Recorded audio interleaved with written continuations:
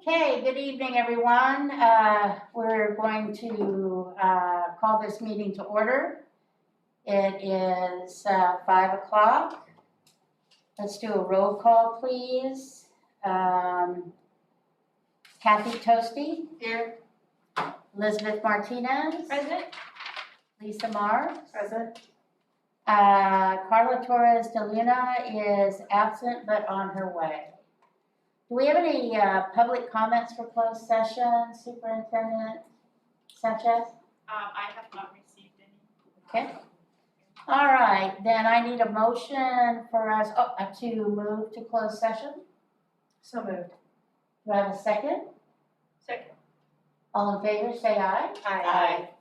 Okay, Brandon, we're gonna move to closed session.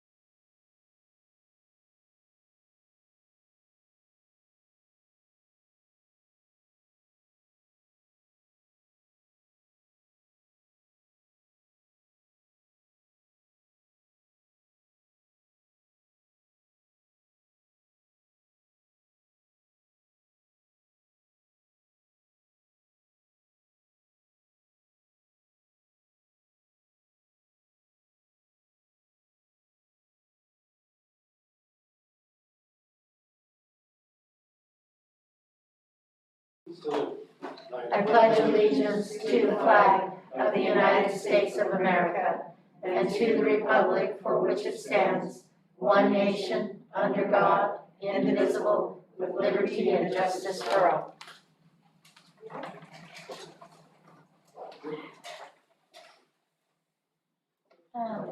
We'd like to do some community and student staff recognition. Ms. Sanchez. Mrs. Sanchez. So good evening, everybody. Tonight we are going to honor and recognize several of our departments here at the district office. We have representatives of the departments here in regards to the leadership who will be speaking about their staff. And we will begin with student nutrition. All right. Well, thank you, Madam President and school board members and Ms. Sanchez and all my colleagues for being here. I just wanted to speak about my department and how an awesome job they have all done through this unprecedented, crazy whirlwind time that we've gone through. My immediate staff here at the district office has done unbelievable things to make sure that the wheels of food kept turning no matter what. And even when everybody was like running for the hills and taking cover, my people were out there and they never wavered. You know, they faced it nobly. And it is, I just can't express how proud I am of how they handled everything. You know, one day we had kids, just like the teachers and everything, and literally the very next time they came to work, it was, you know, a nightmare. What are you gonna do? How are we gonna feed? How should we do it? You know, how do I even get to the kids? And within a very short period of time, they just fell right in like they've been doing it all their lives. And they never missed a lick. And we fed hundreds of thousands of meals during this time with unbelievably amounts of produce that, you know, they switched in a heartbeat from preparing individual to handing out bulk. And it was truly, truly amazing. And I have 31 employees, and they probably would have all been here tonight if we hadn't been facing a Delta variant that is kind of starting to scare everybody again.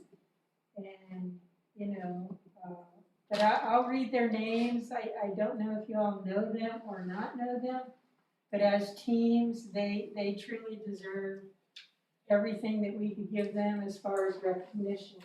Absolutely. Yeah, so at my district office, I have Isaias Rivera, and he's my right-hand man, and without him, probably nothing would happen. Although I'm sure that Albert Legato and Vicente Bustamante and Aaron believe that they could handle it just as well, but not so much. Andrew Claren is my newer guy, and he's doing a fabulous job.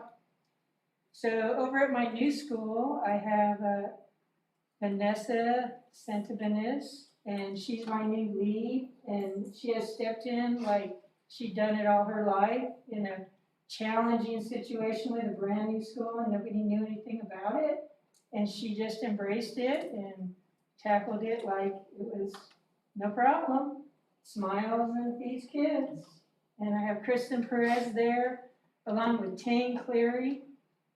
Over at Rancho San Justo, I have Maria Molinar, who I spoke today about. She fed you your dinner if anybody ate. She was the one that made it.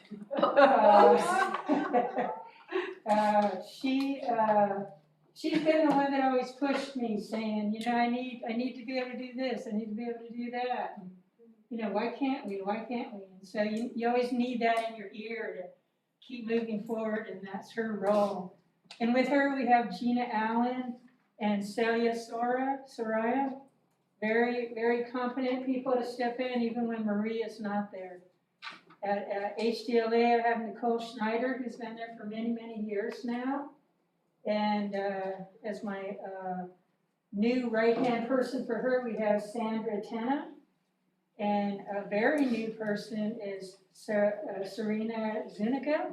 She's like freshly out of school here at Hollister School District, so it was kind of a cool thing to have a graduate step in and want to be student nutrition.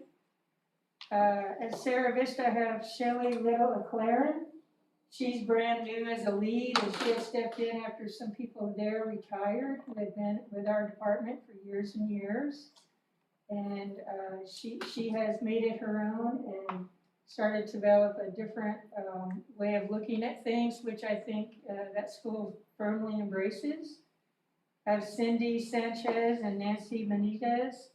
They've both been here for quite a while now. And what's happened with COVID is most of my people have been shuffled. I've lost several people. I've had other people move on. And so I have like 8 new people in different roles. And with that, I shuffled my department around a little bit. Most of these teams I just spoke of are new at those schools and really have done a fabulous job. At R.O. Hardin, I have Joan Sanchez, who's been there for years and years, but now she has new people. I have a sub in there, one of my department people, Jackie Fisher, has been out for a while. So I have a long-term sub there now. And Letitia Venegas, she's brand new and stepped right in, doing fabulous. At Calaveras, we have Yolanda Villon, who had unbelievable with our department, will do anything and everything. Karen Copa and Eva Hernandez, just a great group of people that, I don't know if you guys go to the schools, but I would recommend you go to the schools and hit it at lunch. Well, we can't. And maybe, now, but. No, well, we can't now, but when we can, we Yeah, will. yeah, I would recommend it, absolutely, and you could from a distance. You know, we know how to get food to you from a distance, I promise. At Mays, I don't have a lead currently, but I'm gonna be interviewing this week. Holly was there, and she was there for, 100 years, oh, okay, 30. Like 100. You probably felt like 100. And then I have Rachel Acosta, along with Andrea Lopez, who's brand new. Sunday Slope, we have Susie Devassiere, who's been there for quite some time now and is doing a fabulous job. Angie Manzo and Yunlin Petty are her cohorts, and they're doing quite well. And then finally, Lad Lane, I have Jennifer Gunnels, who oftentimes will cater here. You might have run into her in years past when we weren't COVID. And Elodia Dixon and Vanessa Castro. So these women and men just do unbelievable things behind the scenes, and they firmly do deserve our recognition and appreciation. Thank you.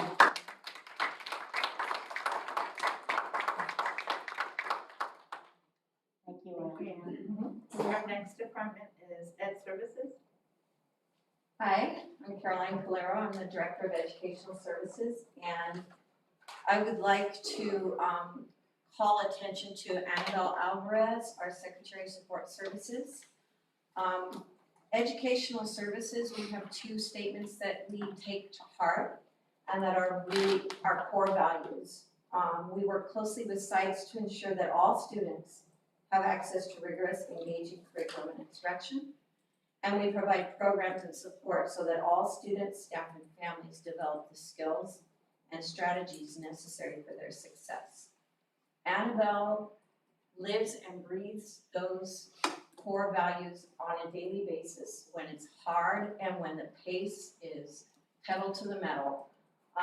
Starting on June 1st, she processed over 300 purchase orders, contracts, digital licenses, everything and what drives her, what truly drives her. And she's focused. You walk by her office and she's never wandering around. She's always there doing her nose to the grindstone, because we believe that if we equip our schools and our teachers with what they need, they'll work their magic.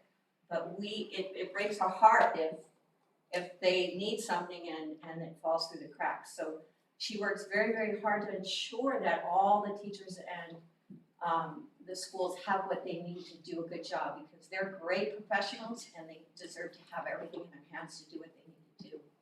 On the other side of it, she's a real leader. She has taken on, we do state and federal programs, so all the titles, the ACEs that go forward, after school programs, our CSI grants, all our programs and grants come through me as the director, and Annabelle has taken on a lot of leadership with that, including the data, the attendance. We've had federal program monitor review, and that's basically a federal audit of all our title monies. We uploaded nearly 400 documents, some of which we had to re-upload because they gave us feedback. Annabelle helped me track every single one of those documents, and we had just a handful of findings to resolve out of those hundreds. And I really want to credit her for keeping that moving and allowing me to be able to have a critical eye on the programs and make sure that they're moving forward through the audit, through the schools, and through what they need. Her leadership is amazing. She picks up the phone and talks to parents, gets good information from me, so when I call them back, I can really be attentive to them. She's a rare find, and she's also somebody that I consider a friend, because she's just a really lovely person, and she cares deeply about her students, and she's humble. So I want to honor Annabelle Alvarez. Everybody in the district knows who she is and they know what she does, but it's a wonderful privilege to be able to speak about her her contribution to Hollister School District tonight. And so with that, I will close before I get a little emotional.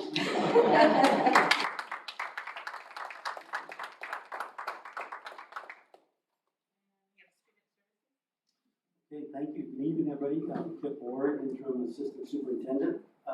It's really my honor and my pleasure and my honor tonight to talk about my team, and we have 2 of them here and 3 of them that are not here, but I'm going to kind of go through each one and just give them the respect that they definitely deserve with everything that they've been doing for our district. I'll start off with our 2 district nurses that are here, Miranda Eister and Anita Steringhouse. They, and along with our newly added school nurse, Elaine Warren, they have been in the thick of it, as you know, dealing with the COVID process and contact tracing, phone calls and nerves and questions and concerns. I mean, to the 1000th degree. And I just sincerely want to say thank you to all 3 of you for doing that for our students, for our staff. The daily pressure that they're under, that they have been under for months on end, is it's intense. And I try to check in with them daily, sometimes twice a day. Sometimes when I walk through the door, I can see the look in their eyes that it's been a challenging day. So I really care for them as people. I'm truly proud to call them Hollister School District employees for their commitment and for what they've been going through the past number of months. And I just want to say thank you. That my respect for you was always high. I mean, it's through the roof now. I cannot say enough about the 3 of you. So thank you from the bottom of my heart.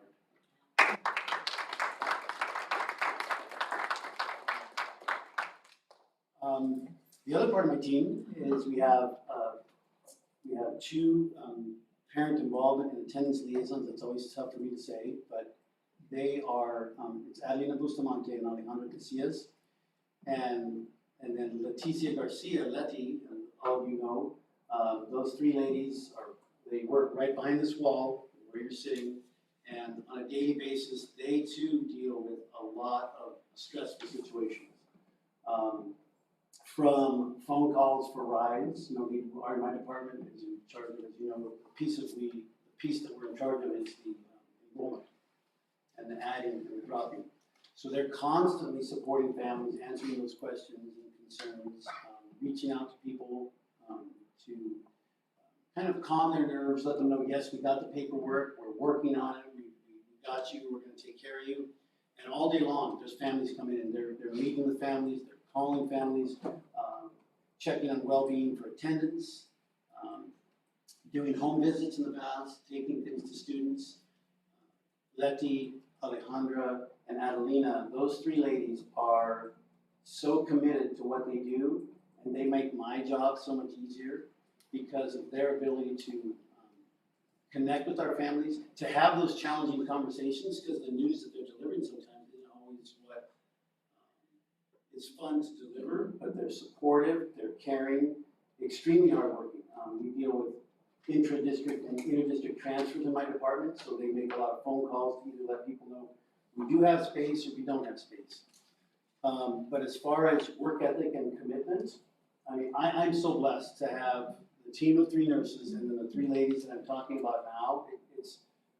It's truly a gift to me to get to watch them support the students of the Hollister School District. So I want to say thank you to all 6 people on my team, and I'm just grateful. I'm super grateful.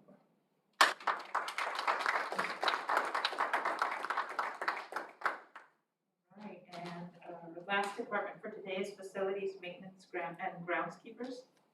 Director Aaron. Hello, everyone. So I'm Aaron Bazetta. I'm the facilities director. And, you know, I have a staff of 12.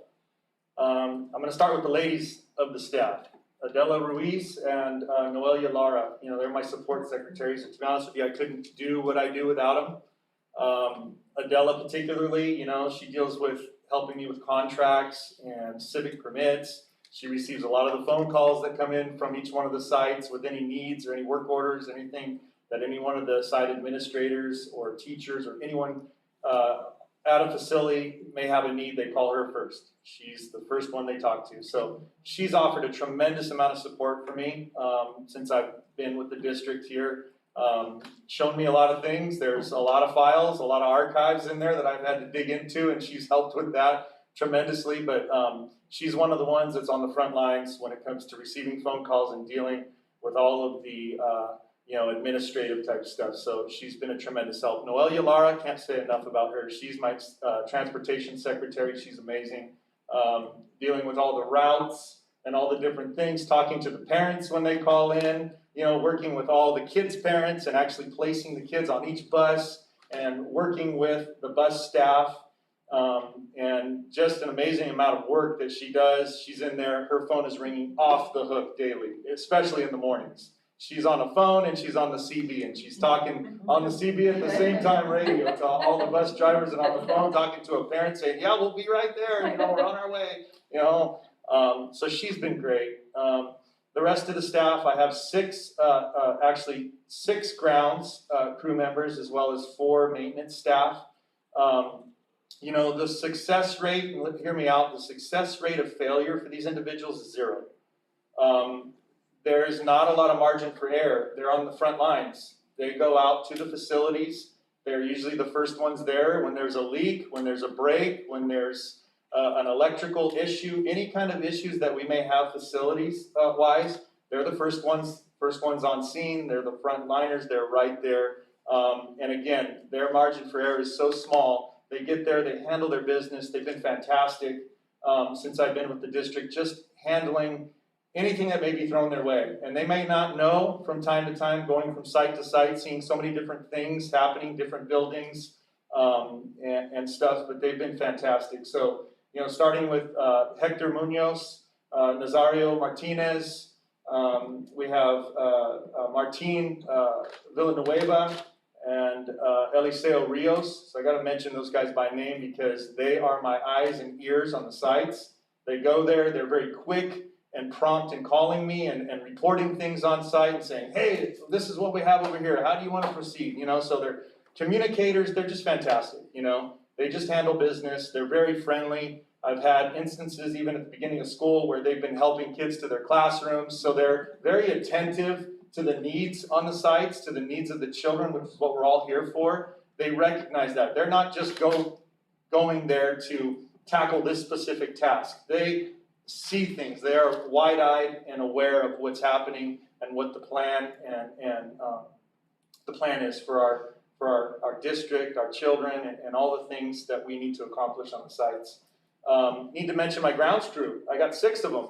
They're also frontliners. They're going out. They have the addition of one other school to have to work with, in terms of the trimming and cutting. And Rancho Santana is a large school to have to maintain grounds-wise. So to have that addition to their, already, busy days that they have, they've been very willing and able to shift and move, for certain classes and things that are happening outside because they're using power tools all the time. So they've been very attentive to all of the administrators and teachers' needs at the sites. They've been fantastic with the overhaul that I'll mention in my report and the things that they've been given to do. So we have the lead, which is,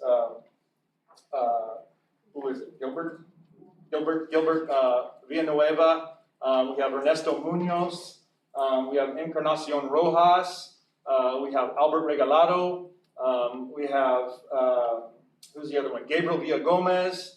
And I'm forgetting one more. Who's the other one? Joaquin Murrieta. Joaquin Murrieta, yes, he's great too. So all of them are fantastic. They're all very attentive. They all are willing to do whatever it is that needs to be done. We call them the hardest workers in the district. Others might think otherwise, but they're out there and they are using their tools and jumping on their equipment. They're ready and willing to, load up their stuff on trailers and move on a whim to another site that needs attention. So they have a lot of work to do and they accomplish a lot in the district throughout the week. So all the maintenance staff as well as the grounds need to be recognized as ones who work hard, who are willing to do whatever needs to be done, and who have a tool bag full of tools that they could use and resources that they bring to the district. So they're just great persons to have. And as Kip said, I'm blessed as well to have such a good team because really, to be honest with you, I'm only as good as the guys that I have working with me because I'm physically not out there doing it, they are. So I appreciate them and I want to extend this to them because I know they're watching. I told them that they all should be here tonight, but they need to watch so that they know that we care about them and that we're recognizing them this evening. So thank you for that.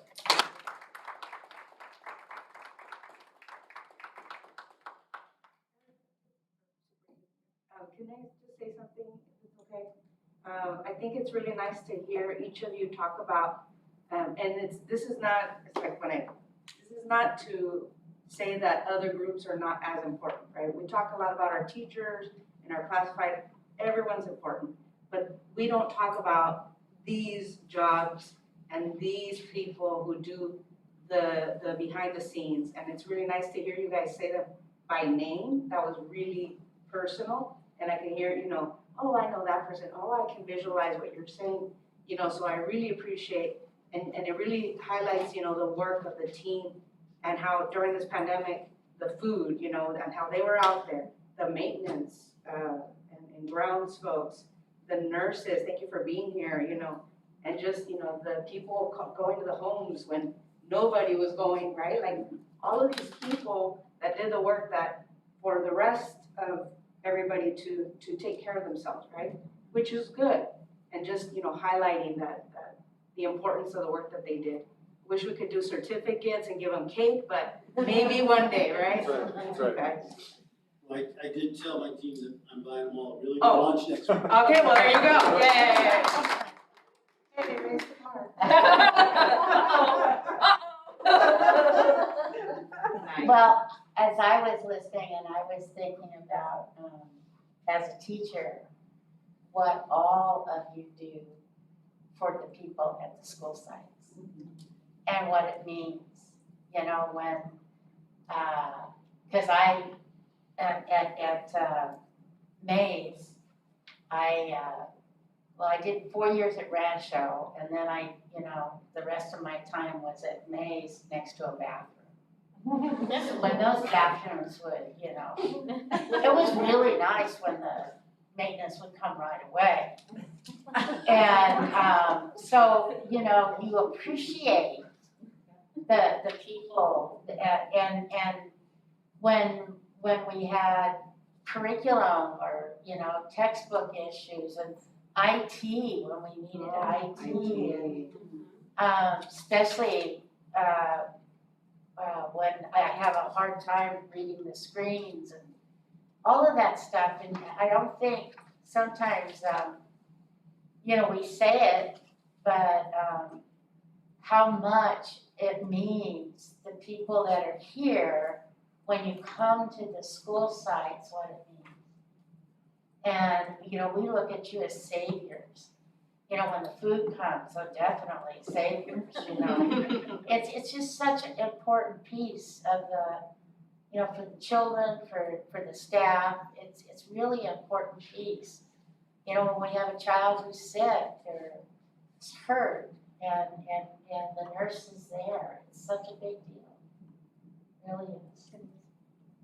Very much so. Thank you very much.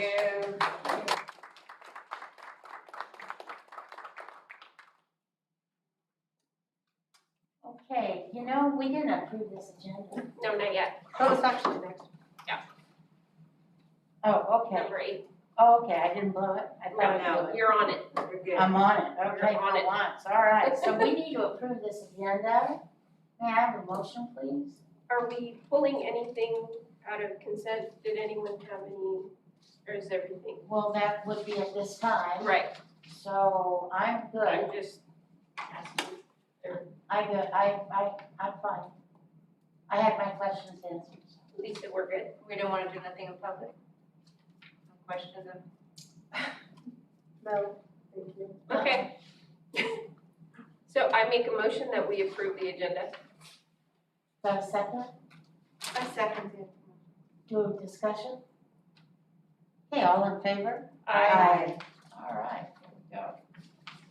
Let's now go to, we're going to go to 10C. Public comment? Public comment? Public comment. Oh, public comments. We have none and no phone.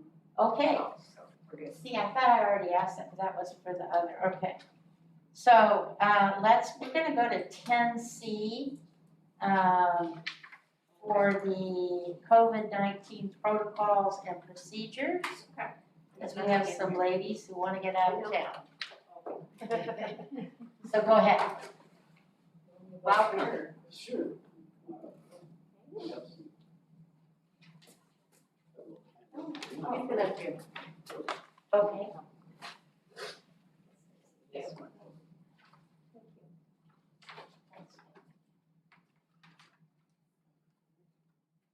So I like to pretend that I'm a nurse, but I'm not. So, and I already had a chance to speak about our 3 school nurses and how fantastic they are. Miranda's gonna share some information on the guidance with you, and then she can ask any questions if you have any at the end. Okay, so I'll turn it over to a real nurse. Okay, thanks, Ben.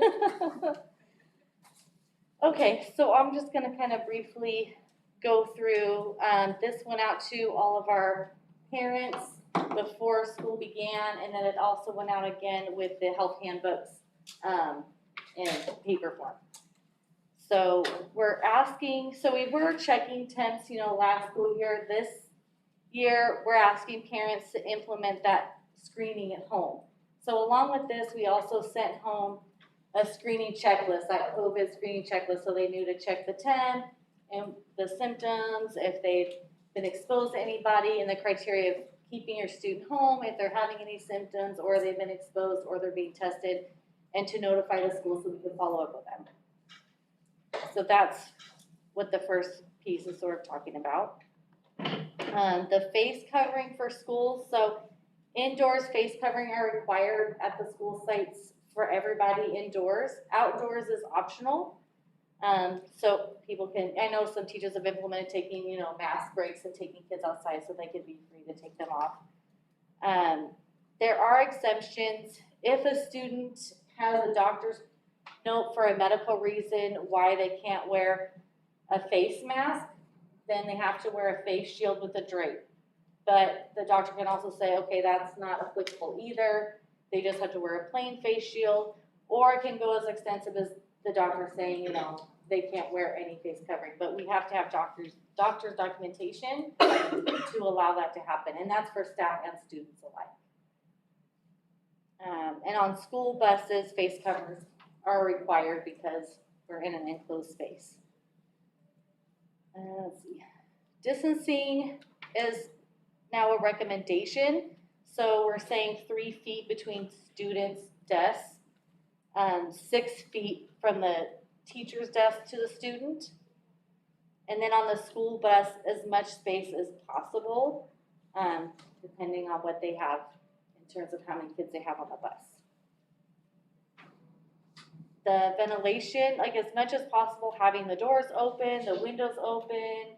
I believe every classroom has a HEPA filter in it, as well as the school offices and all the offices here in the DO, to help filter out, any bacteria, but of course COVID as well.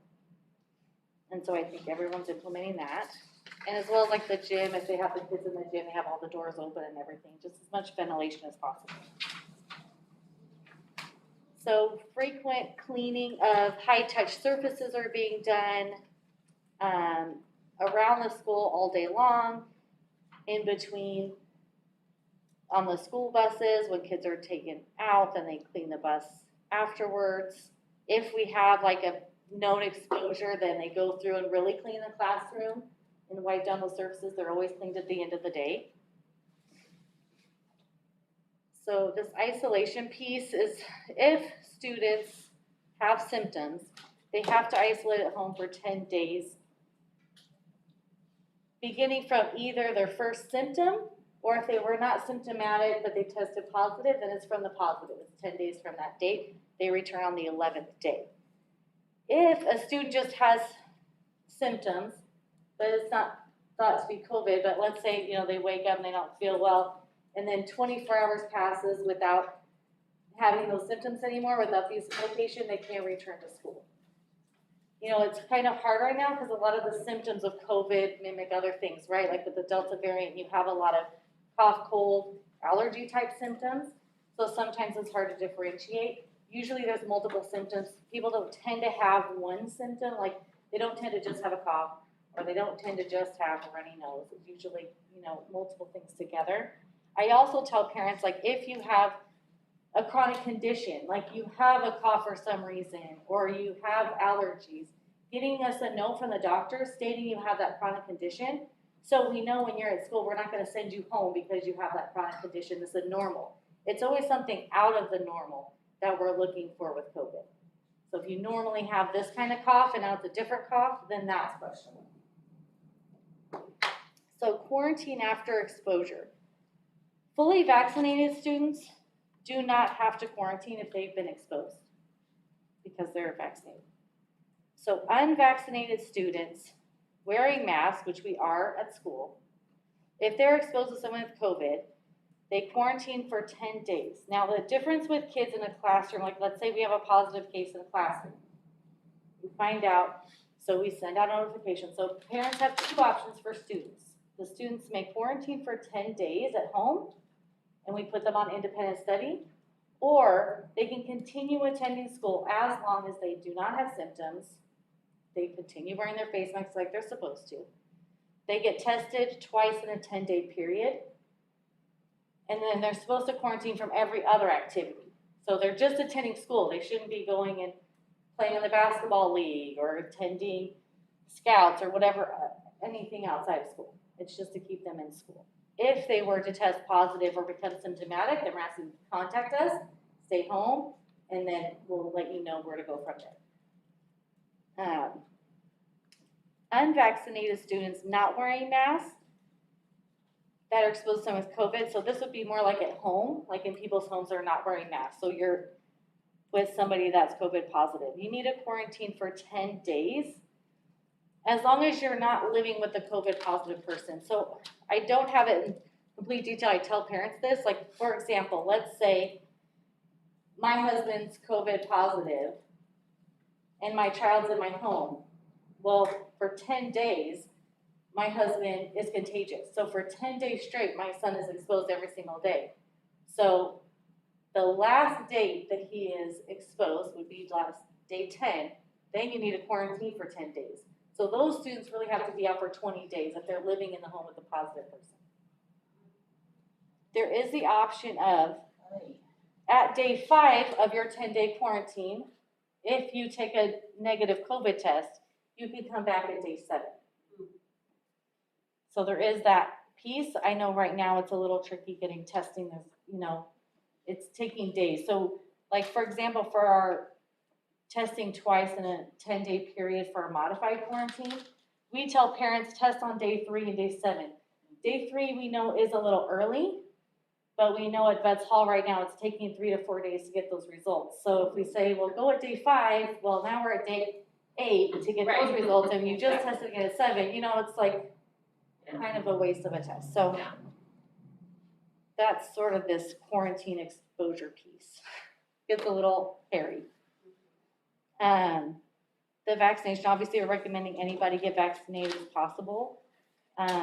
We've already had a lot of students let us know that they've been vaccinated, so we're trying to keep track of that. So as cases come up, we can say, okay, you're fine, you don't have to quarantine because you're vaccinated.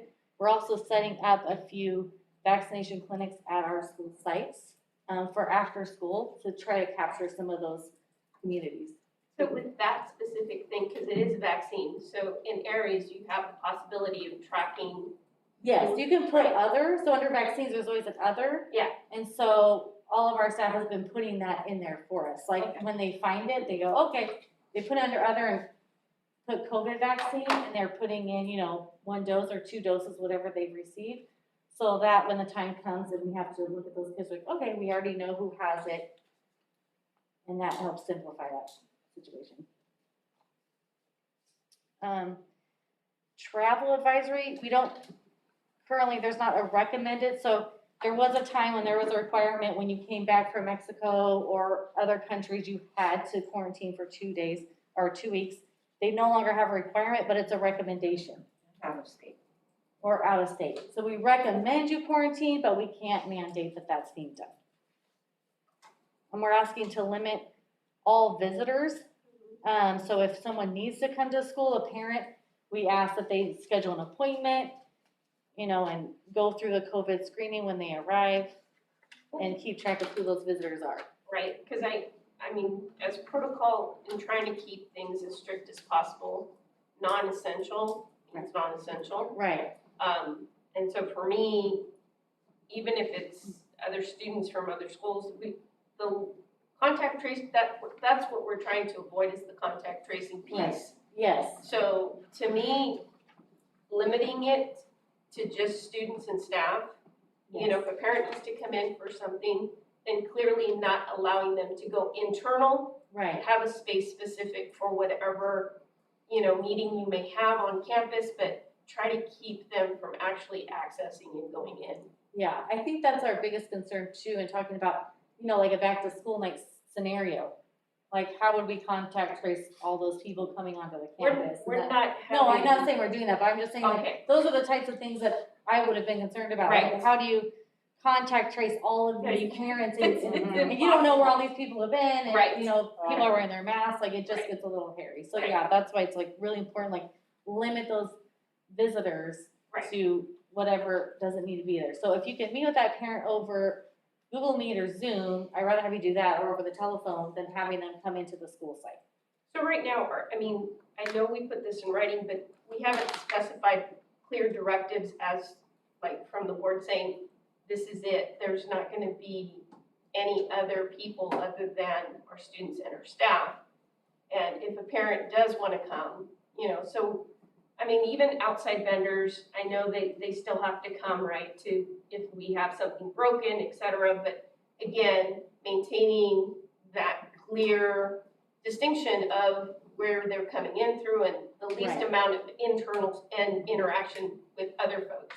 Yes. But trying to minimize that as much as possible, but it being communicated to the site so that, again, if a parent needs to come or anything like that, there is a specific area throughout every school that is designated for those people from the outside. So we're not having to figure out where else they've been. Right, I agree. How many cases have we had so far? As in having to notify classes, 9 classes? So that's, Like the whole class or just 9 people or? Like 9 people, and then we notify the entire class. Okay, so that means that the 9 classes are quarantined or just? That means still the classes have options, so the parents can choose to quarantine for 10 days at home, or they can continue attending school as long as they're not symptomatic. They're wearing their mask, they're getting Right. tested on day 3 and day 7, and they're quarantining from everything outside of school. Are they given, you said independent study, is it virtual, is it So I just think packet? every school is doing it a little different. I think it depends on grade level too. So like some schools are just doing packets. I think for the smaller kids, I think the older kids, they can do some sort of Google Classroom. I know I've talked to some teachers that are doing just a lot still on the computers, just in case, you know, we were gonna have another lockdown or something, they wanna be prepared. So I think they can do a lot with that, but I know every site sort of does, you know, they have their own How does plans. this affect our ADA? So if a student is out and not on independent study, it does affect our ADA. Because they're quarantined? Because of quarantine.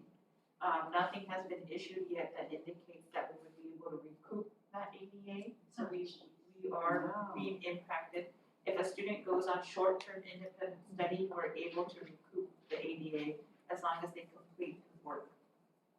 So why wouldn't, so say that again, so like if you have the students in that class and they choose the independent study, And they're not missing school. then, and then we get, They're attending through independent study. So we need to But then really why- make this a big point. right, because I'm confused, and why wouldn't they, so they could choose to just stay home and do nothing?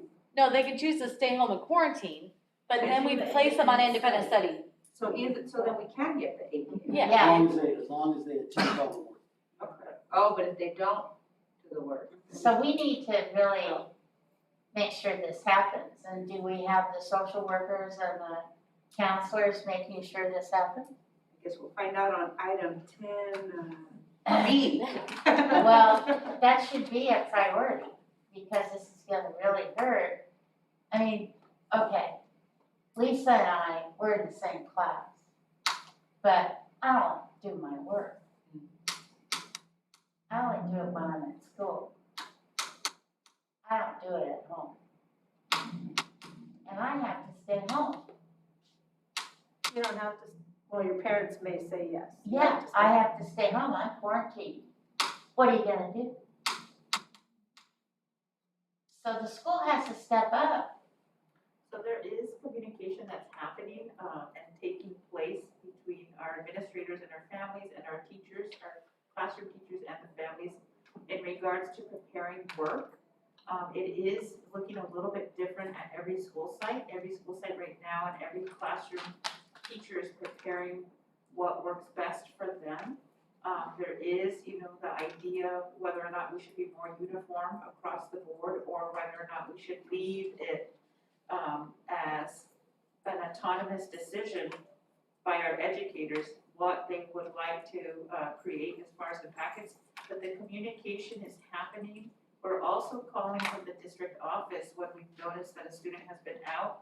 We have the auto callers in place. So this is something that we are progressively working towards and on because we do recognize that with every passing day, when and if more exposure notices take place, we are potentially going to lose ADA if we're not proactive.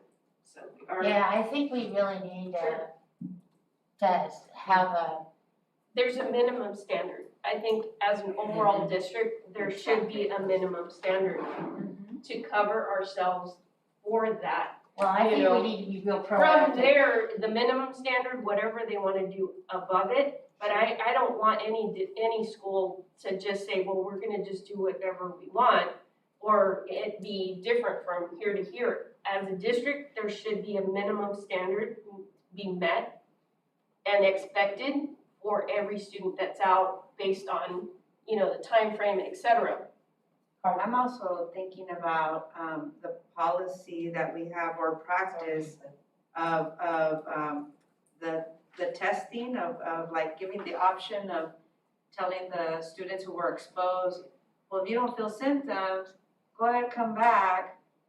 You know, we'll kind of see how it goes. And I'm just wondering like how everyone in that classroom is gonna feel like, because you're not gonna become sick from what we know, right? Till like 3 to 5 days. So it's, I don't know if that's even in our authority to change or. So we can always be more restrictive Okay, than the California Department of Public Health guidelines, which is, this is their guidelines that we took.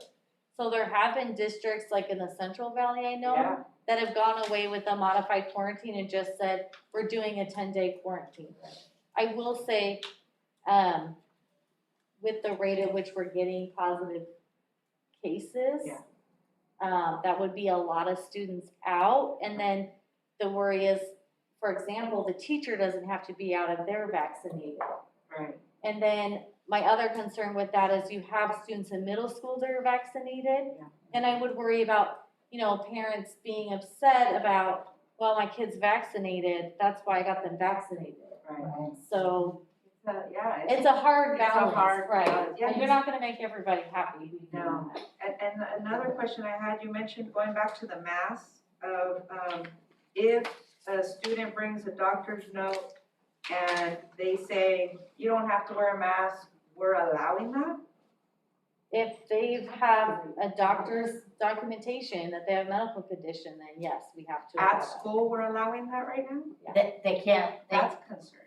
yeah, because why aren't they gonna use the RISE program? Right. Because that would be discriminating against them for their medical condition on why they can't wear a mask. Well, actually, what I read somewhere in all this paperwork was not necessarily that as long as if that individual, for whatever reason, couldn't wear a mask, that the school district would provide some educational alternative.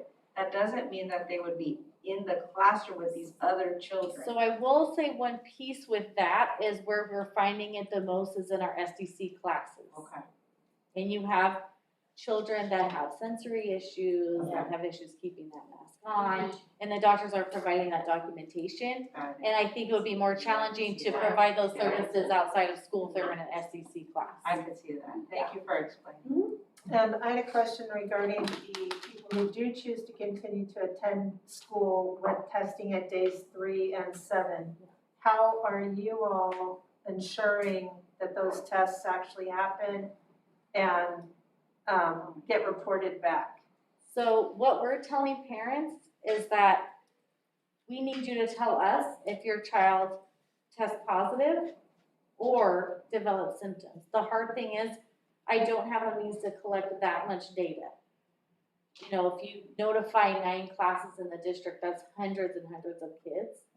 And I don't, you know, some of these tests, we're also telling them you can do the at-home test because it's now getting challenging getting into appointments and getting tests. Because, for example, we notified one school, at one school site, well, by the time we found out and we notified parents, it was day 3. And it's like, okay, well, it's too late today to go in. And we said, you know, parents were calling, we said, it's fine if you go tomorrow. You know, we're not holding you hard to that, but we're asking that you do your due diligence and get them tested to make sure that they're not positive. But in the guidelines for the California Department of Public Health, they're not saying that we need to like store that data somewhere to give to them. And so I haven't found a means of saying like, how do I collect that? And if they do an at-home test, there is no paper documentation for them to show me what the results are. No, I understand that. And I thought though, and maybe I'm wrong, but I thought that Diego had said we had a bunch, that the district We have owned a tests, bunch of tests. we have tests for staff. For Oh. staff. Just for For staff? Yeah. staff, we don't Okay. have it for students. Okay. Yeah. And answer that.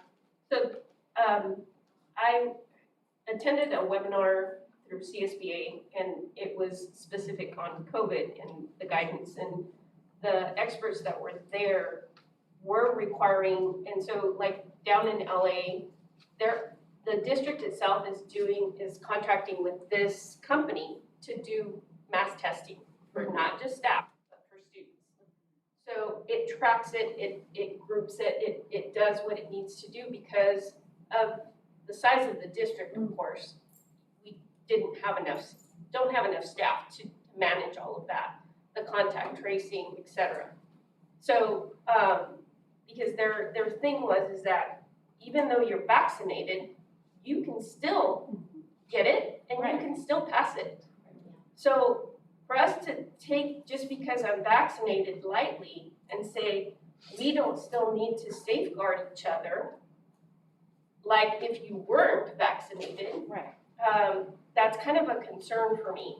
And then, now, the raising of the testing piece for our kids and making sure that, making sure that we're trying to mitigate, because if we get an outbreak, and that was the other thing, what does that mean? What are we going to gauge what an outbreak is to shut down a classroom, several classrooms, or school, and what is the protocol from that point, so is developing all these different scenarios so that we are prepared, because I know as a staff person that works in a school district, I want to know what the district has set up for this event if it were to happen, learning from what we've, gone through.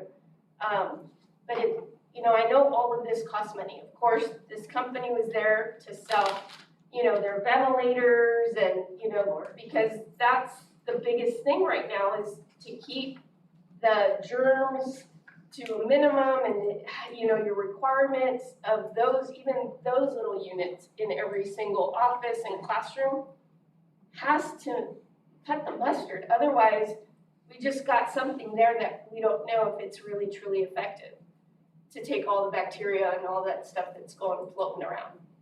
So that was the first thing, and then the second piece, because it's this collaborative effort, right, of all your testing and tracking and all of that. But again, we're here to talk about what it is that we as a school district need to not just have these things in place, but it's those next steps. And for staff, as a teacher or as a classified, what happens next? If I am vaccinated, but I am exposed and can transmit it to folks in my family or, so we have like those things and those uncertainties because we know the leaves are going to be expiring September 30th, the COVID leaves also. So we don't know if there's going to be an extension to that. But again, we need to talk about these things to know how we're going to prepare. I think the you just happen to be up here. We're like, I know you don't have the answers. You're like, guys, I'm just recording, but so forgive us. Uh-oh, we have another nurse who wants to speak Yeah. too. I was just gonna say, I think one thing that is really important to know is that since we came back last April and summer school, if there was a classroom exposure, at that time, every student went home. We started doing the modified quarantine since we've come back this school year. But in all of these cases, it's very important to note that we have not had a positive student come from having a positive student in class. Okay, That's thank very you. important. Thank you. That is why I think the Because modified probably- quarantine is the whole purpose is it's only offered in a controlled environment where everyone is masking. If you're in an environment where you're not masking, then you must be on the 10 days. And that's independent study so that we don't lose our ADA. But in the classroom setting, they are doing well. And we certainly don't want you to think that we have tons of kids that are not masking. In fact, we were excited to see as we walked campuses these first few weeks is that kids are used to them and they're wearing them at recess. They don't have to, but I would say more than 50% is continuing to wear them outside. Or maybe you need a little mask break, but it's not just sort of they run out of the doors and it's a free-for-all. So I think it's especially important to know we have had a positive case in a classroom and the classroom notified, but we've not had a case come from a case in the classroom.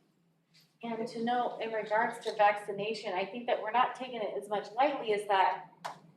The truth is that we have the evidence showing how well the vaccination works, that even when people get COVID and they're vaccinated, they have a mild case.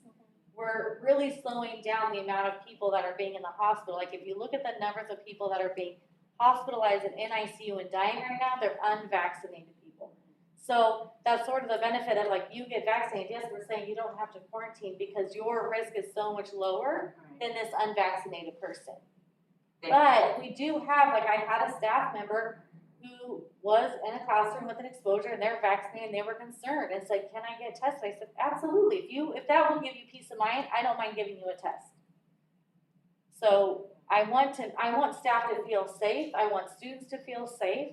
And sometimes that comes with a little bit of pushback from the public, but that's okay because that's the priority, is just keeping everybody safe. I appreciate those clarifications, and then my question was gonna be for the board here and superintendent, and maybe even Kip, if you know the answer, is like, at what point are we going to, if there is an increase, you know, in the community, maybe not in our classrooms, but in the community, when are we gonna be like, oh, we need to think of an alternative plan to whatever, like, is there? I can answer that. So very good question, and thank you, Miranda and Anita and Olivia. You're on the hot seat now. Great job.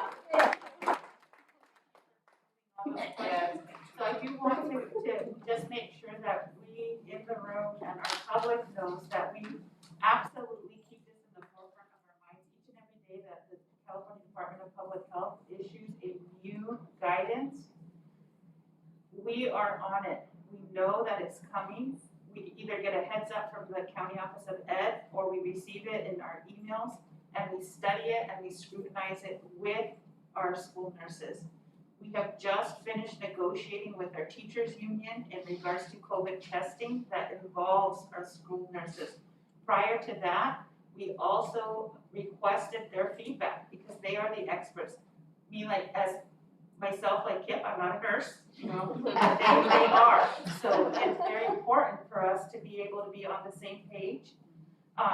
According to the California Department of Health, on August 2nd, they issued guidance for schools across California that says that they, in conjunction with the pediatric associations, are going to issue guidance in regards to outbreaks no later than November 1st, 2021. So we do not have updated guidance from them. We do have the collaboratives that we take place here locally. For example, I participate in calls with the local superintendents and the public health department. Any new guidance that comes in, we implement, and we change and we revise and we address our families and our staff. One thing to really talk about and consider is that if there's any change in the working condition to our staff, we have to negotiate those changes. And that's something that's on the forefront of our minds because we don't wanna, you know, just steer to a whole different direction and not have those communications and those bargaining sessions with our unions. So we're very respectful of that piece. Right now, everything is in place that should be. We're up to date in regards to all our process, our procedures, and we will continue to work with our employee groups and our local health department and the California Department of Health to ensure that we are, you know, in line and synchronized. One thing I do want to publicly say is that we periodically get requests from the public, from parents.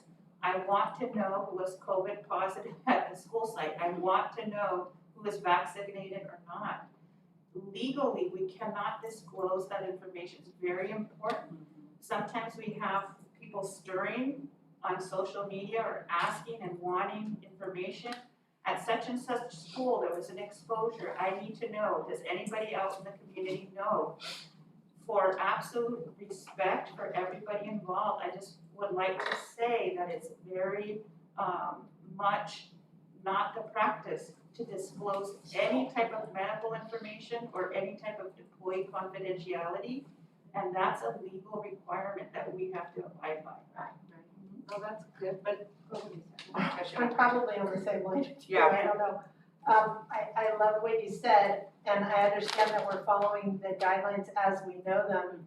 I still would like to proactively wonder whether or not we're discussing with HESTA and CSEA or whatever, a threshold, if you will, of when we might consider going distance learning.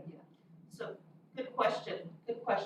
So we have conversations, and because there's certain legalities that involve bargaining, without disclosing, those topics, we are in discussions right now with our teachers union in regards to a potential future agreement in regards to hybrid or distance learning. We are. Okay, that's good to know that we're at least going down that road. Yeah, I like to be prepared. Yeah, but I think bottom line, it's gonna be just like last time, the state will tell us. Yep. If it becomes something like that, then, it's gonna be, the I county agree. will close us down, or the state will close us down. I agree to a point, but certain counties in this Right. state are more, have higher infection rates than others. That's true. So Yep. if the whole state isn't reacting, Exactly. there won't come that. Now, Right. county maybe, but I've been hearing rumblings that our county health person isn't really, like, a lot of people would like to see indoor masks through all the buildings in the city, even with the rate we have, and he's not done that yet. So I don't think we can count on that, is what I'm saying. And I kind of feel similar to Lisa in that we don't have to sit and wait. And if we're a small county, like the ones, I saw the same article in the Valley, the state's not gonna say for the whole state to do something if it's just pockets. And you're right, the indoor masking is done in the Bay Area, it's stores and anywhere you go, but it's not in San Benito County. And so, we as a school board can be a little more proactive and a little more, have. Well, we wanna protect our kids. I mean, we're not doing And it for any families. other reason, but That's our it's the mandate. kids we're Yeah. worried about in our community, right? Each other, we have kids, I Yeah. just, we're just worried. Yep. Yeah, so anyways, Okay, any other comments? This was just a report, so let's go on now to facilities. Thank you. Thank you. Thank you, ladies. you guys are awesome. You're so informative.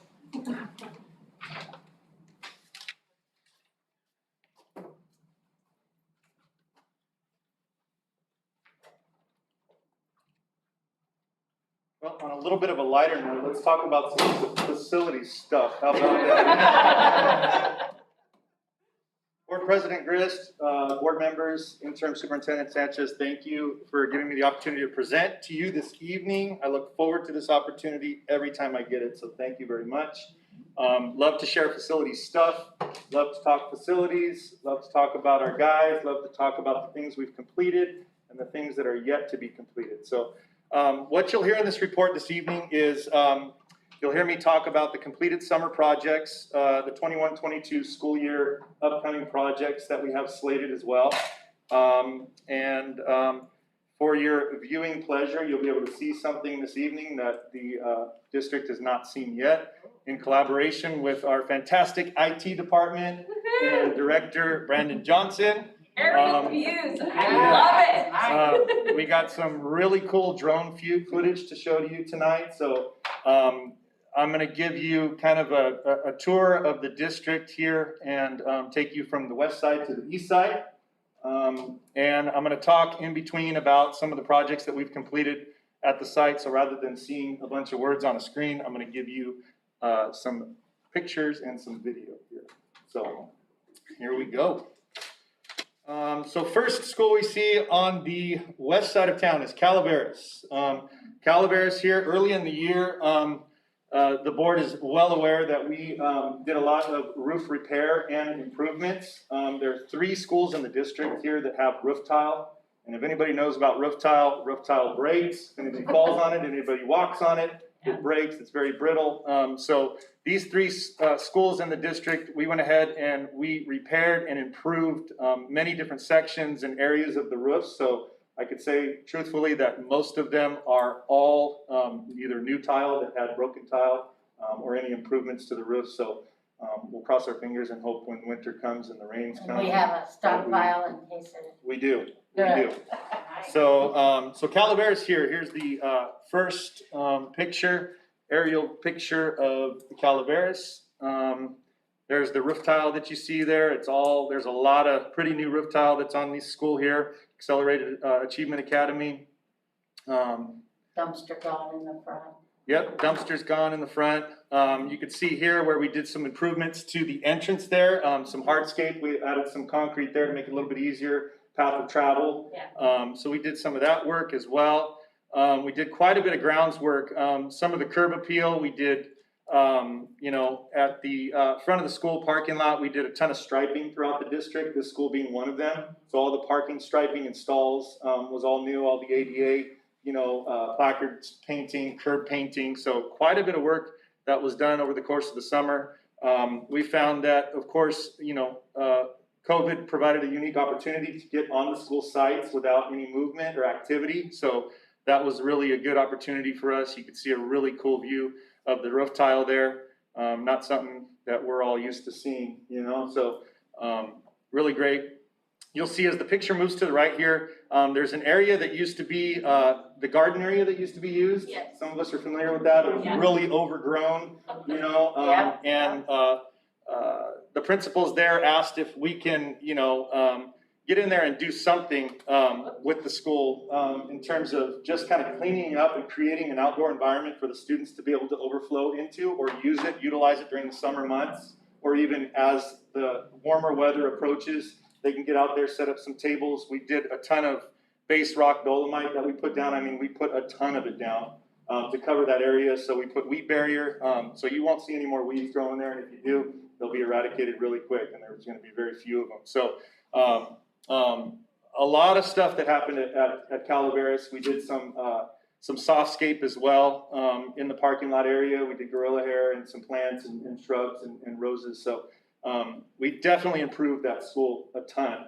over the course of, not only the summer, but even prior to that. So, R.O. Hardin School here, we did exterior paint. You'll see a front view kind of going across through the school here. We did a ton of painting, walls, doors, trim, railing. I mean, a ton of painting improvement on the school there. It's one of the, cooler, older schools in town, if you will.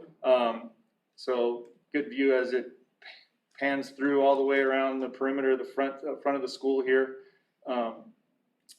Curb striping as well. I think in the future, we're looking to improve the parking lot there.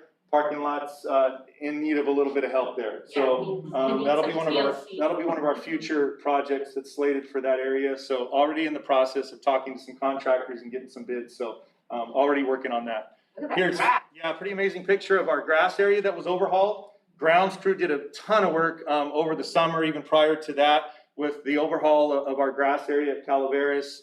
R.O. Hardin being one of them as well. You could see all the new dirt on the ball fields. This field gets a ton of use in the district. It does. That side of town just draws soccer, it draws baseball, it draws football. Every sport you can think of, it draws it.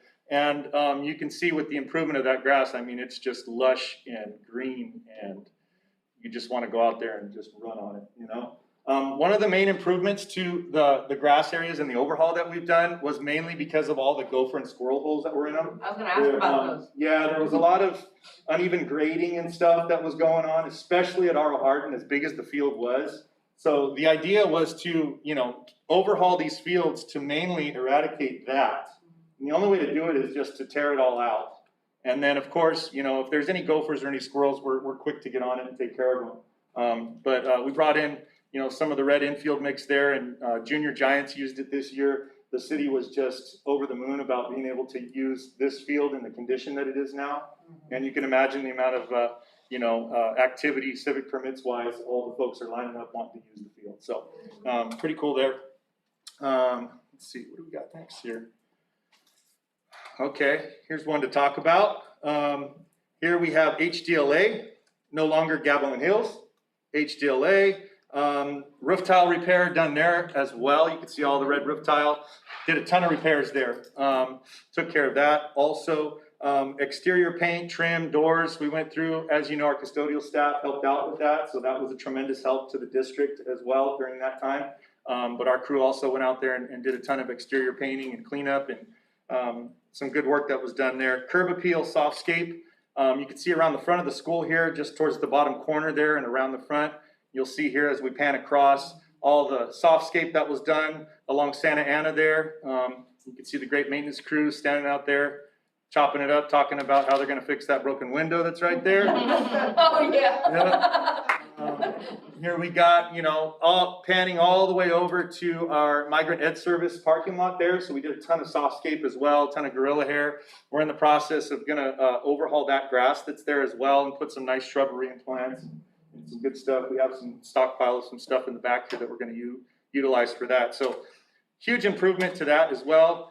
HDLA grounds here, you can see the inner part of the track that got redone as well. That was one that was really bad in terms of the gopher activity and stuff that was going on here. So if you go out and you walk that field, you will not step in a gopher hole. You will not find any kind, yeah. Is that a deer? I'm gonna go tomorrow.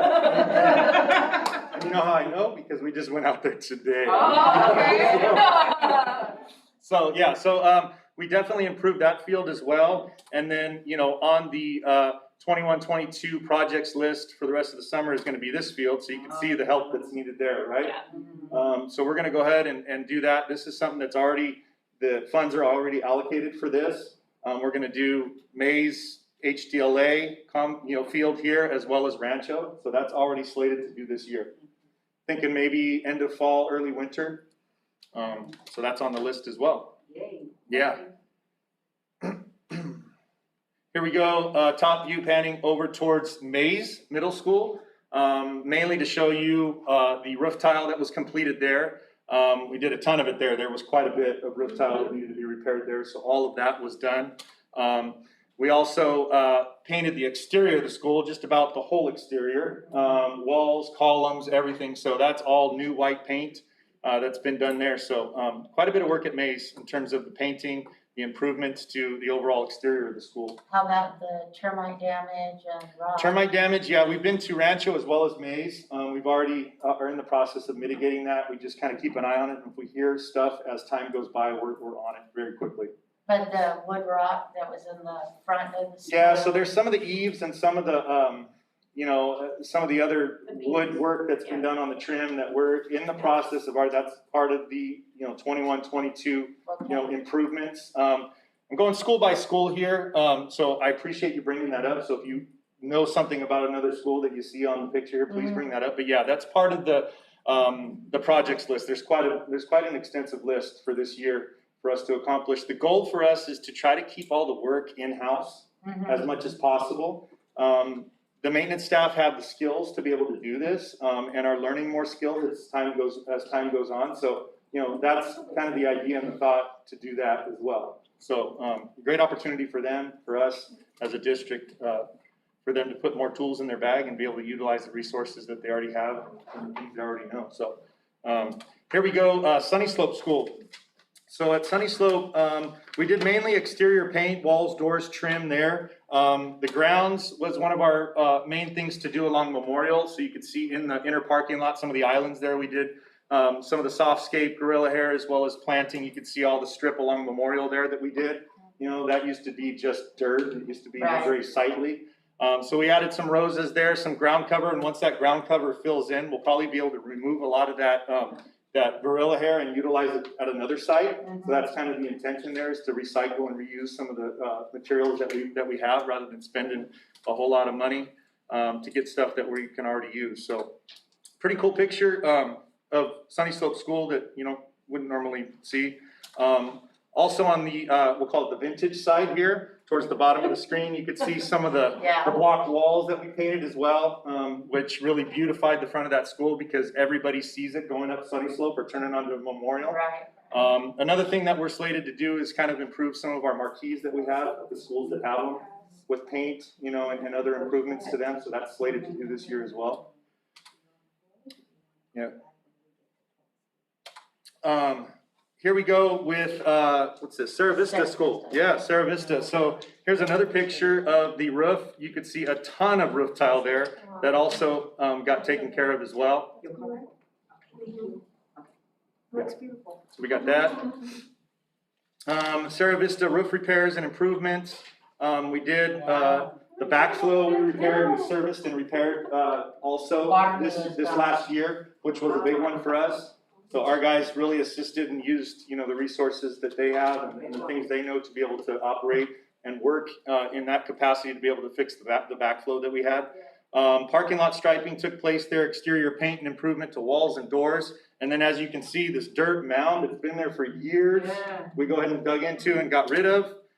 So we got some really cool pictures and perspective of this dirt mound area there. Looks like Before and after? this is after. Yeah, this is after. So, you know, possibly future site of an NPR gymnasium. Yes. You don't know, right? So, yep, so we got that. No, it's a That we yes. did as well. There's another pretty cool picture of that dirt mound that was gone. Anyone that walked along Sarah Vista there knows that if you were standing in front of that mound, when it was a mound, you could not see over the mound. You had to look like this. Yep. So that's been gone. Wow. Yep. Awesome. There's that. We'll move on to Rancho San Justo. There's our inner track field that's still in the process of, you know, being worked out in terms of the grass, the water area. You know, this is the field that we're going to do, the large Rancho field. So we're going to go through and we're going to overhaul that field, which is going to be a huge undertaking for our grounds crew, but they're ready for the task. They're chomping at the bit to get to it. So I'm having to keep the dogs back, you know. But we're going to get to that hopefully by the end of fall, early winter. We'll see how the weather holds up for us, but we're going to do something similar to what we did to Arl Hardin. So the intention is to have it look just like Arl Hardin looks. So.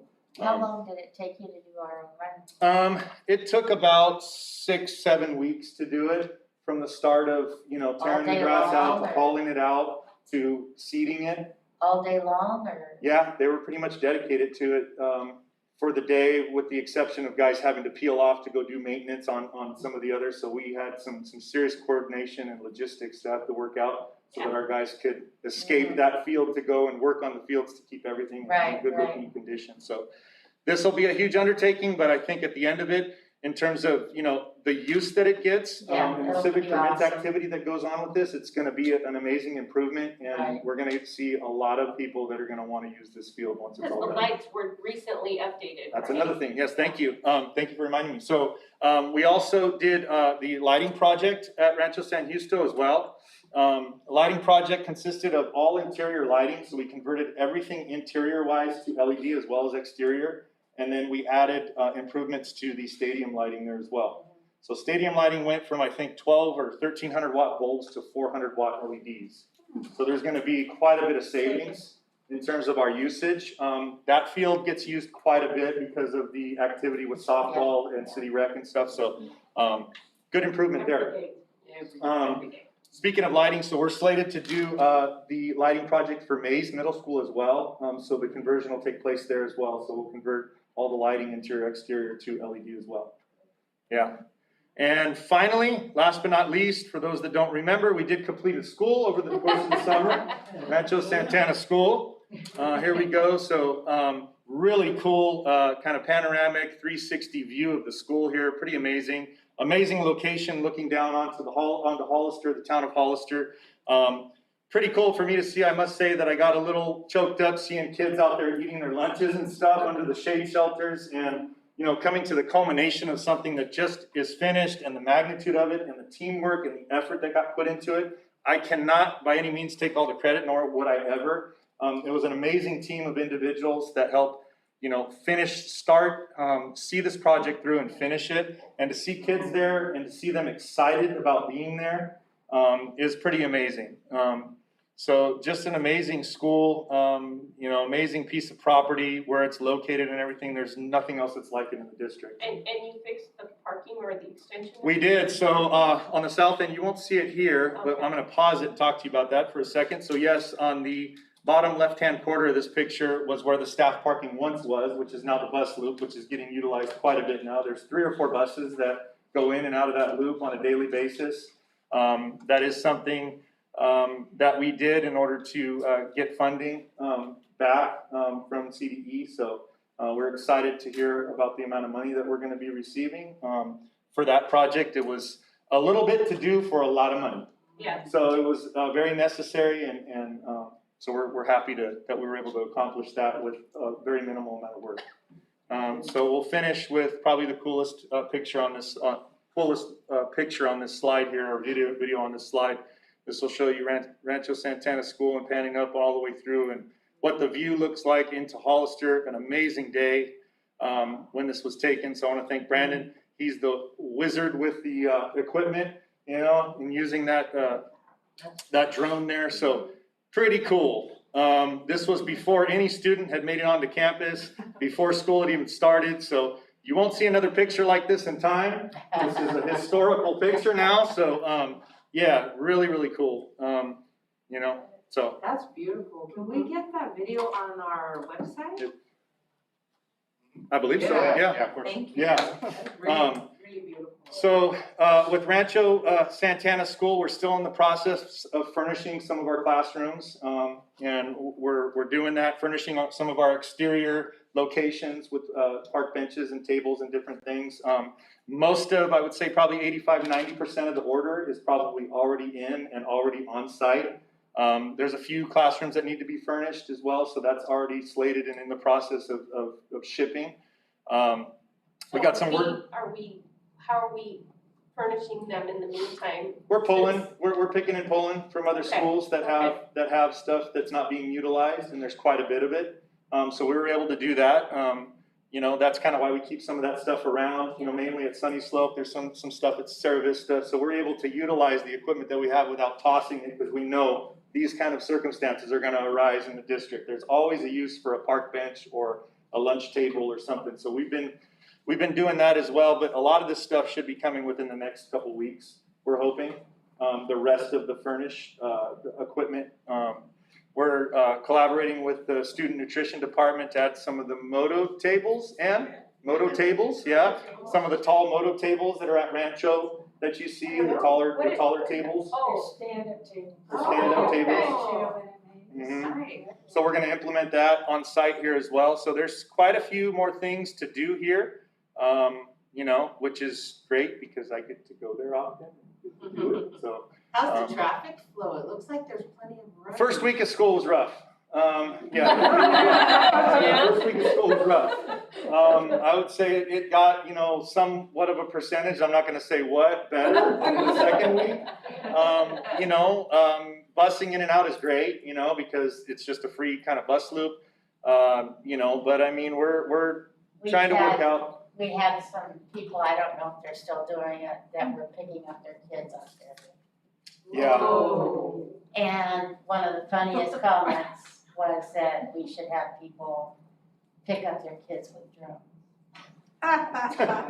Yeah, funny. Yeah, well. I told someone at one time we would just get district helicopters and drop them. Yeah. A lot of people are A lot walking their Amazon. kids, which Yeah. is Oh, nice. good. But a lot of, I guess there's a good contingency. Yeah, I think with the I know opening, my grandson's being lost, so. if I could speak to that, so I think with the opening of Hillcrest, the Hillcrest extension, I think it'll alleviate some of the traffic in the future. I've been kind of working together with Anderson Homes and their project manager as well as the vice president, talking about the timeline of that and just kind of keeping in contact with them to find out so that I can then pass that information on to district folks so that people know, so that it alleviates some of those phone calls. I've really only gotten one phone call from someone and was able to have a great conversation with the parent of a student that lives there, so. Yeah. Did you find out how many units are being built in the apartments? 50 some odd units, there's 50 or so, yeah, 56 I believe, or so units of apartments. So there's, Just to the north of the school there, Yeah. where the playground is, yeah. On the other side of the park. yeah, I have a question Sure. about, I don't know if you would know, remember when we were first talking about this way back? And we were wondering if they could put like that, I don't know the terminology, but the little crosswalk for, on the street, that would be a city or county? The striking, It's not just like little bumps and then the lights. Oh, yeah, it would fall into the county, but it's something that we would discuss with Anderson Homes because it's Okay. basically something that they would end up implementing, but I mean, anything that we ask to add, they've been super cooperative. Well, So I mean, that'd be we something need to suggest. crosswalks on all of the streets around the school. There are no crosswalks like on Park Trail, Santana Drive, there's no crosswalk, Yeah, and that there would be, should be. yeah, that would be a discussion that we can have with Anderson Homes. They, well, that we Collaborate should be with them. doing that, and, I have one more, Jen. okay, It's the same crosswalk idea, I brought this up for Calaveras, with all of that development. So you know, Calaveras, and then Buena Vista, where the orchard, Miller, is it Miller right here? yeah. yeah, And then, so then if you cross to the dirt road and then to the new development, and I can see kids where they're Trying gonna to go. Yeah, so I don't know if you talked to that development to see if they could put the. Yeah, that's probably who I'd reach out to Light. first, and then, you know, of course, reach out to the city folks and county folks and talk with them about that. Because Because those they're are pretty fires. attentive to what it is that we ask for, you know what I mean, or at least bring up, so at least that's what I found in my dealings with them, so absolutely. Thank you. Yeah. Something that ties to this report also, well, in the future, I'd like the opportunity to be able to report to the board. You know, I think there was something that came up about the demography, a demography report and the facilities master plan report. So yes, that's something that we're in the process of already kind of RFQing and vetting some of some architect firms, you know, to help out with that, because that's what we've done in the past, and I think what will be done in the future here. well, taking it right out of my lips here, what I wanted to ask is that, we need to know where we're at money-wise. What we have left, what we, cause, you know, we have the issue with our, transgender population, we need to get going on the bathrooms, that has to be done first. Absolutely. So if we're talking Measure B money, I could share that information with you in the future here. Yeah, Absolutely. so we need some breakdown on that, and then of course, we do need our gyms. Absolutely. And you know, that's, For Calaveras and Cerro Vista. yeah. Yeah. Yes. Well, Go ahead. later, Jan. So you will in the future, probably in the next couple months, you know, as we have some time to vet these architects and see who we choose to use. That will help out with that facilities master plan. That will also have the demography report kind of tied to that as well, Yeah. with the growth of the town and the population in the county, and how our schools are going to be affected by that, and what facilities or what things we need to implement in terms of improvements to be able to accommodate, you know, a growth or an increase in population at our schools. But unisex bathrooms is definitely slated. Well, we Something have to. Yeah, it's something we've already kind of been in the process of walking the sites and looking at locations, looking at the as-builts to see where all the plumbing's located, to determine whether or not it's gonna be a drop-in-place modular or whether it's gonna be something that we're gonna build in its place. So already on that process has already begun, so Yeah, working through that we as need a well. report on that needs to happen sooner than later. Mhm. Anything else? Yes? Yes, On the civic permits, you had mentioned at a previous presentation, you talked about the actual application and the fees. And so that needed to be updated with current costs for paying staff to be at these sites, if it's the gyms that are being utilized, or, because the biggest concern is that I'm still hearing complaints is the city is using the fields and leaving their mess behind, and our custodians are having, when they come back, Monday morning having to clean up the mess, and that's not fair to Still our guys. Yeah, I was made aware of that today, particularly over at HCLA. Well, it happens at all the sites, Right, that they have access to, and I just want it to be clear, we have this agreement with the city, and out of fairness, it isn't fair to our guys and our staff to have to clean up after the city. And so, it takes time away, especially if we are focusing on, making sure our kids, their classrooms are clean and with everything else. We need to take pictures. We need to take pictures. It I just think- needs to be addressed, period. No, but I think pictures, this is where pictures do 1,000 words. I think you need to tell your men, your janitors, that on Monday morning, when they go out, the first thing they do is to take pictures. If those fields are a mess, take the pictures. But And I really believe But that. it's been going on for years. Absolutely, So- I've seen it. So for me, that to me is a priority for folks Yeah, but because, for them to feel like they're respected for what they do. Absolutely, but let's take some pictures to prove it. And so I just, again, going back to accountability, but the civic permits and making sure that those are constantly being looked at cost-wise because, we're gonna be losing money if we are paying for overtime for our custodian to be there to monitor for the gym and making sure things are clean and whatever person's coming in, so whatever cost that is, we can break even. I just don't want us losing money in any event that we offer up, to the city for whatever it is that they wanna use it for. That was the understanding. So, absolutely. I wanna hold them accountable to that because it's not fair to our guys Very or our well. staff. Thank you. And the other thing that, is a huge part, because we have them at every schools, are solar panels.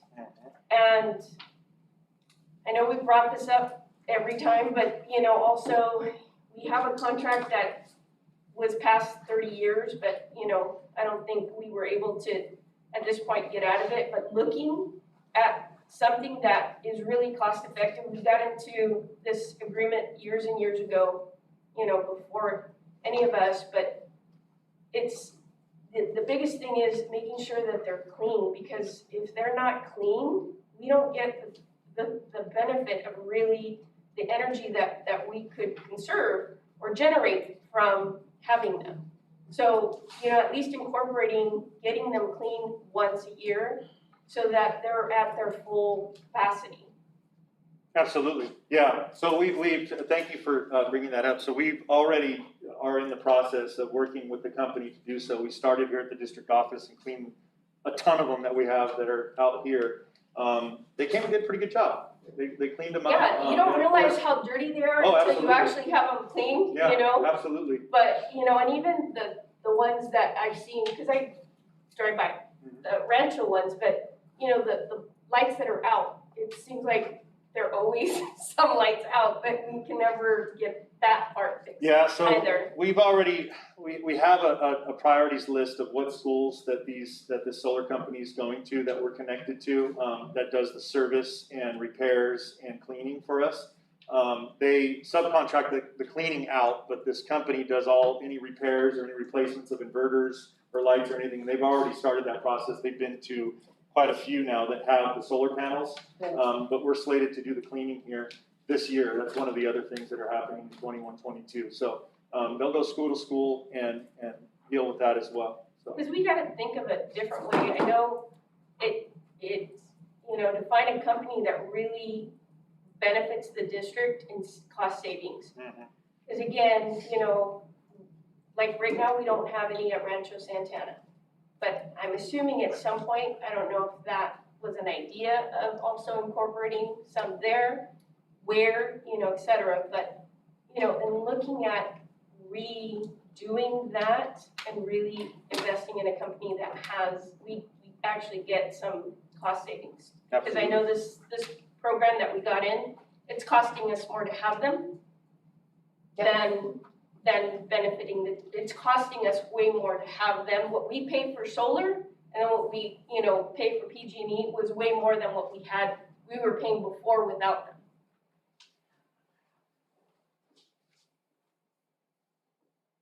Thank you very much. Thank you. Absolutely. All right, Thank you. thank you. Okay, 10B, report on district-wide social emotional team.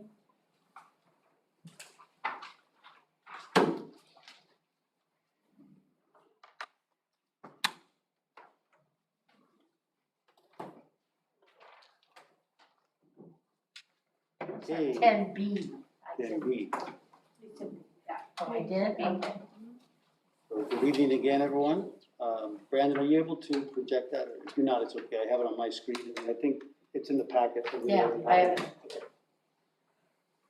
So, social emotional team, as you know, the district, and thanks to the board, over the past year, we've been talking about this and building this team, and finally, here we are, with school opening in August with a full team of our SE team in place on campus, supporting staff and supporting students. And on a personal note, this, I've shared with the board and with cabinet in the past how much this means to me to be a part of this.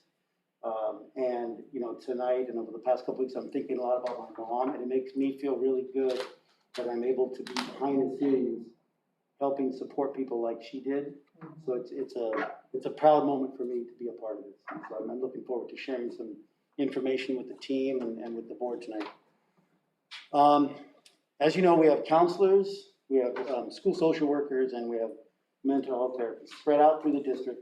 A total team of 14 between counselors, social workers, and mental health therapists.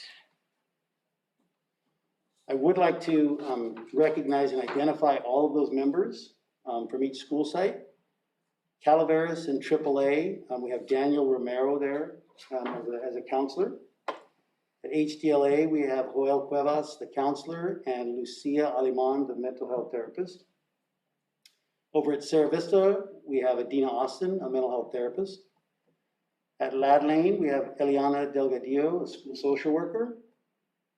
At Aro Hardin, we have Rafael Zendejas, school counselor. At RSS, Rancho Santana School, we have Maggie Medina, a mental health therapist. At Sunny Slope, we have Adriana Gallegos, a school social worker, and Pavandeep Sandhu, a mental health therapist.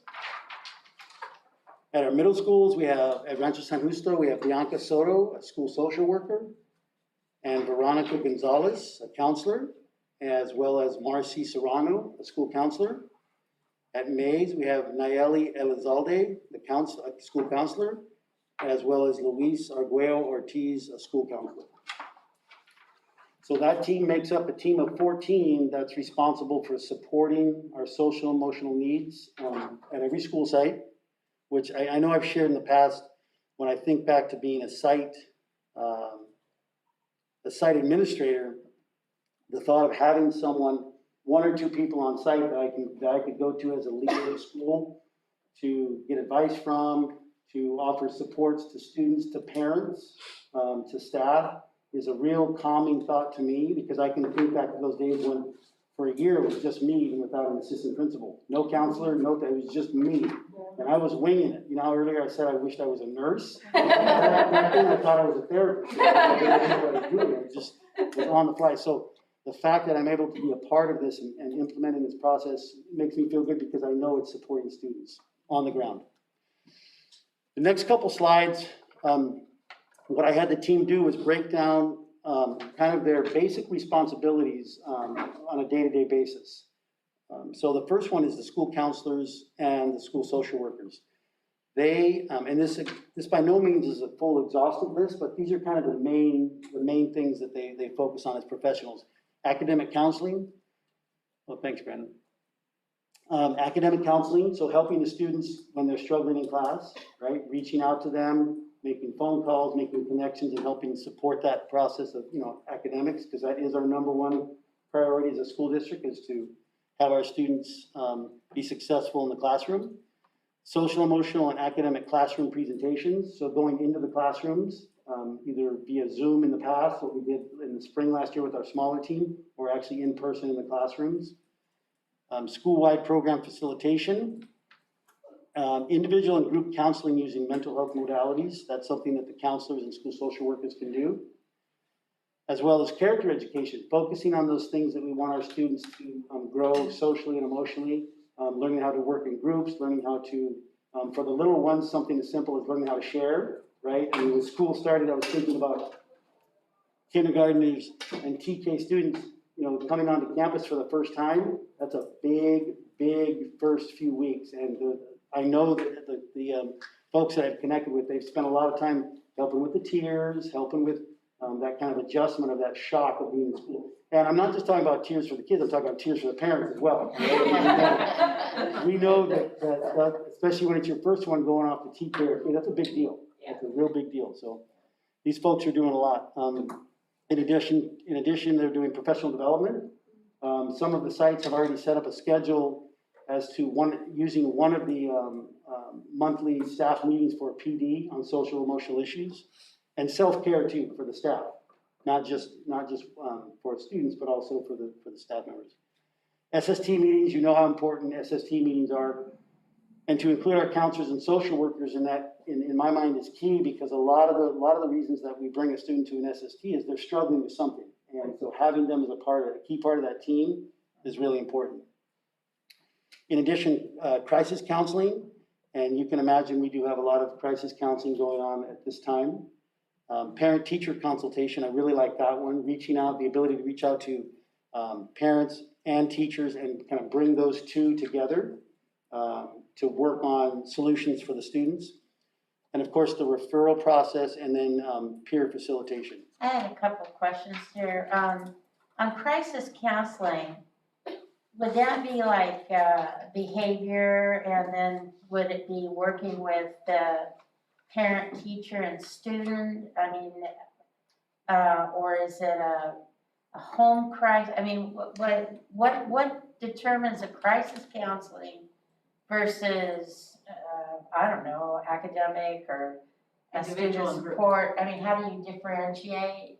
Yeah, me as a layperson, I know that the crisis counseling would be something that comes up in the moment, in the spur of the moment, maybe. As I had somebody share with me last week at one of the sites, I think it was the third or fourth day of school, that a young student in third grade, that they had a family member that had passed away. And the student still came to school. That was a crisis. Right. And so the student was struggling. So our school social worker was able to reach out to that student and call the parents, and the parent actually came in. It was a grandparent that had passed. And so that type of situation where they can be there in the moment. In the moment, okay. With that calm support. And then on the referrals, who refers? Is it like parents, teachers? Is it a yard duty can refer? Who can refer? So excellent question. So we have a really clean, concise referral process, and actually in next month's board meeting, we're going to have 3 people from our SE committee. I failed to mention that at the top. We have an SE committee out of this group, 3 people, 1 social worker, 1 mental health therapist, and 1 counselor. See, I'm smart like that. I picked 1 of each, right? And there are a committee who's kind of helping lead the group and just facilitate some things, because it's a large group of 14. Mm-hmm. They're going to come in and do a detailed presentation on the referral process for you. But to your question, referrals can come in from anywhere, but the key thing is there's only 1 point of contact for the referral process on the campus, and that is the SE team member. So for example, you come to me, I'm the assistant principal at R.O. Hardin, and you come to me and say, I'd like to make the referral. And I say, okay, that sounds like a great idea, but I'm going to connect you with our SE team member. You're going to speak to the counselor or to the school social worker or to the mental health therapist. So I'm the yard duty, and I go to you, and I say, Frankie, Frankie needs a referral. Some help.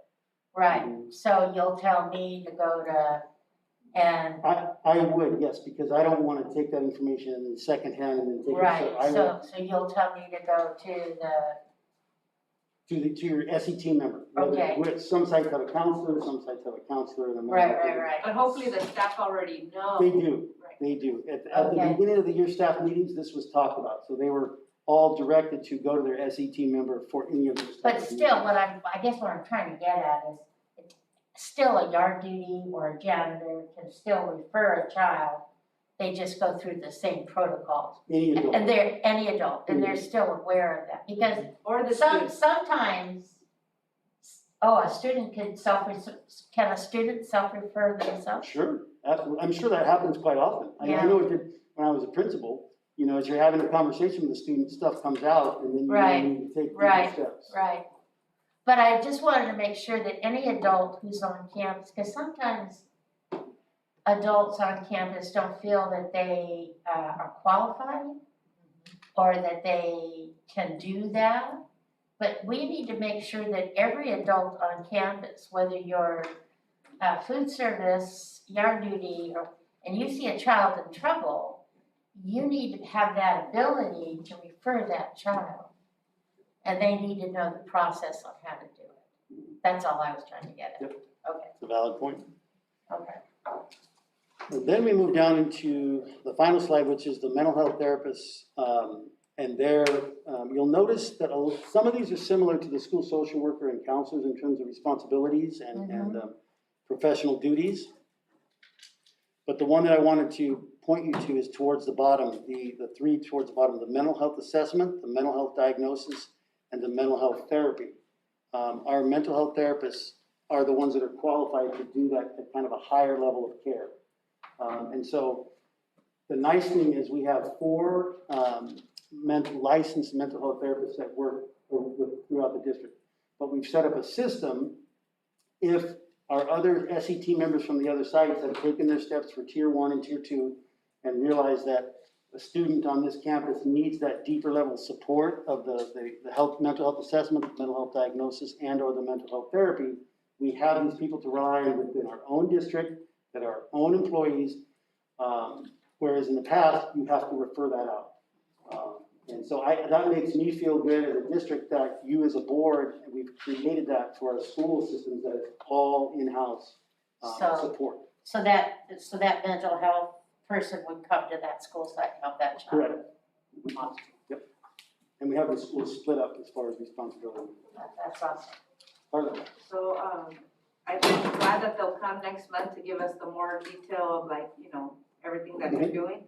And then, just to prep, this for you and for them, if they're watching, I think, and we had talked about this before, it would be nice to get an idea of the number of children that they're seeing per school.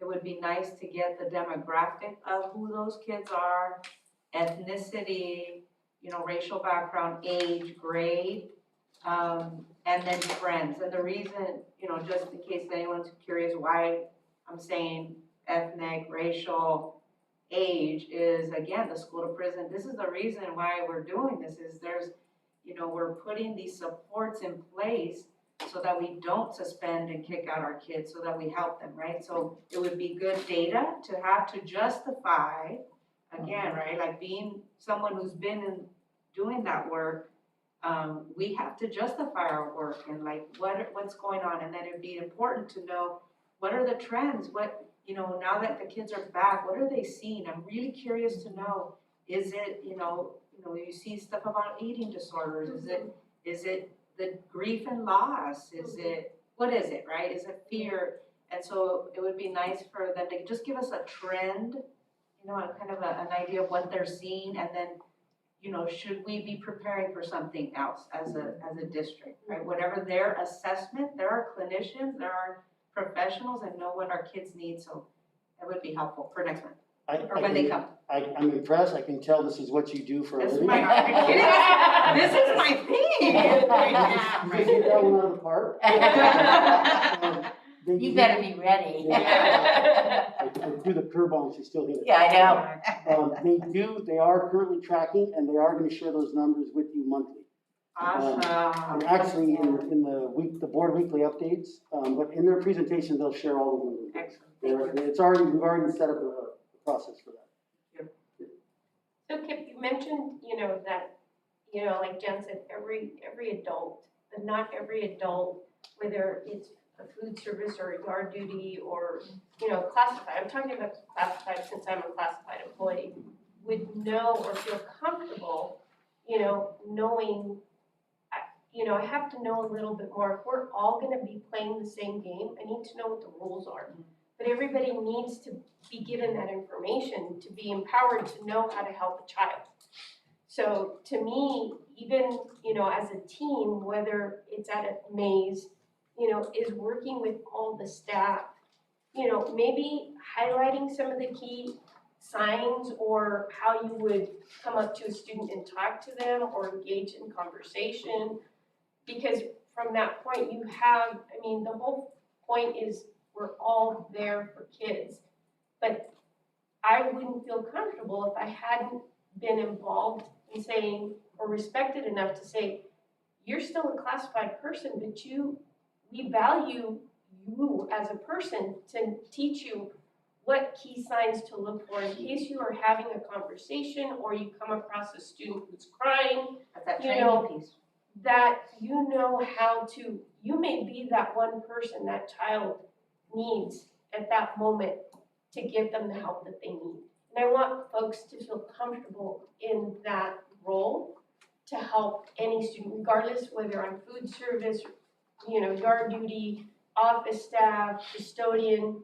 But I want folks to know, what to look for and how to engage our kids. I mean, this is important and we're doing this, but it's not just the clinicians.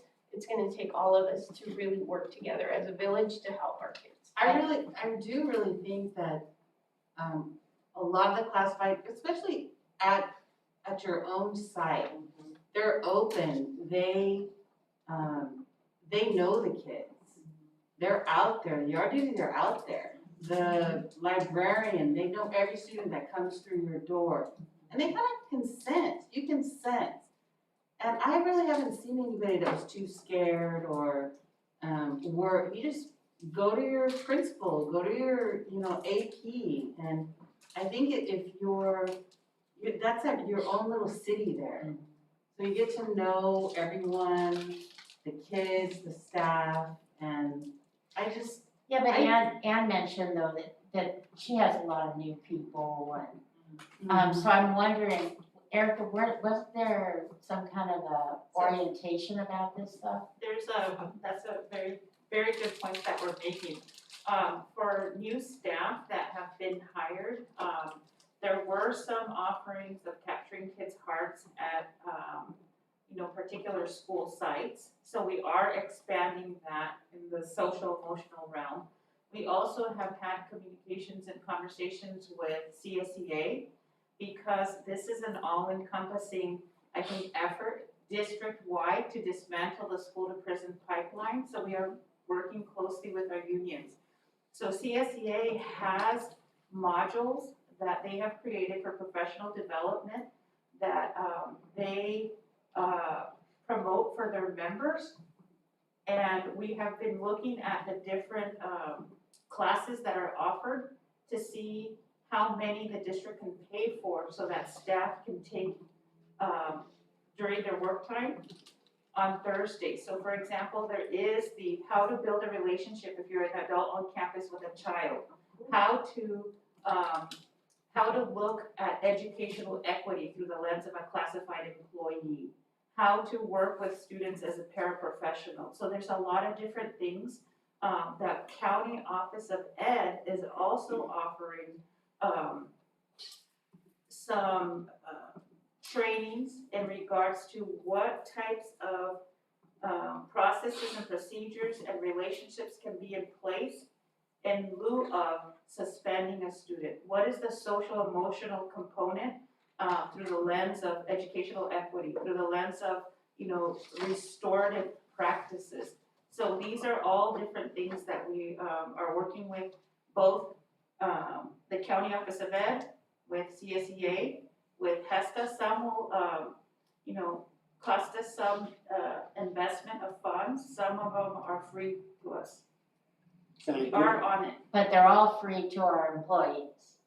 They will be if we pay the portions that, instead of the employees paying, we Yeah, would pick up the tab.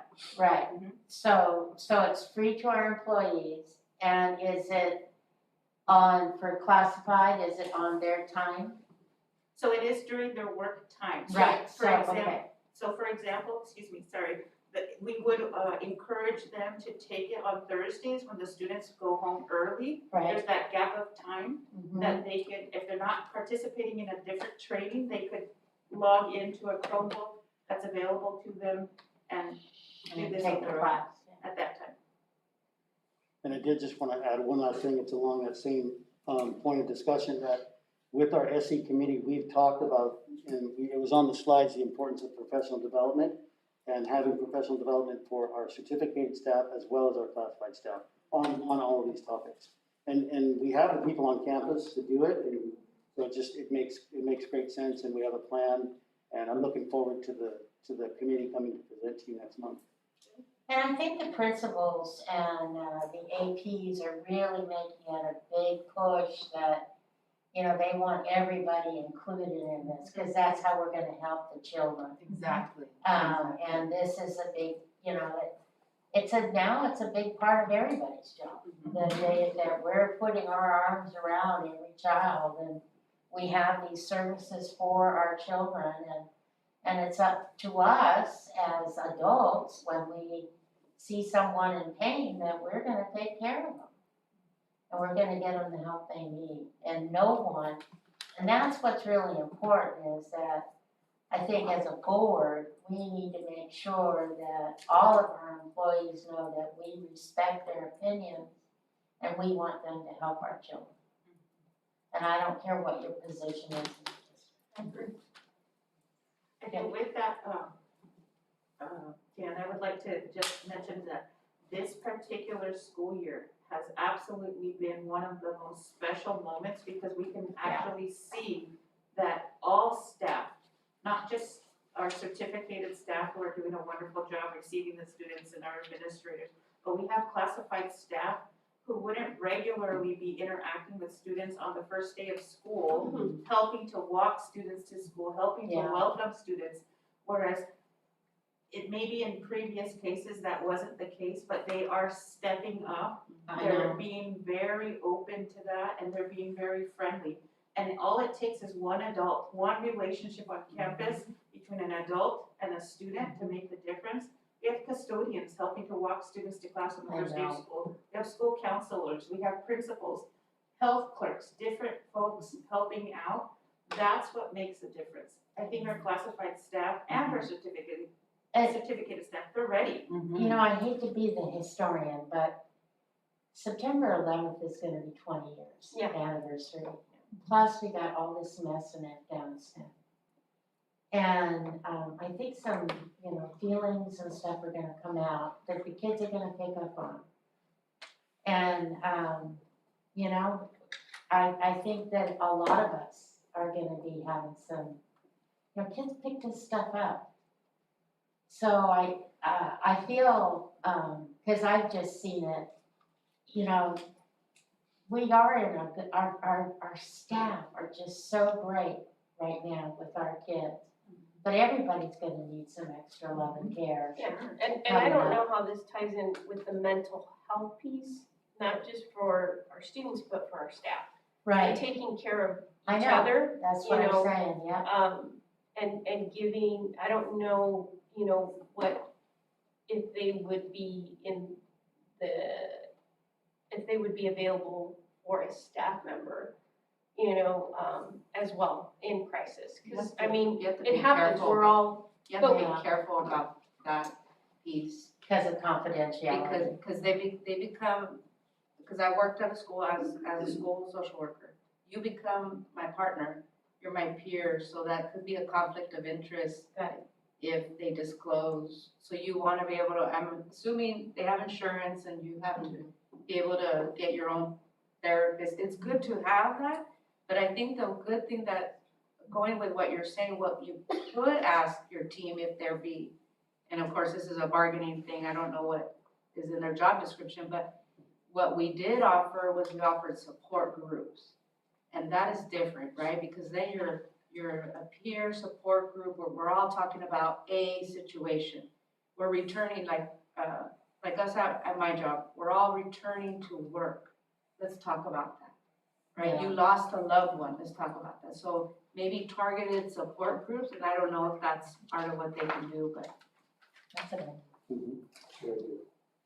I just, I want all of us to feel the love that we have for one another, and it comes through, that action and supporting one another and lifting each other up, because, That's right. In a district, It's respect. we're here, we work here, but so much of who we are goes into, in our passion and our love for what we do, and it's gotta resonate for everyone that we work with, that care and support and love is And the there, kids so. pick that up. Of course, and again, if we care for our adults are gonna care for our littles, so. Yeah, and the kids pick it up. Yeah. They know it, they feel it. Thank you. Thank you, appreciate it. Thank you. Great conversation. We're doing, we're doing some really good stuff, guys. You might just stay up there, right? Is that good? Go, Can I swing by Go over for here? it, go for it. Good job. You deserve it.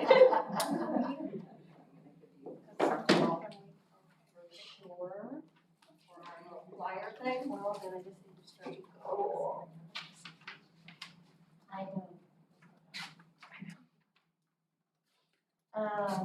Can we do sports? I was thinking that. I'm gonna turn this because it's my public speaking crutch. Can I turn it? You can do whatever you want. I like to hype up. Whatever you want to Nobody can see you. You're not on TV. You're not on TV. It's No a pleasure to worries. be able to come and speak to you about our long-term independent studies RISE program. It's a total team effort, and we're launching off of a good, successful start last year. It was a visionary move to begin that last year. But there are updates and changes, as you well know, that we had to move on fast. So with this quick RISE update, we're going to discuss 4 things. The new guidelines for independent studies is outlined by AB 130. Our program structure, just kind of what is it all, how is it formed and shaped? The application process, so you know kind of a little bit of what our parents have been experiencing and what the expectation is. And then our progress to date. So to begin with, the new guidelines for independent study is really on the heels of AB 130. And basically, in a nutshell, AB 130 is some short-term and long-term changes to independent study. Independent study has some state guidelines, and there are board policies in every district about independent study. So there's some short-term and long-term changes, and they were outlined in AB 130. AB 130 passed July 9th. We got some guidelines on July 20th, and we'll get the auditing tool in January after we're already rolling. But we're ready, and we're providing a great program for our kids. That's what matters. So we're required to offer an independent study program to meet the educational needs of all of our students. And you'll hear a little bit about what those specific criteria are to ensure that our students have a high-quality independent studies program. And let's be honest, so that we're compliant. That's part of it too. So for the new, we needed to update board policies and written agreements, and they need to reflect 4 big things. There's a lot of other little pieces there, but these are the 4 big ones. A standards-aligned curriculum, so I'll talk a little bit about that. Daily participation, what that means. Progress monitoring, and tiered re-engagement, and the homeschool role. So we did make sure that our parents know about those options, that this is a program option for them.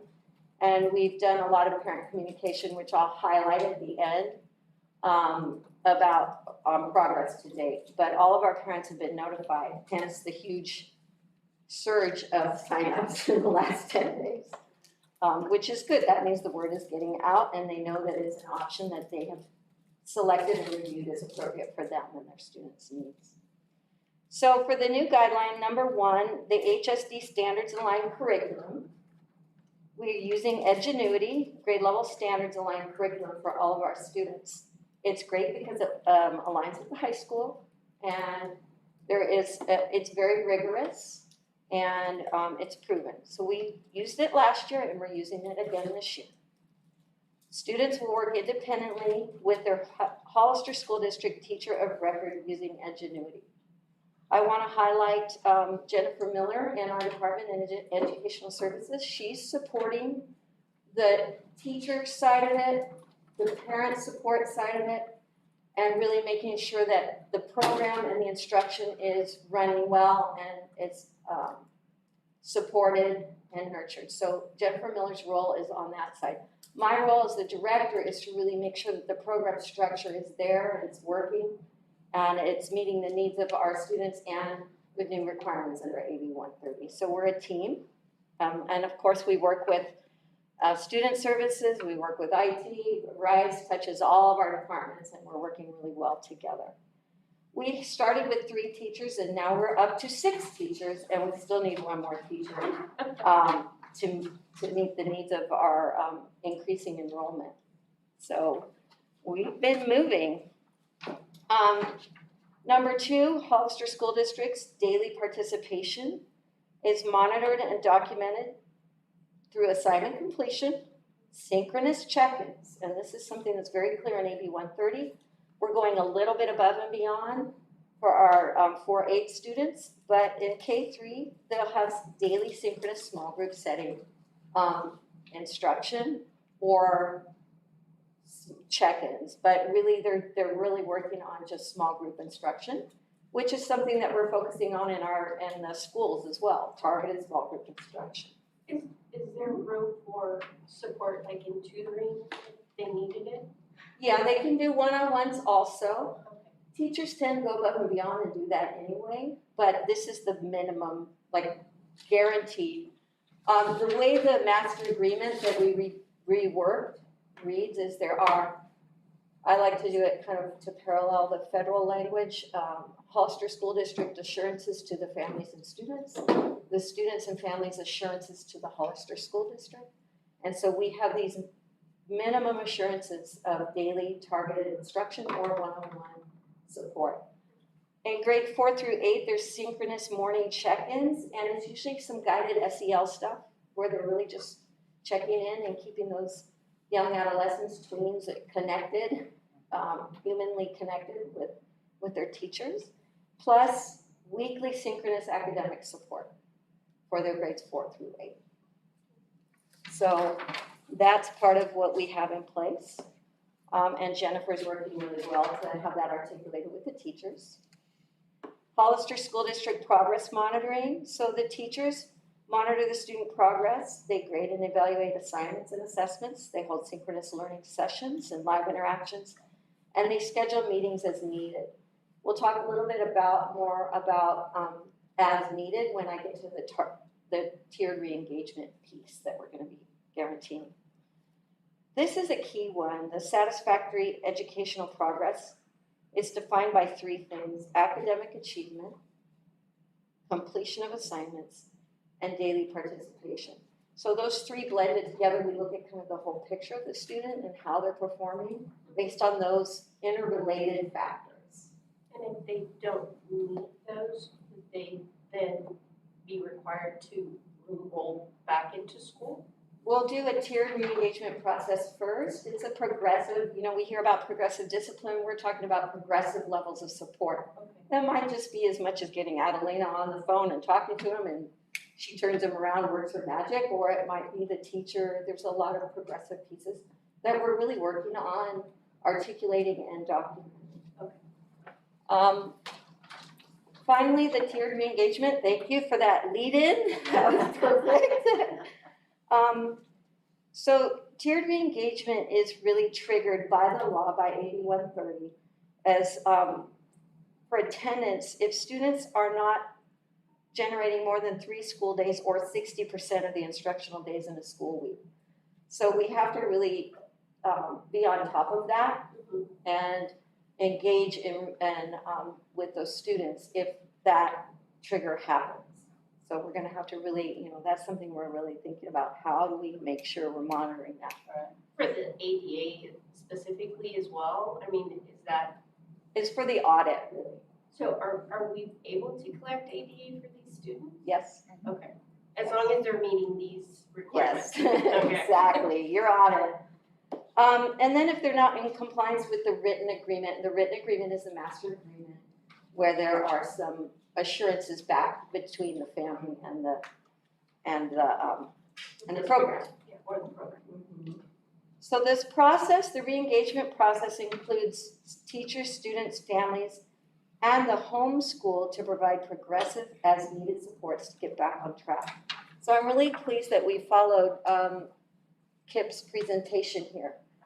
We worked really hard and early on, I saw the writing on the wall to make sure that our students are enrolled in their home school. So Brandon and team, he worked magic with his team and we were just back and forth to figure out how to make this happen and how to. So we have RISE students who are Sunny Slope students enrolled in RISE. Right, Oh, Maze students enrolled in RISE. great. And the reason behind that, I'm probably jumping ahead, I always do, but the reason behind that is we want our students to have access to all the services in an equitable manner. We don't want RISE students left out in the cold. So on the next slide, we talk about homeschool enrollment. So we are providing homeschool enrollment for the purpose of equitable access to services and for connectedness and engagement.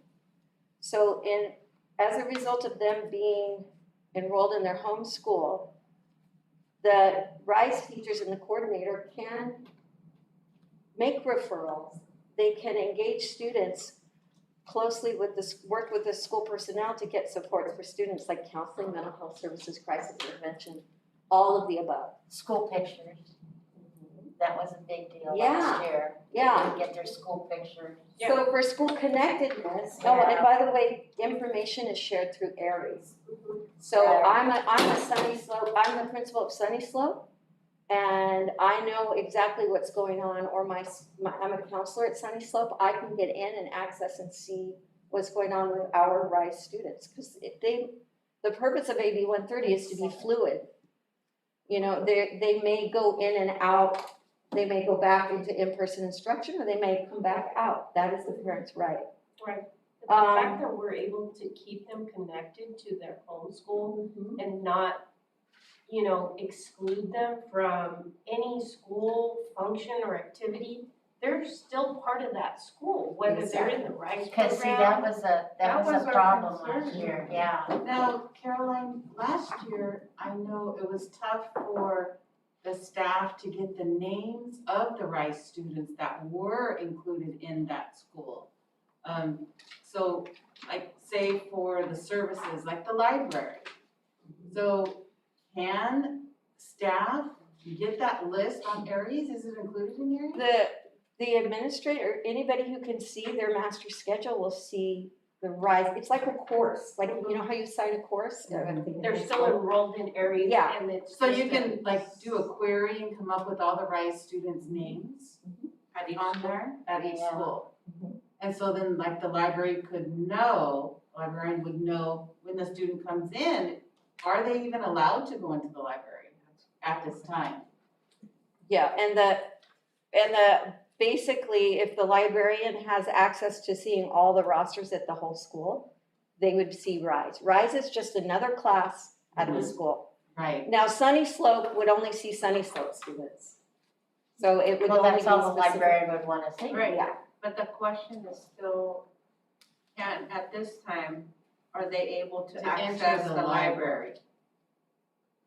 they would follow the same protocols, I would imagine, as anybody else. I don't think that students know that, Or teachers. or teachers, or anyone, So we really. need to make sure that Yeah. There's a few things on here, and I'm gonna be full disclosure, that we have to tighten up and Okay. build Yeah. the exact protocols on. The re-engagement piece is one of those. Right, But right now, we just move mountains to get them in areas and to get them enrolled. right. Okay, Well, I But have, the connectedness in school, I have a question Yeah, still on go that, on the, and if you said this, forgive me. that's okay. On the extracurricular activities, and I'm assuming that that's the same, that you have to flesh out, because I don't know if you told the students or whoever has told the students and parents that they can. And what activities are we talking about? Are we talking about sports? Are we talking about band? Are we talking about clubs? And what, what does that look like? It's the same as the library. How do they access it? Do they even know? Yeah, and when? You know, because we're still under the COVID protocols and we're talking about students that are generally doing this because they're not comfortable, perhaps in the full school setting with all the other kiddos, or they just like this program, right? And they want to do it like this. But again, you have to really have those protocols to say, you can have access to the library during these hours to come in and do this, this, and this. But again, to be clear for everyone, what does that participation look like? How would they go about accessing it? So extracurricular and this is something that needs to be communicated, and I'm really glad that you are all educators because you know that Not in the weeds questions to ask. Well, you're at a school site. Extracurricular is after school, it's not during the school day Right. kinds of things. So going in for electives or band or anything, this is long-term independent studies, so Right. that's their course of studies. When we phase in athletics, which I don't see, that they would follow the same kinds of procedures as the other school. So we do have to make sure that this is, very clear and concise for our families. They do get Parent Square notifications from their school. They have every right to participate in the same extracurricular types of things as the other students.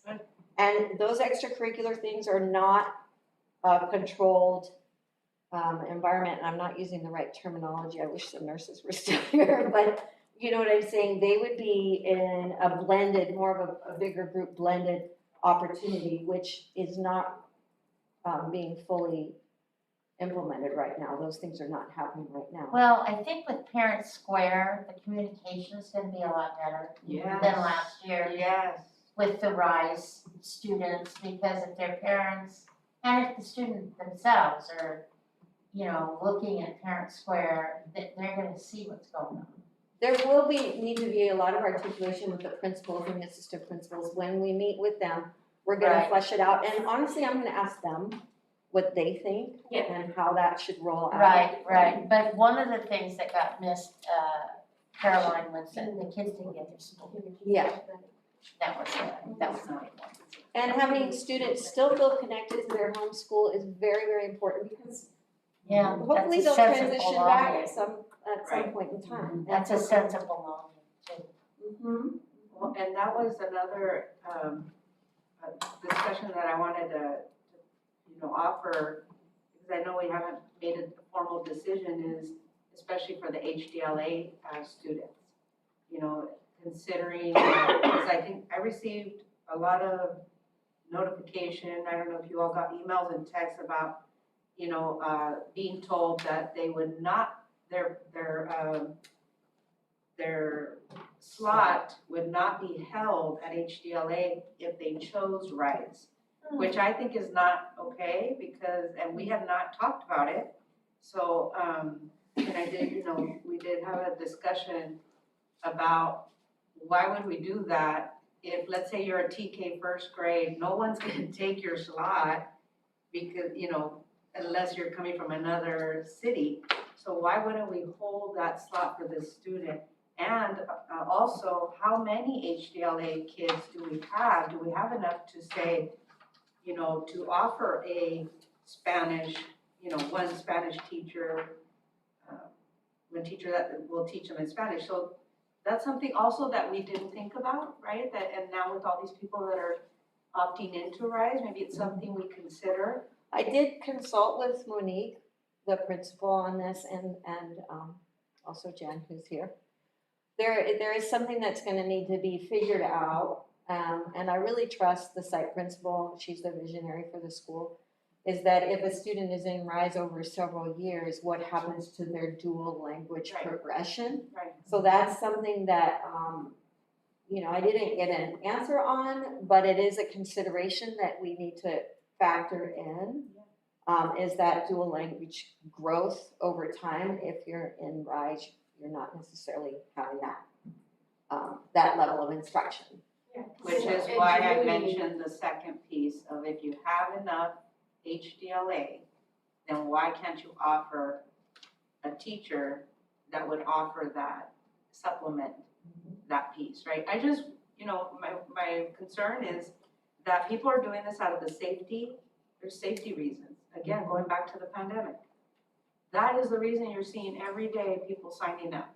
So I don't want us to be, my personal opinion is I don't think we penalize people because, and I get the long term, but like you said, you can opt in and out, right? So I just think that it shouldn't be a hard, fast, no, not gonna hold your spot, but maybe let's think about how long you're out, right? And if your language gets impacted, then we have to look at that. I think that's important, and that's why I'm deferring and working with guidance from the school. It's not coming. Right. This is a hard, fast thing for because a dual immersion school is a unique school with Right. unique needs, so. Right, I'm gonna be and working.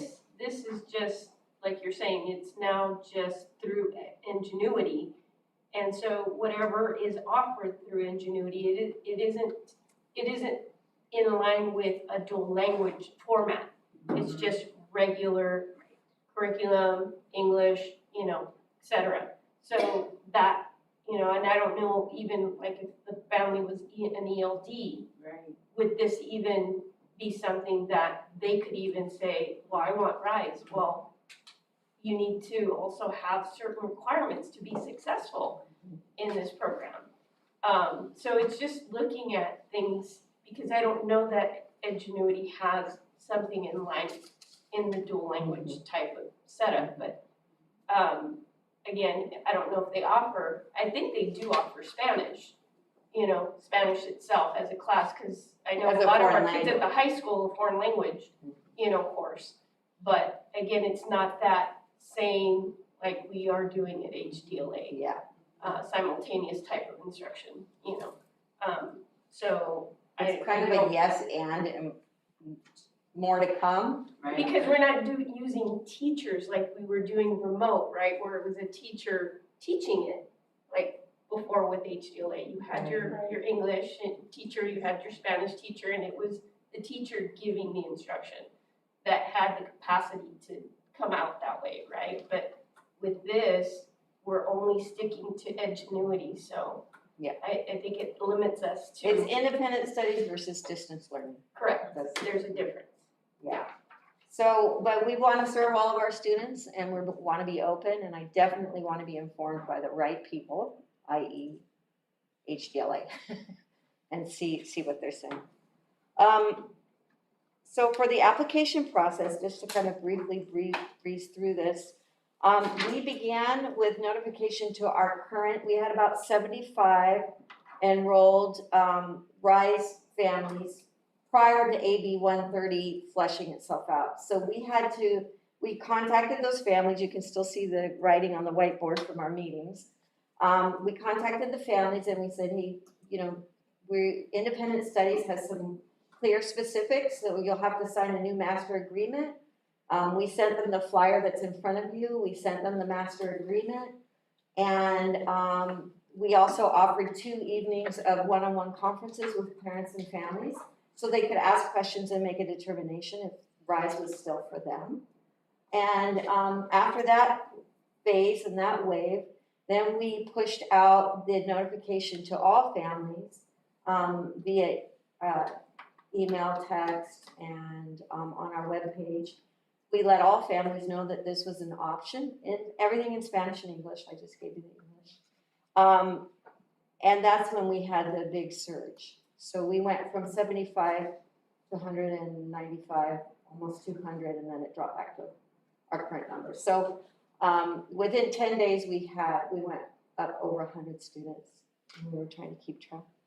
So all the families also had a process where they could request a conference, a one-on-one, if they had any more questions about it. So we didn't want it just to be advertised. We wanted to make a personal connection. And so that was available to all the parents. In addition to that, we had notified our applicants on acceptance. We picked up the pace and started notifying them in a shorter turnaround time, so it got to be between about 48 hours. And then Jennifer did a great job with Brandon and the IT team on doing 2 YouTube parent nights, and it was really good. She's crackerjack at that. And so we had some nights where parents who had just signed up could find out some specifics and know what's going on. So, progress to date. Since the last time we spoke, I think it was at the end of June.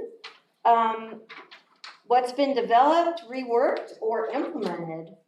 We have board policy and administrative regulations, 6158 they've been revised, they went through legal, and they're in the board packet for a review process tonight. We revised the RISE master agreement to include assurances and agreements between HSD, students, and families. We've held parent conferences and YouTube orientations. We have fine-tuned the special education protocol. We just have to make sure everybody's doing it. We have the homeschool enrollment process through ARIES. That was a heavy lift. And we have the new homeschool partnerships to ensure services and connectedness to school community. That's a piece, full disclosure, there's work to be done there because we're just launching it. So I'm going to be working with the principals and assistant principals on that one over the next few weeks. We have a disenrollment process. They have a right to have their student disenroll their student, and there's a process and a form for that. And within 5 days of receiving that, they need to be back in their homeschool. Or not their homeschool, an HSD school. No guarantees. And then there's teacher training and assignments by grade span. So we've just gotten these teachers. I have to commend our HR department for hustling and getting us 3 more teachers. That happened fast in that 10-day surge period. So we're very, very proud of the teamwork and the process to date. We've done a lot of work over the last month to get RISE to where it needs to be. So it's fully funded. Before you go forward, you just said something that caught my attention, and again, maybe I missed. You said they will not return to their home school. It's not a guarantee because their homeschool might be full. Okay, so again, considering that we're letting them connect with their homeschool through activities, letting them go to their library, saying this is still your homeschool, and most of the people, if you poll them, are doing this for safety reasons, and then we're gonna go and say, oh, well, we can't guarantee that you'll be back. So sorry, you're gonna go across town, which by the way is a big complaint that people are talking about that we are doing right now. I just wanna get us ahead of the ball game. I understand that we have enrollment and a lot of people coming in. I get that. But why are we being so not accommodating? These are our kids. And so if they're in whatever school they're at, why can't we say, okay, we still have the student here in case when they come back. I feel really strongly about this. I'm just one opinion, but I really think, I don't think I'm the only person who thinks that in the community. Yeah, it's about connecting. Can I just jump in? Sure, that would be helpful. So it's not a hard and fast rule. It's in the agreement, and we were required to put it in the agreement for a couple reasons, and let me explain why. So if we have a student that attends RRU, but they want to go on RISE, and they go on RISE for 4 months, they want to come back to second grade. In the meantime, while they were on RISE and independent study, that second grade class exploded, and we have no more room in that class. Yeah. But I can certainly tell you that and I know Adelina and Alejandro and Letty, because I hear them all day long having those conversations, we do everything possible to put someone back at their home school. I mean, like backflips. Because I get it, as a parent, right, as an educator, I know how important that homeschool is to a child, but we just have to put that in there in the event. We can't promise them, we can't guarantee them a seat, we can guarantee them a seat in the district, but we can't promise them and guarantee them a seat at their home school in case the time they were gone, that class grew. In the current year, In the but in country. the following. But I just wanna make it clear that we really do, I mean, cause I hear the You really ladies, try. and they'll come to me, you know, I just talked to this mom. That's good. She, you know, and can we help her? And so we look at the numbers, we flip things upside down, we try to do everything we can, cause that is important, I get that. Well, I appreciate the way you said it, and if that's how we're saying it to parents, then that feels like, okay, I get it. Sometimes it's out, you can't guarantee me, but you'll do everything you can. Awesome, versus can't guarantee you're gonna go back to your own school. I'm like, well, then I don't know if I wanna sign up, right? And So I you're right, appreciate and that. some people, Carla, have, once we've had that discussion, because we highlighted it clearly in the Right. application and I not get the it. agreement, right? Some Yeah. people, when they saw that and had a discussion with myself or Alina or Alejandra or Leti, said, you know what? I'm not gonna stay in my school because I don't wanna take that risk. Right. Cause it is a chance. It is a chance. No, it but is a the way risk. he explained it, I'm like, if I'm signing up my child, I'm like, okay, I get it, you'll try. There's a Absolutely. reason why we have the human connection, why we have phone calls, why we have conferences, why we reach out to families, because when something's in a cold, hard agreement, it feels cold and hard. It doesn't feel like somebody cares and is gonna do their best effort for your child. So that's why the meetings and the interface with the families is really, really important, and it's something we've done a lot of. So I think the parents know that they're taking a chance, but they know that we're gonna try on their behalf. Lisa, did you have a question? Yeah. I feel dense about this because I mean, like, the way I'm looking at it, through the brain that I'm looking at it, is we get ADA for them attending this, or we get ADA for them to be a seat in a classroom.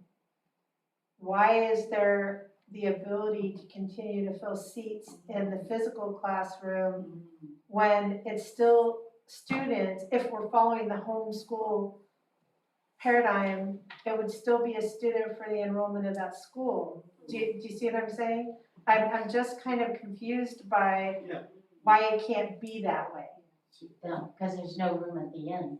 But they're a student, as a RISE student, so like in the process of enrolling, or and if they pick a homeschool, aren't they an enrolled student in that school even though they're not a physically placed Yes, student in that So homeschool? you keep that student on that register and you don't add another student in. That's Correct, that's she my said. point. That's what I was. So that's a yeah. placeholder. Yeah. Yeah, that's what I'm kind of wondering about. Yeah. Okay, so there's, I think, two different things going on that maybe we can provide some clarity. So if I'm a teacher and I have 26 students in my class and 13 of them go on RISE, if we go with the mindset of we save the spots, I might have new people moving into the neighborhood that live across the street, that live down the block, that are of that particular grade level. If we save those 13 spots, I will have taught 13 students all year long, and there's students trying to register into my class, but I'm telling them, my roster's full because I might get back those other 13 kids, maybe. So do you see how we might be displacing students that truly are ready to come? No, onto I campus?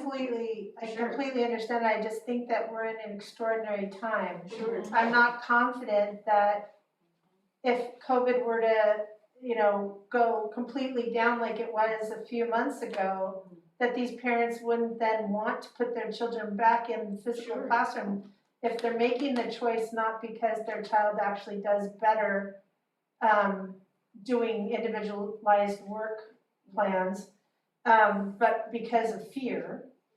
We're kind of saying, too bad, so sad.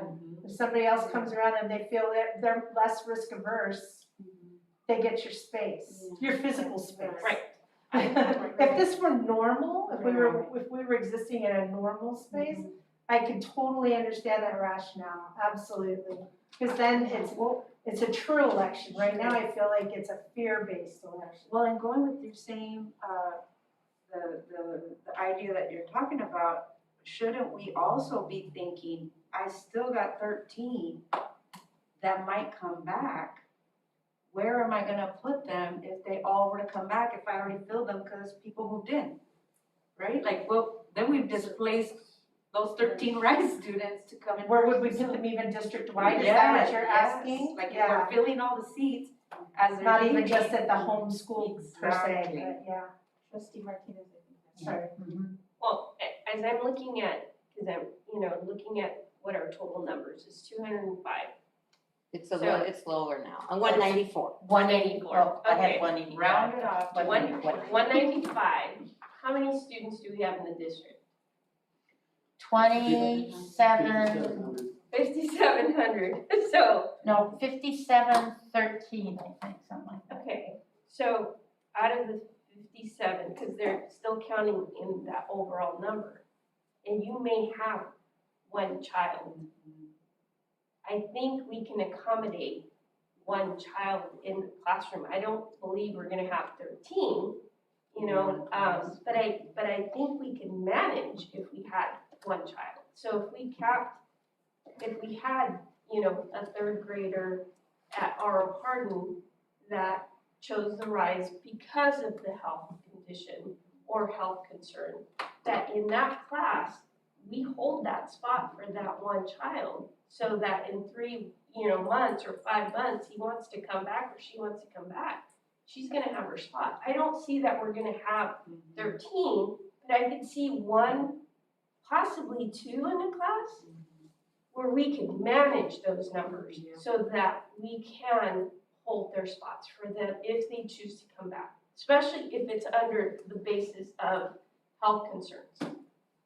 If it's just because my child does better, because we heard from those parents through the pandemic, my kid loves RISE, he's doing awesome, this is how we're Would gonna pick go, it anyway.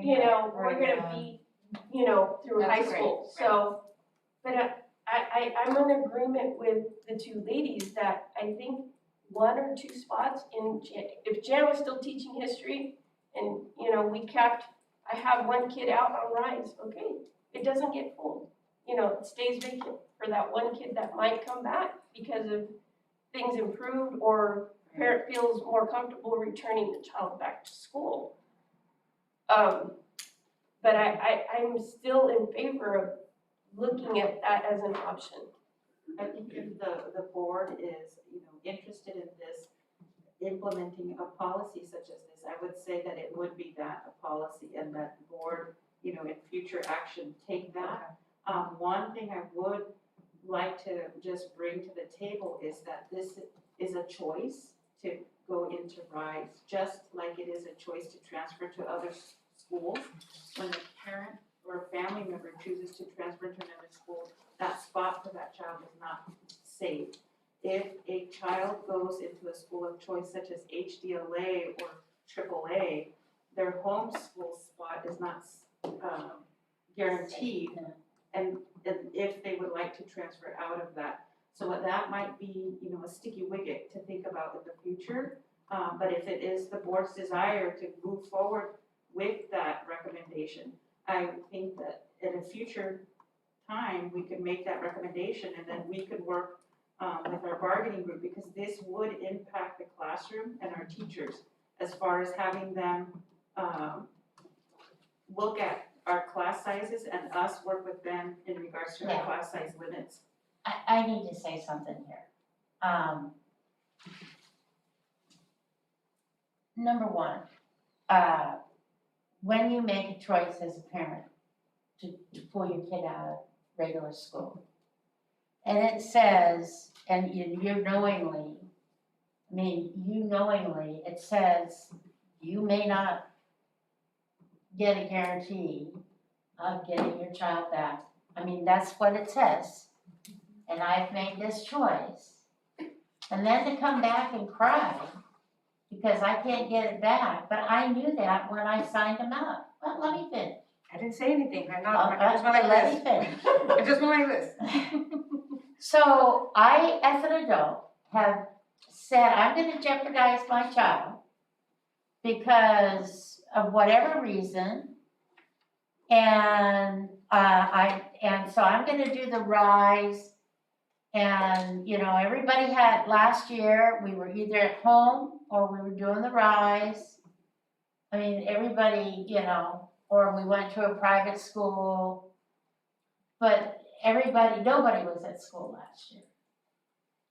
So that was last year. Now this year, it's, well, my child likes this, or I'm afraid of the variant. And, you know, so I'm afraid of the variant, so, and I know that my child might not get back. But I still made that choice. I'm the adult in the situation here, and I'm making that choice for my child.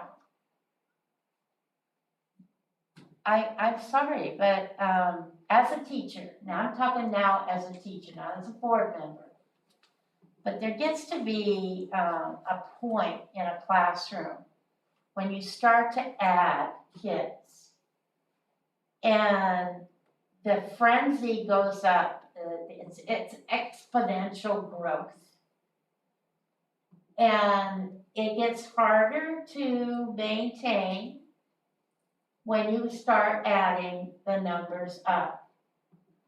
And I'm not even talking about stipends and things that affect in our contract. I'm just talking about classroom management, I'm talking about grading, I'm talking about all the things that make a classroom work. And when you start adding bodies, and my last, We're not saying that, Jen.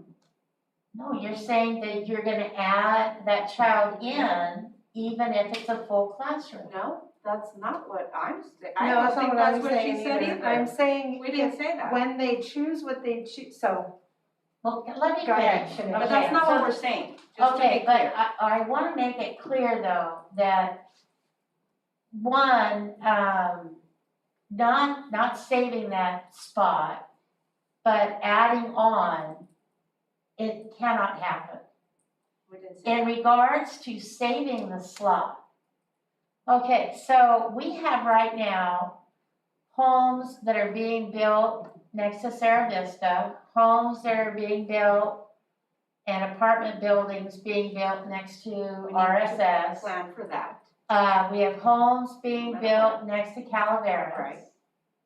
Right. Don't we have some being built by R.L. Hardin? The few, Just a few? Yeah, Okay. on West Side Boulevard. Yeah. Oh, we have homes being built, by,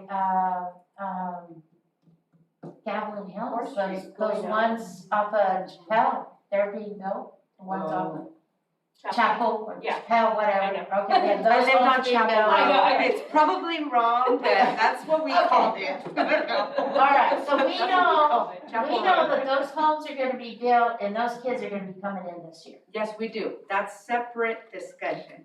We need to plan for them. They're coming in. They're coming in. Awesome. Let's plan for Okay, them. but you want us to hold spots for these kids, these 194 kids, Throughout the district. okay, at their home schools. that's my point.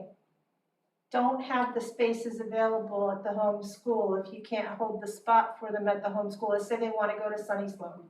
Sunny Slope is a very popular, I'm assuming, I don't really even know, this is hypothetical, but let's assume Sunny Slope's a very popular school. It And a lot of people want to go, have their children go there. But for whatever reason, and I'm assuming every school has a home school, if you will, for the RISE students. In the process of deciding how many children are allowed to enroll at any one school, as the people apply for RISE, if there's no room for them at that home school, they're told, we don't have room for you at this home school, but you can choose from these other home schools because we have physical people in these seats, okay? I'm just saying, it's a student is a student, and I don't know, this could be, I mean, you guys could just tell me this is a logistical nightmare and it wouldn't work. But I'm just saying that the difference between last year, what you're talking about, is everybody wasn't in a classroom. Right. So they were making a decision differently, I believe, than they are this year. And what I hear the chatter on Facebook is, a lot of them have been scared back out of the classroom, but if they felt safe, they would definitely want their child in a classroom. A lot of them, not all of them. Mm-hmm. And so I'm concerned for those people, and, you know, if I don't know, as a parent, I would want a choice. And I worry about those parents who've given the choice, they might not get their homeschool, decided to take their child back into the classroom. And then what if their child gets exposed and or sick? You know, I just don't know that we're caring for the child I agree. in the same way as I would like, that's all. And I think, I disagree with the word choice, that the parent has this choice. Because we are still in a pandemic, everyone. We didn't choose the pandemic to happen to our community. So I really think that it's a safety for the most part. When you start seeing every day somebody coming in, that's not a choice as much as a necessity for that family, for whatever reason. And I just strongly believe that it does lend to equity, in that we know who the targeted groups, people of color, have been impacted the most by COVID, number one, throughout the state.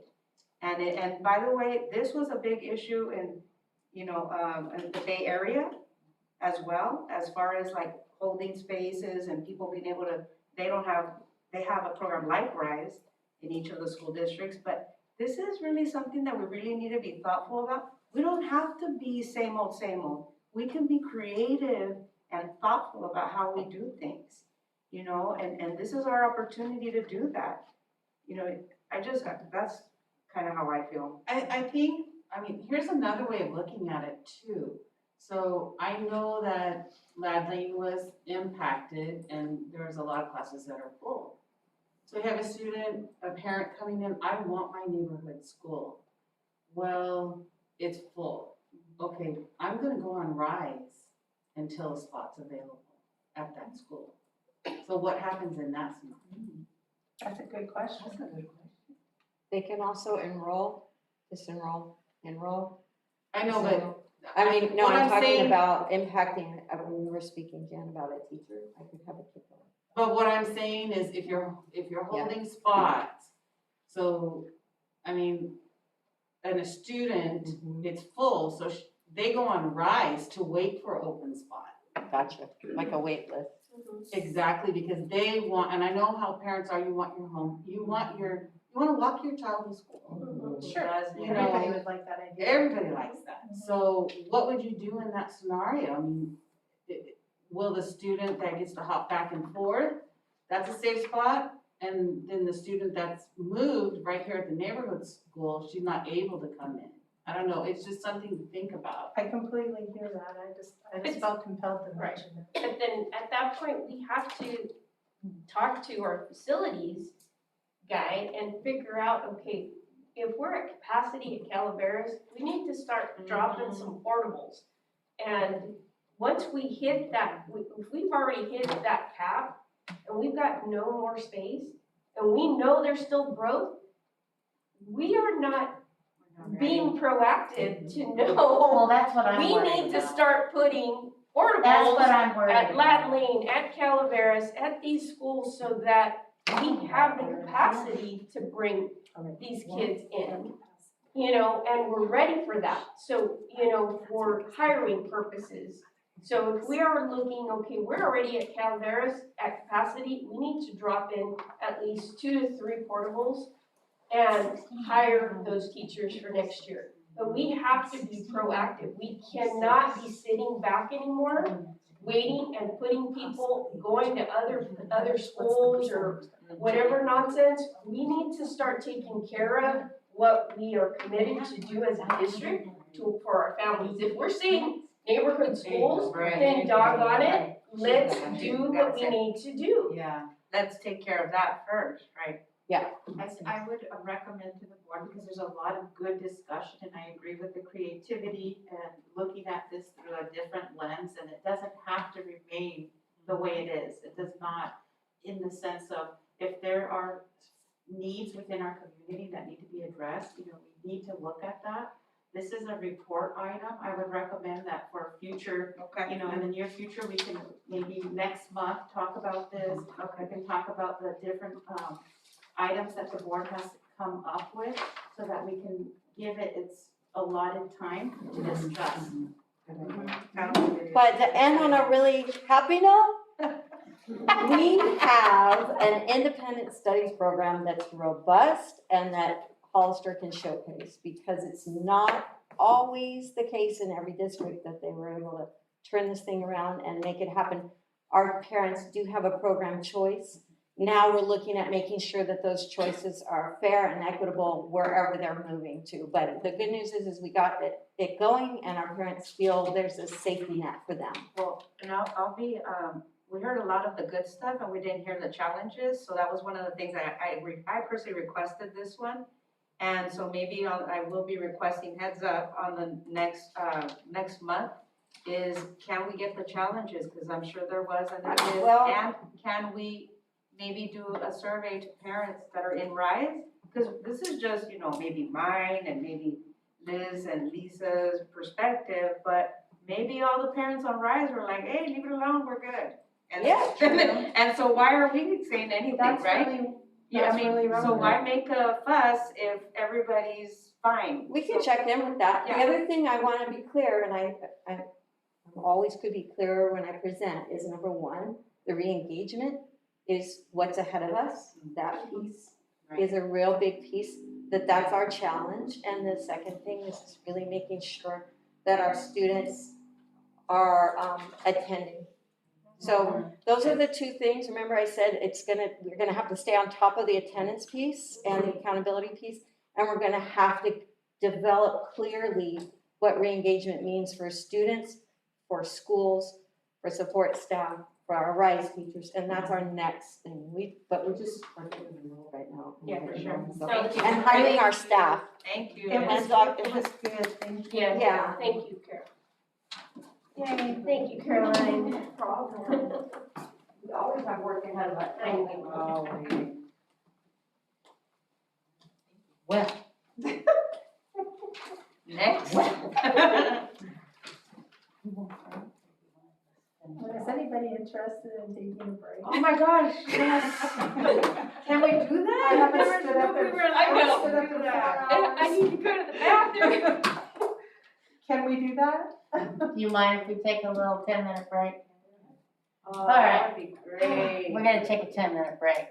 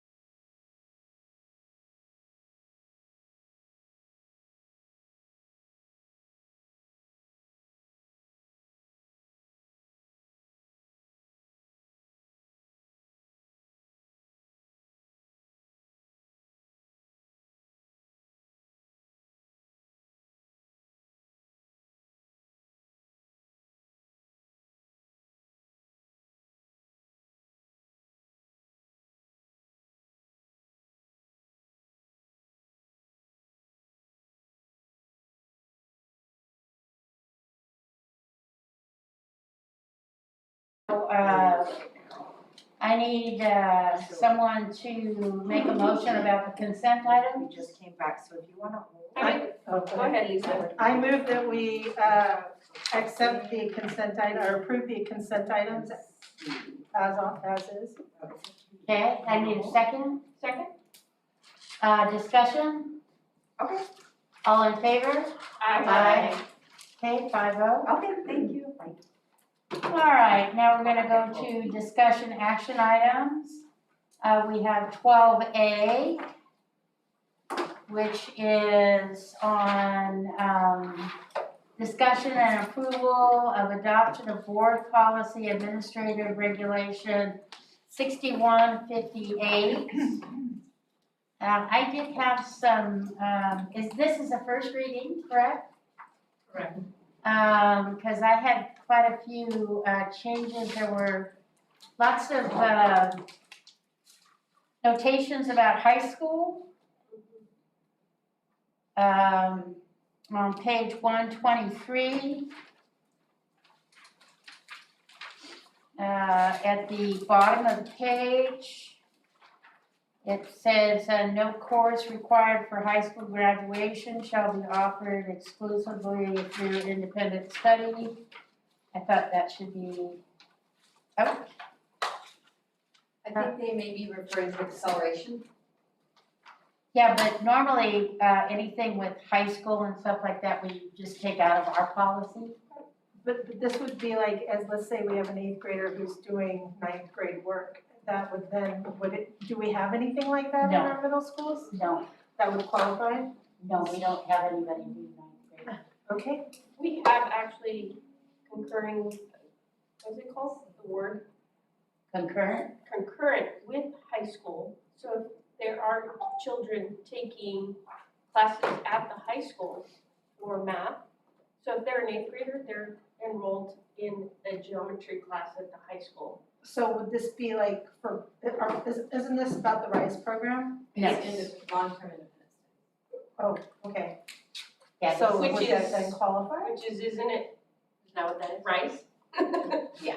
Okay. Yes. No, but I'm just saying that if they were taking geometry, would that be something that they enrolled in via the high school? Like it would actually be a high school?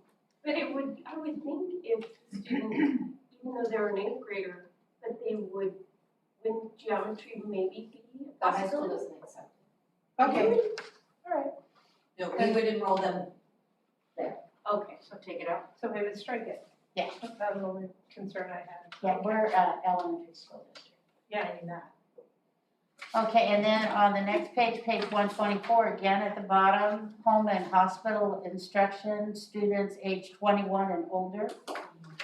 Heaven help us if we have those. Where was at the bottom of page 124, the last paragraph. Oh. Yes. uh-huh. Then if we go to page 125 at the top of the page, no more than 10% of our students enrolled in continuation high school, that would not But be what about us. opportunity, do we have any opportunity schools or programs? Not in high school.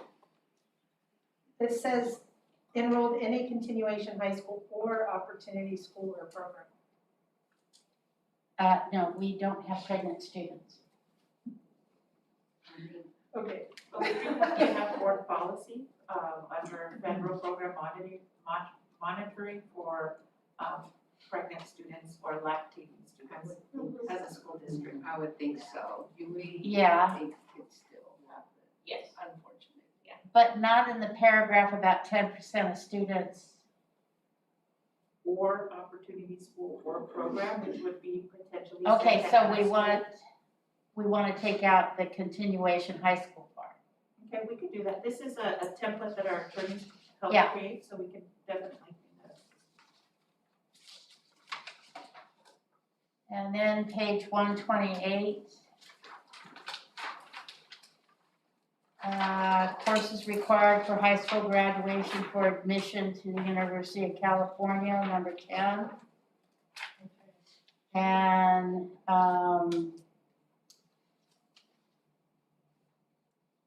then number 11. Oh no, number 11 We we can't need to charge keep. any fee associated with this. Number 11 we need to keep. I don't know why. Well, that's all I found. Anybody find anything else? This one or the other one? Yeah, on page 130, I just saw that under records number 2, there's a strikeout on separate, and isn't this a new or is this a revision? This is a new. So why would there be a strikeout on it anywhere? I don't know. So 130, page 130, under records, it was a new number 2, and it said a separate with the strikeout and then listing of students, so like, I mean, it's just It limiting could it. be that our current board policy has separate, struck through, and so that our legal counsel took that. I will confirm that and just Yeah, be sure. I mean, that was the only thing I noticed, and I thought it might be a typo. Yeah, but also on number 2, it says course credits attempted and awarded by students in grades 9 through 12 in adult education. That's at the very end of that paragraph, so we do need to get rid of Attempted that. and completed by students and the course correct, yeah, so we could eliminate the So, rest of that sentence. So that's why you call No, that out. yeah, of course. That's why, see, So that was it. that was it. All right.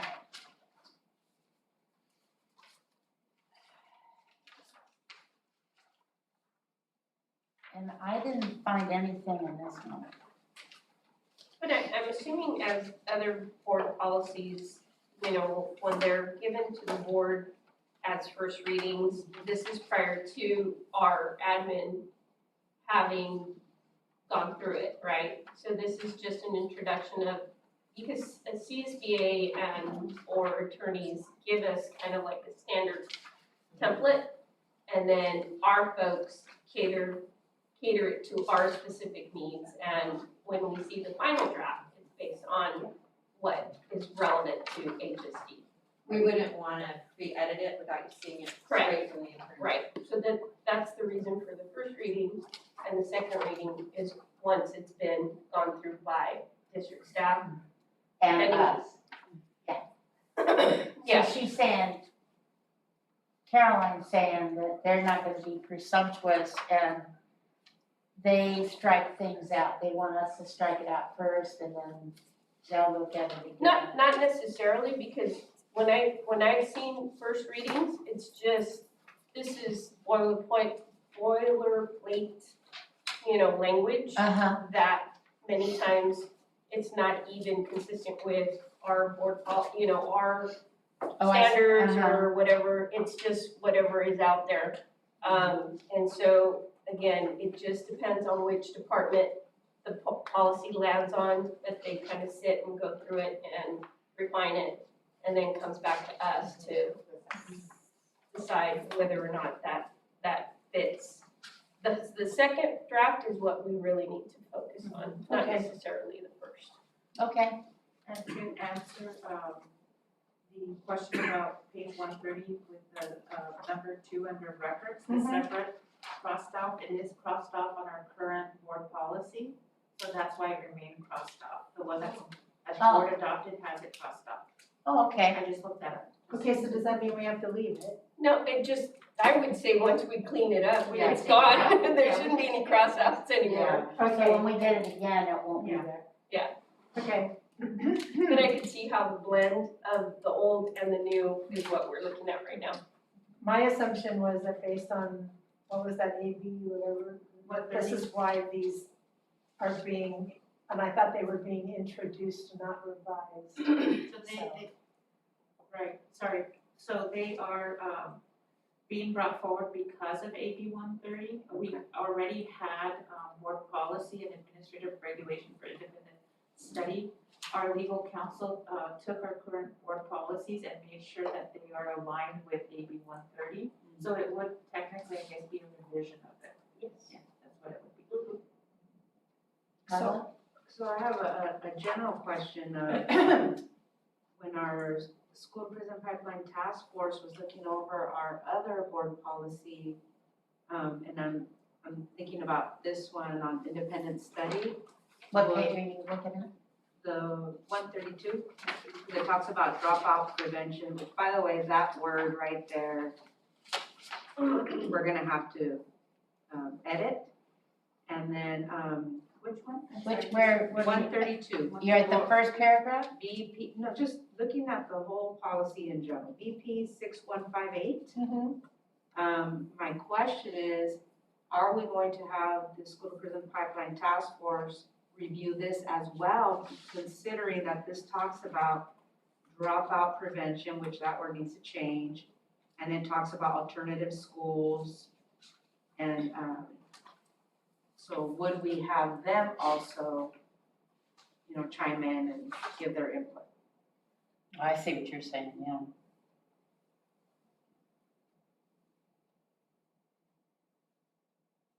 So I know that in previous, it might have been in April or May board meeting, we publicly discussed in regards to the board policies in relation to the work that the task force had done, that we would be including our labor partners, our unions in those discussions so that they could give us feedback as to the board policies because they directly impact the working conditions and the classrooms. So it would be, up to the board to give us direction as to which route to go. Because even looking at, to your point, looking at page 133 under student teacher conferences, right? And it has this, in my opinion, strong language about the supervising teachers. The teachers are expected to monitor student progress, work closely with each student. And then missing appointments with supervising teacher without valid reasons may trigger an evaluation to determine whether the student should remain. It just, it could be worded a little more proactive, so just, I think it would be good to, with our partners and the task force and. Well, the tier system of support that, Caroline was talking about, and providing that language to really clarify what the system of support will be. Everything you kind of outlined before we exit a student out. I think the attorneys just overlaid this onto existing policies, so it sounds like the existing board policy is something also that would interest you in having a look and revising some of the language again. And we can embed the tiered reintegration piece. I think it should be reflective of what it is how we're gonna Because do independence. if you look at the second paragraph on page 133, the master agreement shall specify the length of time in which each independent study assignment must be completed. Because excessive leniency in the duration of the independent study assignments may result in a student falling behind his or her peers and increase the risk of dropping out of school, independent study assignments shall be no more than 1 week for all the grade levels and types of program. I mean, we're getting very specific here. This is not what we want. Very specific. We don't want to, Dictate, right? no. This is really dictating what we're doing here. I don't think this is what we want. I'll check, but I think AB 130 has a time frame. The intent of that is, here's your assignment, I'll see you in 3 weeks, and then they just start, they're all on their own. But that's So I not what think- they do, right? No, Not within but 2 the weeks. AB 130 wants to assure that a student in independent studies is not just left out to hang on their own. Right. And they're being really kind of picky about that. But I could check if that language is specifically, See, they're not referencing AB 130 in any of this. no, but it's a revised to align with it. I see. So if there's any parts of that you're really looking at that are important for us to move back with legal on, to make sure it's an AB 130 component. Because the board policy has always been very broad, and the ARs are very defined as to what, how, what, who, et cetera, right? So I think, like the ladies are saying, let's make that in alignment with the specifics, let's put it in the AR, but the broadness and just the overlay of what, the those pieces are. Because again, that's pretty much how all our board policies are. Unless we have to put it in. Unless, it's like That's what we need to know. but generally it's captured in the ARs as to what, you know, I get what how you're things are saying. gonna happen. There's been quite a debate and a discussion amongst the independent studies community and just districts in general, I'm sorry for regarding the level of in the weeds this is, and it does require board policy. But we can really go back and ask the real specific questions, can this piece, because I'm not legal.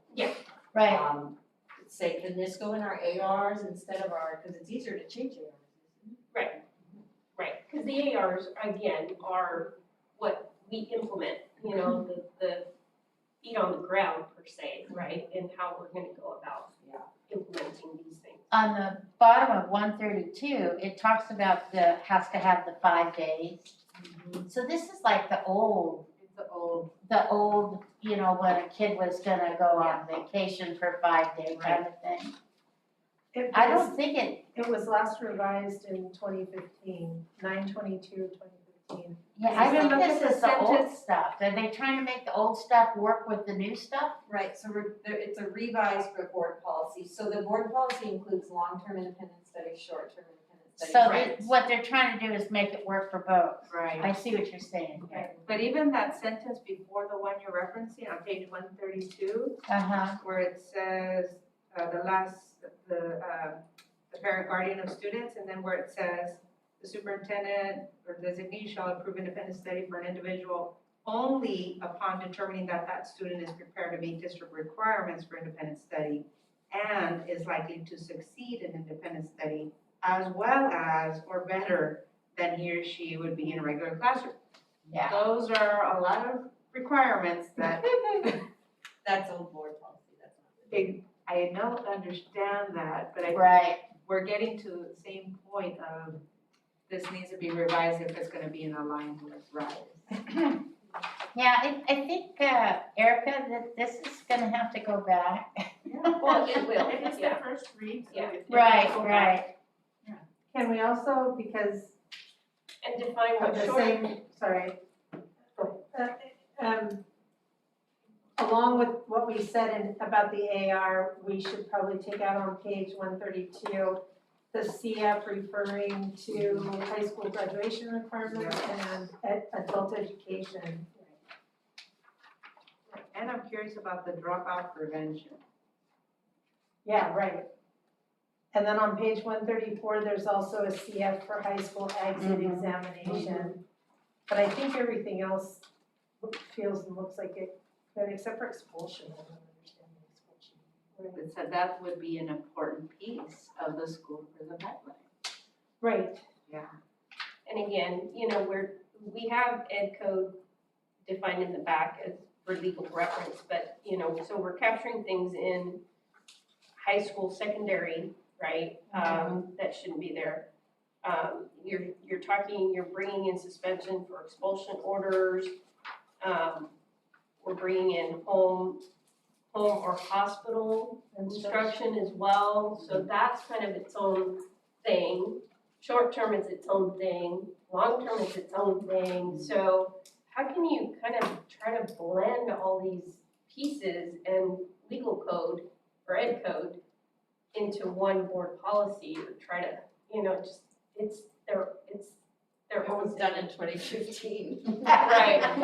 So maybe we wanna Yeah. revisit it.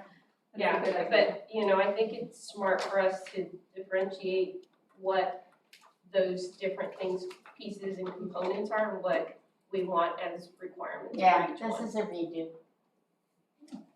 Okay, so, on 12A, it says discussion action item.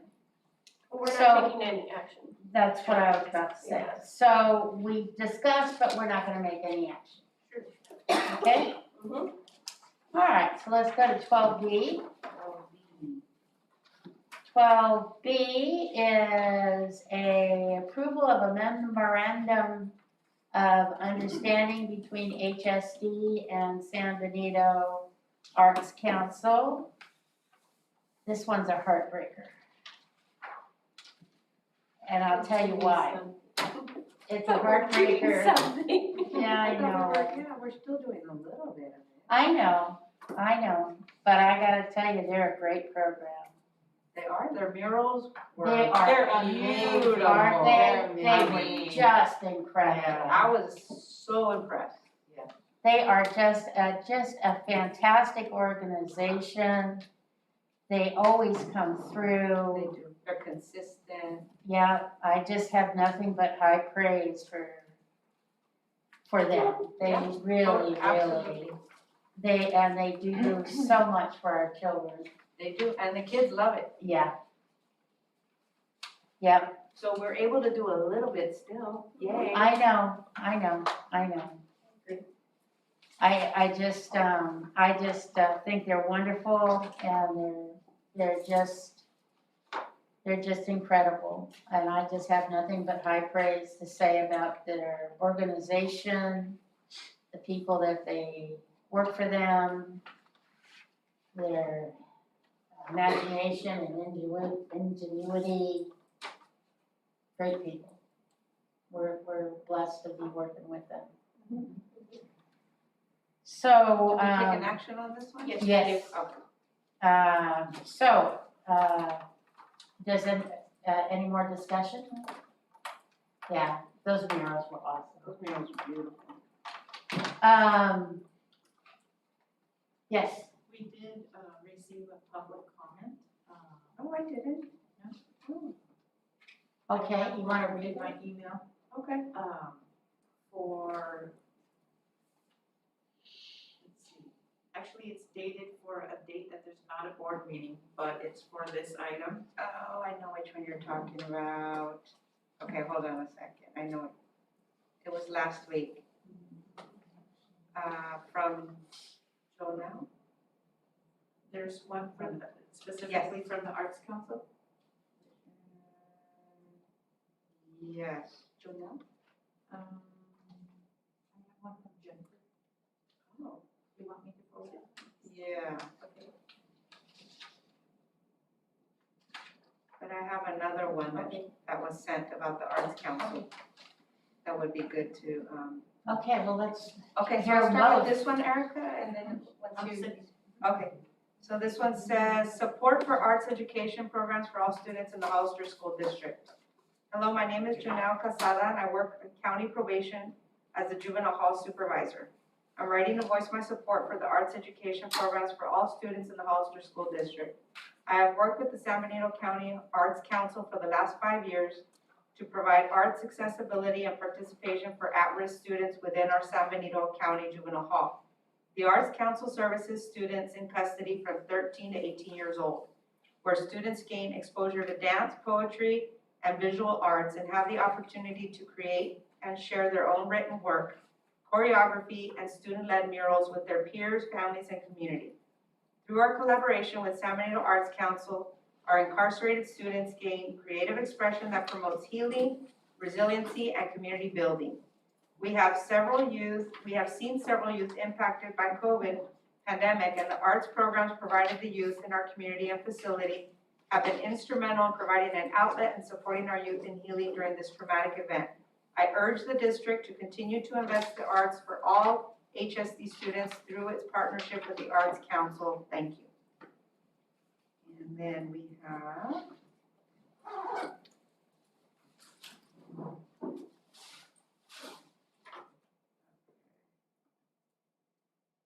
public comment. My name is Jennifer Lane, and I wish to provide a public comment for today's special meeting. Hello, my name is Jennifer Lane, and I'm the Executive Director of the San Benito County Arts Council, and also a parent to 2 HSD students. Thank you for your hard work over the 18 months to support students and families as we continue to navigate this very challenging time. I am writing to urge you to continue to support the district's partnership with the Arts Council and to sustain robust arts education funding. For the last 9 years, the Arts Council has worked closely with the district to bring standards-aligned arts education programs to HSD students. Student engagement in the arts supports students' academic achievement and social-emotional learning. The arts promote student equity when students have access to the arts at school. Everyone gets to participate. This year, the arts are more important than ever to help healing for trauma, mitigate learning loss, and reconnect students to their peers, educators, and schools. I understand that the district has to make some difficult decisions regarding the 21-22 revised budget, but I hope you will each continue to serve as arts advocates for our students and make budgetary decisions that are in their best interests. Thank you. And double check. Yeah, I think that's it. Yeah, I wish we could do more. Sure. Okay, I need a motion, please. We're approving the MOU. The memorandum of understanding between HSD and the San Benito County Arts Council. I make a motion, we approve the memorandum of understanding between HSD and San Benito Arts Council 2021 to 2022. Have a second? I'll second. Discussion?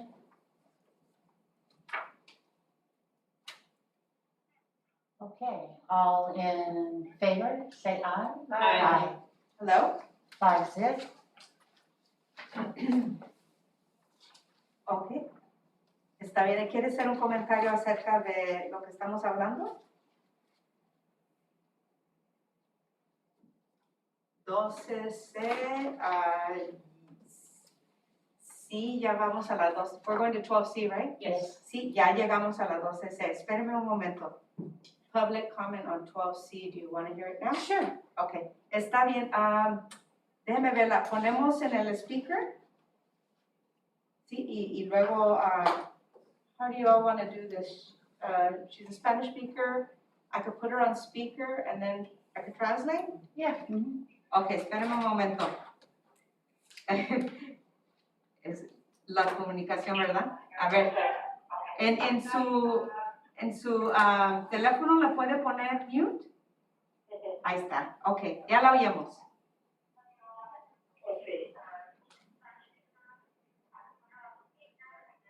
Ok, usted puede, ya la estamos escuchando. Oh, sí, muy buenas noches, estimada mesa directiva del Distrito Escolar de Jalisco. Mi nombre, ¿Me espera un momento mientras de que les digo lo que dice? Okay, good evening, school board members from the Hollister School District. Okay, siga. en relación con el punto 12C In relation to 12C, de la orden de la agenda de este día 24 de agosto, for today's date, August 24th, el grupo de trabajo de Task Force the work of the task force ya hicieron las políticas de la escuela, repite, por favor. ya hicieron las políticas de la escuela. I hope I got it right. They already worked on the politics of the school. I mean, that's how Politics and Ajá, policies, que maybe. fueron Policies. aprobadas por la mesa para tener disciplina. They were approved in the policies. They were approved by the school board regarding discipline Apropiadas sin la policía, without involving police involvement. tengo preocupaciones por los maestros, I'm worried about the teachers, que cómo van a tener la capacidad de practicar técnicas restaurativas, I'm worried how they're gonna know how to do, practice restorative practices. y equitativas, Disculpe, no oí esa. y equitativas. Expectations? Expectativas? Equity. Equity? Oh, Okay, equity. thank you. Ya. Okay, gracias. Ajá. Si no se sabe si todos han tenido entrenamientos, We still don't know if everyone's been trained informándose sobre el trauma in trauma-informed training y la justicia restaurativa. and restorative justice training. Nuestros maestros merecen tener esas herramientas Our teachers deserve to have those tools para seguir con lo que está escrito so that they can continue with what we wrote en la resolución número 4 in the resolution for del 28 de agosto del 2020. from August 28th of 2020. Porque si el personal de la escuela no recibe estas capacitaciones, Because if the staff do not receive these trainings, no podrán implementar they won't be able to implement de manera efectiva las nuevas políticas. effectively the new policies. Y el distrito no estará alineado con estas políticas. And then the district will not be aligned with the new policies. Gracias. Oh, muchas gracias a usted. Buenas noches. Buenas noches, cuídese. And I know we had another public comment, so I'll wait for her to. I wanna ask, Kip, do you feel that the teachers are pretty aligned with the new policy? I don't think that they've had time to even look at those new policies. So there was no trauma training or anything? Oh, no, there was training. I thought you were talking about specific changes to the board policy. No, I'm talking about, she asked, have the teachers been trained So we did. in trauma?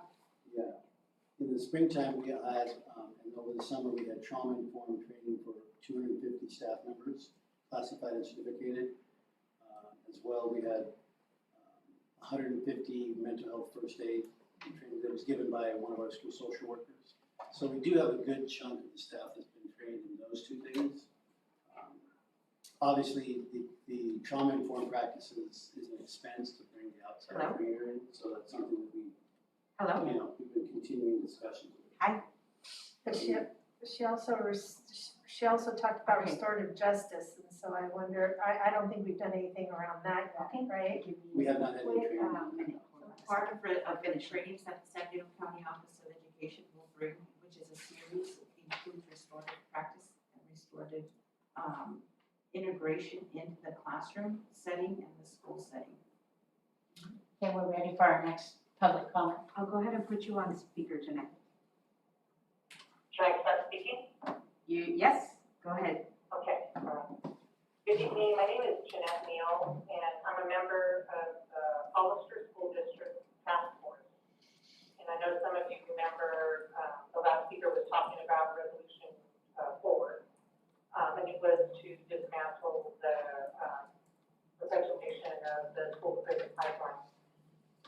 This task force was made by the Hollister School District as a response to promote the health and development of students, which also includes safeguarding them from the impact of systemic racism, violence, to the greatest extent possible while they're at school. And it's written like that also on the resolution.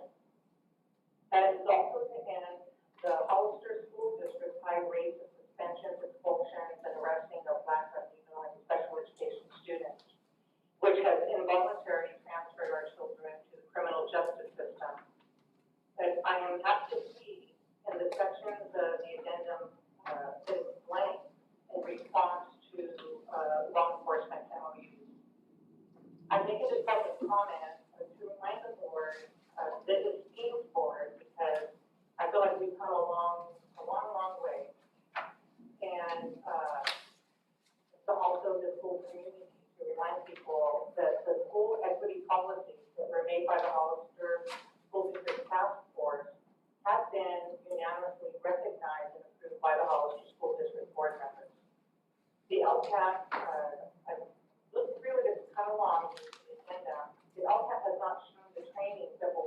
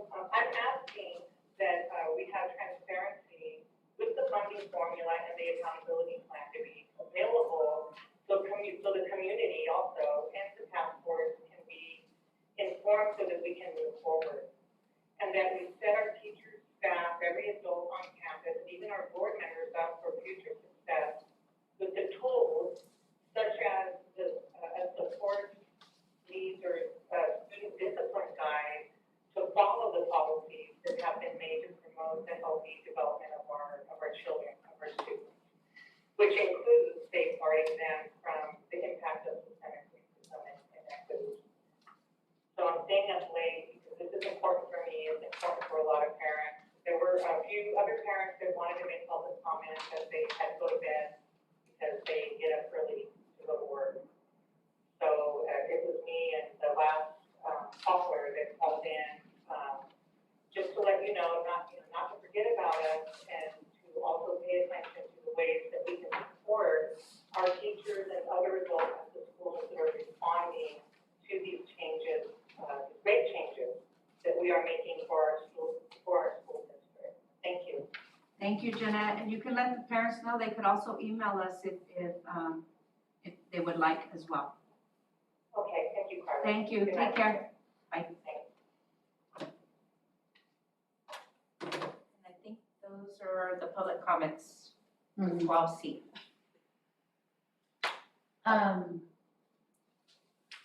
In regard to, now this is the federal, you said? This is the addendum, the federal addendum Mm-hmm. to the LCAP. It's not the LCAP itself, Right, right, but it is the federal addendum that would need to be discussed and approved. okay, okay. Jen, can we make one, just for whoever's watching, that we had mentioned this in the last board meeting about engaging our community stakeholders, specifically the School to Prison Pipeline Task Force, our other partners in looking at when we revise the LCAP and having that study session. So just in case. Right, I think that, hopefully our community understands that we've had a change in superintendent. And so we've had some changes in top management here.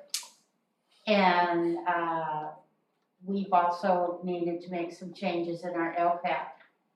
And we're in the process of making those changes in the LCAP, and we're going to have a community study session where we're going to invite our community to help us with this. So we're trying to be totally transparent, and we will give plenty of notice when we're gonna do this, and we encourage the public to help us. We're not trying to do anything that's not totally above board. That is not our intention. But we've been hit with some sudden changes. And we do have personnel that are on our school campuses. From our earlier discussions, you know that hopefully the public knows how much investment that we have in personnel to help our children. And the last thing we want to see is our children not to succeed. So I think that's evident with everything that we presented tonight. I'll offer one more thing. She was mentioning trainings as far as systemic racism. Mm-hmm. And I'll let you all know and let me know who to send them to, but I have emails like every week of free workshop webinars that anyone can access about those specific topics that she mentioned. So, I could send them to you, and then you could just like send them to everybody who wants to. Put them on the sign up. parent square. Put them on the parent square, you're right, because it's open to anyone. We could definitely do that. And then if people are doing it, if our staff are taking the webinar, they can notify whoever, I don't know what your process is, and say, okay, I'm taking this. Just as an added, it's free. Yeah. Is there anything you want to add, Kip or Erica? In regards to the federal addendum or to the? Either. So the process, we are going to revise the LCAP in, as we've said, and it is a process. It's not gonna be done in isolation. So there is going to be opportunity, as you stated, for the community to be involved. I personally have met with several parents to review the LCAP in English and Spanish. And we're in the process of, gathering ideas and looking at our current LCAP language and looking at what's doable within the budget and the budget constraints. So there are going to be changes in the LCAP that we know will take place due to financial constraints. That's just a given at this point. What that will include will depend on what, the direction of the board, the direction of our labor groups, the direction of our stakeholder input. But we have a short time frame to turn this around. And we absolutely will be reporting it in public, for the board to review, discuss, and take a vote on. Okay. When I was reading this federal, and to be honest with you, I really didn't understand what I was reading, because it didn't really introduce itself to say this was federal. Maybe next time we could get like a cover sheet, so we kind of knew what we were reading, because I don't think I was the only, did you know what you were reading? Well, generally, the federal is our federal programs, like, anything that comes through with funding through the federal government. Right. So that's basically the focus of this report. So you have Title I, II, III, and IV, Okay. and whatever programs fall within those titles. But I agree with a little bit of an explanation. Yeah, I didn't know. Cause So- I thought it was like hard, I was confused. Okay, we go to page 162, and if you go to the third to the last paragraph, and it says here, we have 2 full-time teachers on special assignment have been hired to deliver professional development and to coach teachers in special education classes, and I was like, we have that? We have one, I believe, and the other position remains unfilled. And then we have intervention teacher support each of the 7 elementary sites, continued level 2 and level 3 training. I thought that maybe got changed, no? I think this is talking about the, I thought we changed this stuff. And we can put it in a real nutshell kind of thing when I meet with families and things.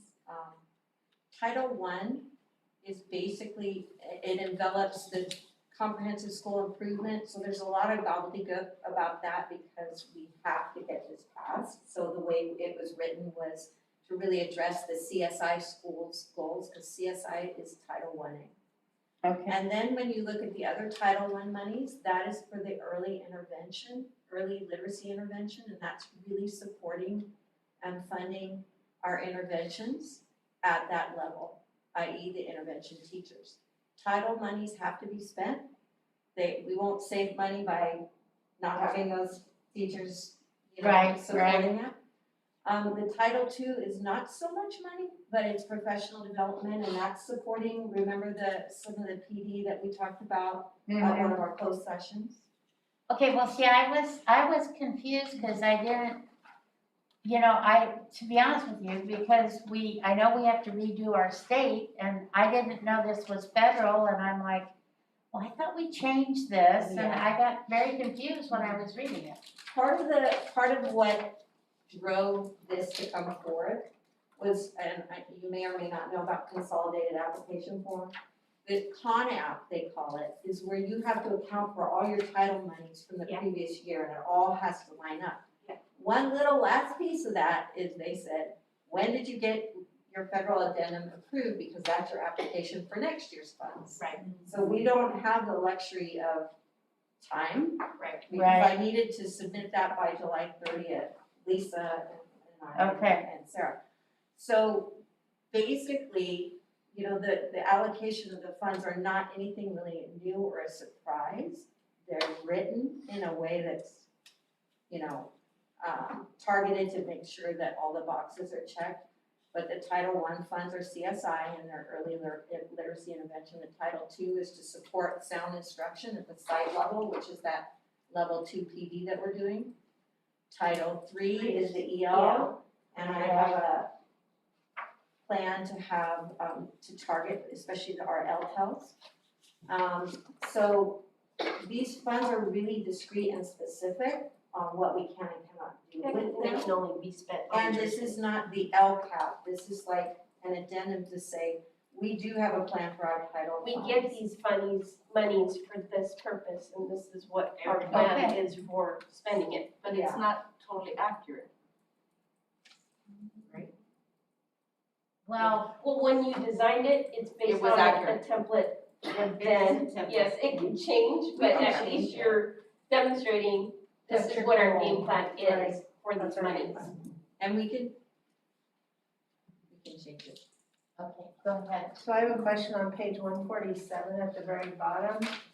And overuse and discipline practices that remove students from the classroom.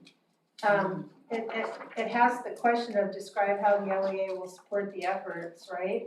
But I didn't see an answer. I need to know which. It's at the very bottom, says section 1112B11. There's not a, since it's a template, the template has open spaces where we type in. Right, So this might be a description because there. it is the description, but then on the next page, there's no answer. Right, because sometimes it's pages worth of description, so if we look further, like if we look on page 146, it's the instructions, 148, 147, 149, there's not a space for us to type in. So if you move forward, I'll try to find one.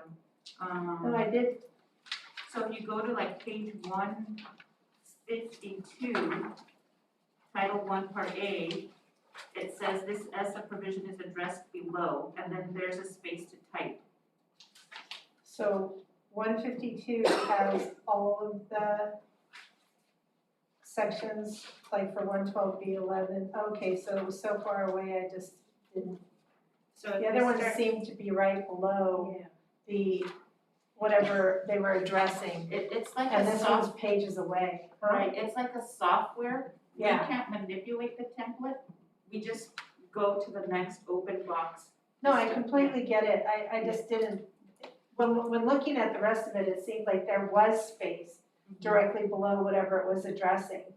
Except for, I didn't find that one and the pages behind it, so that makes sense, thank you, I appreciate that. We can also look at page 154, for additional information. So there's different pages, I guess, where the answers fall. Unfortunately, the template's a It's little not bit very confusing that user-friendly. way. No, you completely answered my question, that's great. These are just not easy. And then on on 154, I know, speaking of 154. We're trying to make heads and tails. Imagine I'm at home trying to do, and I'm like, what the? Obviously, we read our work, that's the good news, right? They're saying, oh gosh, why are these gals so diligent? On page 154, there's a very large paragraph toward the bottom that starts with HESD will educate all stakeholders. Somewhere near the bottom, it says communication is accomplished via email, text, school, auto dialer and mailers, as well as classroom newsletters. Each school site has a community liaison that makes daily phone calls to families with topics ranging from upcoming events to attendance checks. My question was, is that in Spanish and English? And how do we know that the liaisons are doing their job? How do we measure that they're actually doing it? So the liaisons, Can I speak as a teacher, a former teacher? Sure. They were my friend. But we need to know what they're doing right now. Well, I just retired not too long ago. 3 years, yes, okay. They're my friends. They would call for me. the community liaisons are beloved by the district, they're everybody's friends. So they are absolutely integral. This particular position is funded out of migrant and some general fund in some particular circumstances. They have to keep call logs, they have to keep records of who they call. So there is that piece, and then since this implementation, we have also added parent involvement and attendance liaisons at the district office. So we have added another layer of parent engagement and communication. Okay, And remember, this only touches, so all the other services and everything that the callers are talking about, everything, those are embedded in a lot of other funding sources. These are just the little discrete slices that these pay for. okay.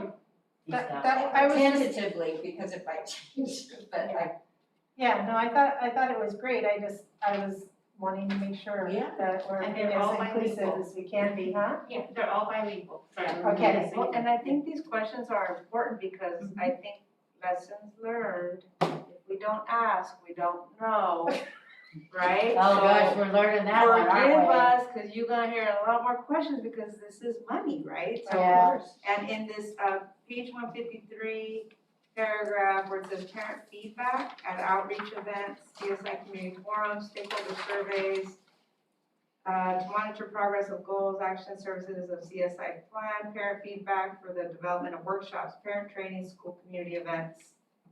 I know we were in the pandemic and we just are coming back. How is that? Is this just again like a placeholder paragraph? Is it For the ELs, not a real paragraph? I just watched when her department did these great parent university things last year. Yes, but that was, And I know, yeah. but they're fantastic and I'm sure they'll be doing something this year. and the CSI schools have, line item funding. Parent University is one of them. They have developed their own, this is for just the CSI schools. Okay, Title I-8, CSI. okay. Yeah, and- they're fantastic. No, I've seen those. But Yeah. getting them up and running this year, you're right, Carla, that is something that, you know, it's in the plan, now it's like, let's lift it and do it, you know what I mean? So, Yeah. you're right. I was just curious, like, yeah, are we? I was really impressed. I was, yeah. the other, Yeah. the other comment I wanted to just go back to the liaisons, because now that we're using Aries, a lot of, what we've historically done, we've had Aries at the high school for quite some time, but we use counseling for all of our entries, regardless of if you're having, you know, those individuals, like for us, we have migrant codes that are specific that I can query out if I need to do my services for the first semester or whatever. Whether you're giving a vision voucher or you're just talking about recruitment or any school-related concern that the parent has, so it's coded that way, specific for your migrant staff. But I like it because if we're talking about one specific student who could be still EL, homeless, and everything else, and needing some other areas and referrals, you're putting it in the same spot that your counselor's gonna be looking, your admin are gonna be looking, because you don't want to start, it's a great system, but you have to be able to put, if you're having a conversation, so instead of a call log, they're putting their documentation into the counseling section on that student. And you're able to then monitor, because everybody now, first thing I do is check counseling. Before I make a make a phone call or do whatever. And even through my process of conversation, that's the next thing. I stop after my conversation and type in my notes. Because this way, that's, to me, the best way of servicing our students, because again, we want everybody who's involved with that to know, because there's several of us sometimes you're gonna have a counselor, you're gonna have, but and just working together, it's a good system to use. And to give folks that accessibility so that it's not just a call log, to keep track. You want that substance of what those conversations are about and the need that may arise. Okay. Are we ready to, I need a motion for the approval of the 2021-2022 Local Control Accountability Plan Federal Addendum. So moved. I need a second. Okay, all in favor? Aye. Okay, 5 zippity doo. Okay. Now, I must confess here that 12D, again, I was very confused. When I read this, I did not know what facilities they were talking about, nor did I understand what bonds we were talking about. And can someone clarify this for me? What the resolution is for. Yes, I have not a clue. Thank you. It doesn't say what bonds, it doesn't say what facilities. We can do that. So, this is actually the state allocation board. It has nothing to do with our current bonds. It does not touch upon our current bonds or any revenues whatsoever. This is just saying that each year, the state of California sells their bonds and then they reinvest. So this is basically saying that we're going to apply for any and all monies as we see fit to reimburse ourselves from the state on any facility spending that we do during the year. So any money that we spend out of our bonds or our general funds for any facilities routine maintenance or any upgrades to any school sites, this is saying we want a piece of that state funding that you have now that's not spent. And this is a resolution basically asking the board if we could go forth and put in applications where we see fit to get reimbursed on any monies that we're spending. That's very concise. I make a motion that we approve resolution 1:21/22. Can we discuss after I just made a motion. And then, discussion? Yeah, then after the motion, we can still open it up for discussion. So we have a second? I'll second. Okay, let's discussion. So you've been here the longest, is this a routine, does this sound familiar? I don't remember seeing this before. That's why I I was get very confused. hesitant But it and makes, worried. it makes complete sense that whatever state funds or bonds are available, that we have, I didn't realize we needed to have a resolution to be able to have access to state bond funds.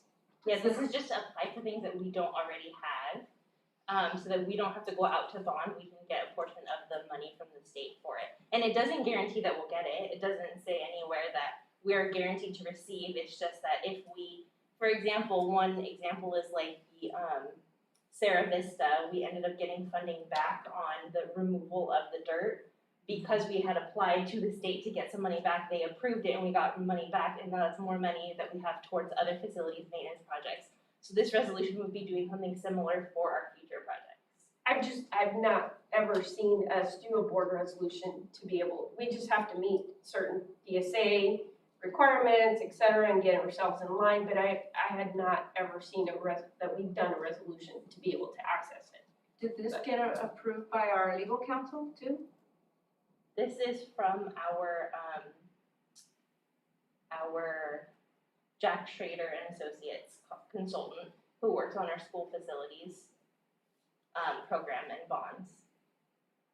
He gave us this template, or this resolution. This is what they use with their school districts for applying for getting it board approved to apply for those funds. We didn't need that before. I'm just confused.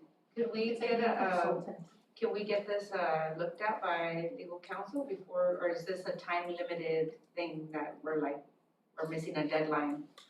This just goes, it is up against a deadline, but I'll check in and find out when it needs to be approved. That's just my opinion. I mean, you all did a motion already. We did. Doesn't mean we have to vote for it. Right, it's true. It says the board acknowledges that the remaining school facility program bond authority is currently exhausted for the funds being requested.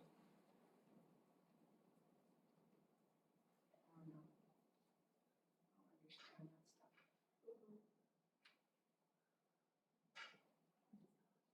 Whatever you all think, I don't know.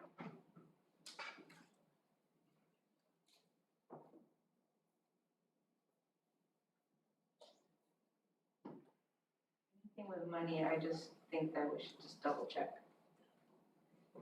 So we acknowledge that. For use currently costs. The California is not obligated to pay.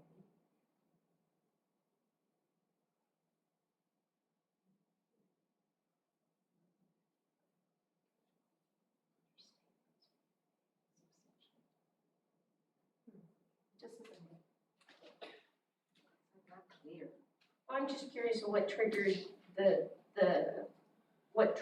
what's the trigger for us to have this resolution in place? Right, like, is this an annual thing, is this like a quarterly? We need to have the resolution in order to go up for the money. So we can't apply for certain, so we can apply for reimbursement on some programs, but to have the full advantage of the state funds that are available to us, we need to have the resolution approved by the board to apply. So we have to submit this when we send in our applications for reimbursement on our projects. We didn't have it before. I don't know that we had applied for the same bond Got it. funding previously. Okay. So we did have a different company called School Facilities Program, I believe, in 2016. We did pass a similar resolution, and it stated, the resolution that the board acknowledges that the state of California is not expected nor obligated to provide funding for projects submitted under the current school facility program, and the acceptance of applications does not provide a guarantee of future state funding. It's very similar, it was a board approved September 27, 2016, and a resolution was passed at that board meeting. And it looks like what it did was it allowed for us to apply, and it is almost verbatim. And the one difference is that after point number 5, it says, now therefore be it resolved that the school board accepts and acknowledges that the above language applies to funding applications submitted under the school facility program for the following projects. And it lists every single school. So anything at any of those Anything schools. and everything. So this one says at 5, the board acknowledges that they are electing to commence any pre-construction or construction activities at the district's discretion, and that the state is not responsible for any pre-construction or construction activity. Mhm. So that like, That's what it says. we're as able well. to do, it's Yeah. kind of, It, okay. it says that, except for the one difference again is that it lists every single school except for Rancho Santana. It says new TK through 8th school, because we didn't have it yet. Right. So it looks like our board has taken action on this Okay. before But with that a was, different company. right, okay. So But so that was the first, or the last time we ever did a resolution? It could be, I didn't see, I could do another search again. Oh, that's okay. Yeah. That's okay, Erica, we don't have to do it again. What would you, So I think we should pass it. what, I was gonna ask Erica, what do you think? You think that it's, how do you think you recommend this? I think that if it will allow for us to apply for any type of reimbursement, and Yeah. I would say yes, this board item that I'm looking at right now is very similar, if not verbatim to this exact thing. Okay, so, that was a good discussion. That was good. All in favor? Aye. Okay, 5-0. Thank you for finding that, Erica. Yeah. Can I make a recommendation?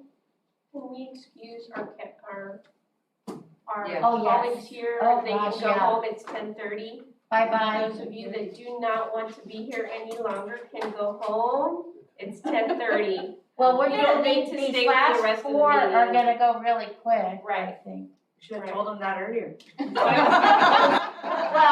gonna, wait a minute, the next one up is Caps. No, he's staying. Oh, okay, well, they might want to- Caroline and, you know, Gwen, All Sarah, right, they wanna Mary, see, Linda, Brandon, you're stuck. But yes, it's late, you guys gotta get up early tomorrow. Well, they're waiting for the good stuff though.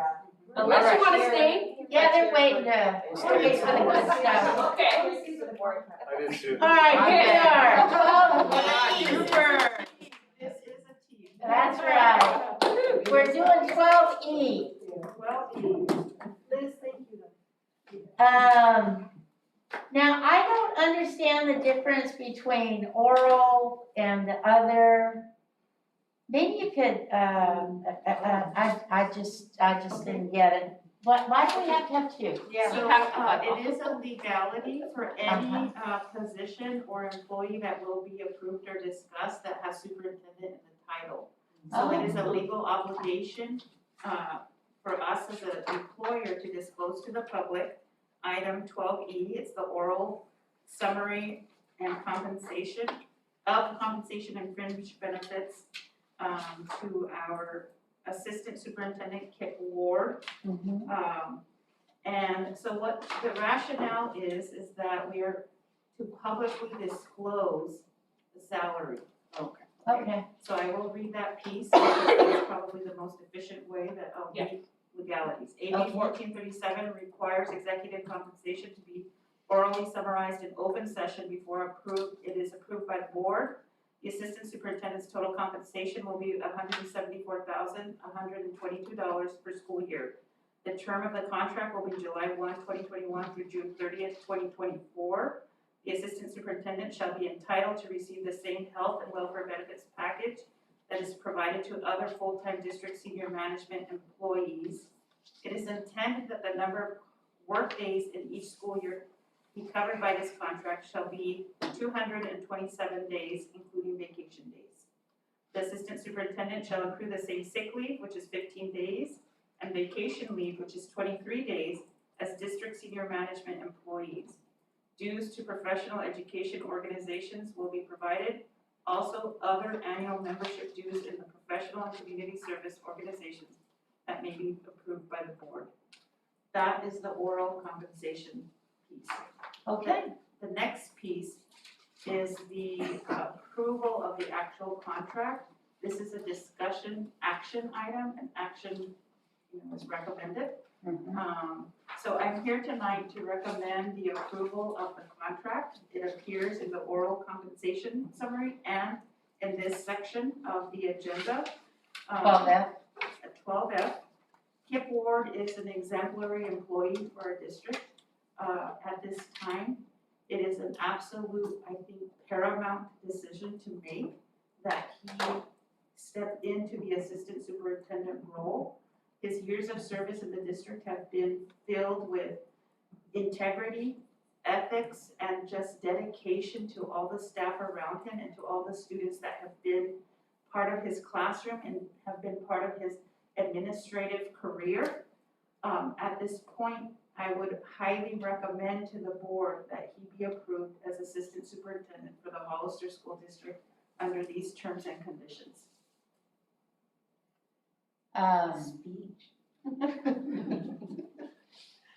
Do I have a motion?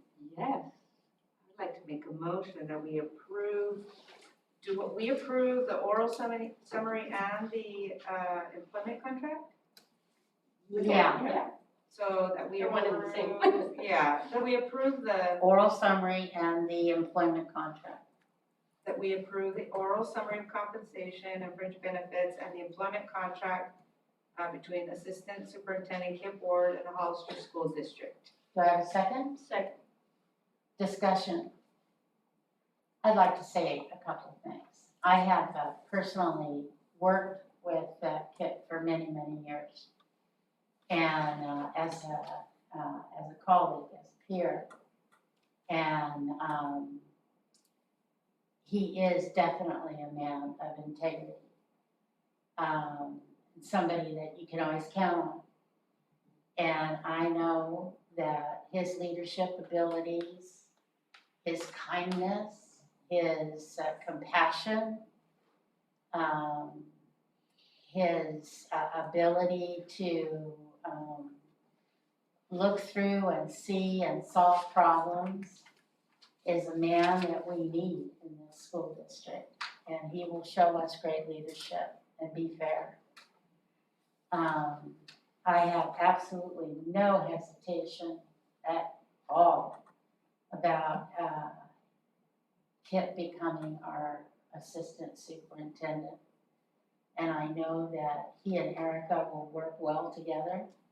I know that this team will work well together because they know what it means to be a team. And Kip has always been a team player. When we had to work as a team. We shared lesson plans and all kinds of stuff, because that's what makes good teaching, is the sharing. And we did that, and that's why we were good teachers. So yeah, I like to call for, anybody else want to discuss? Kip say anything? Do you wanna say anything? Not to put you on the spot, you don't have to. Yeah, no, I'm humbled, I'm so grateful, and thank you for the kind words of support to everybody, and thanks to the team. This is definitely an emotional time for me, and I'm grateful. I love the Hollister School District. I've been here for a long time, got a lot of gray hairs, I've learned a lot. I've been able to work with some fantastic people, Jan being one of them. It was a long time ago at Margaret Mays. We had a lot of fun together. Yeah. And then Kathy, we got the opportunity to work together at Lad Lane. But I just want to say thank you. I'm humbled, I'm honored, and this is my community. This is my home, San Benito County, the Hollister School District. This is what I care about, and I'm just grateful.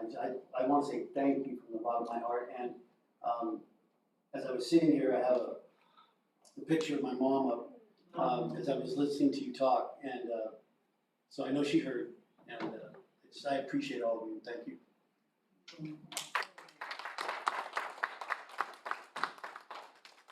Like to call for the vote? Okay. Oh, yeah. I just, I've known Kip since elementary school. Sacred Heart. And again, I think it says a lot about those of us that have grown up in this community, faced our challenges as we've seen our city grow and change, but I think it's that foundational and that goodness of what this community is about that resonates specifically with you and Erica. And to me, that's what we're about. And to have somebody, as Erica said, with your integrity, your values, who you are as a person is because of your mom. And I know she is extremely proud of you. And so that to me, because I think we all are, because it's that growth that, and development within this district that, many of us, even like classified, this is our home, this is where you retire from, right? Because this is what you're passionate about. It's not about the position, it's about the kids and what we give back to our community. And that's why we serve, right? Because all of you are here as servants of the Hollister School District. We all are. And so to me, I'm honored that both of you stepped up when we needed you the most. Because in this transitional time, many times districts, through these challenging times, end up just falling apart. Imploding, yeah. Imploding, exactly. But your foundation and your strength has kept your cohesiveness and that motion of still moving forward and not losing a beat is so, for me as a board member, I can't tell you how much that means for us to be able to do what we need to do.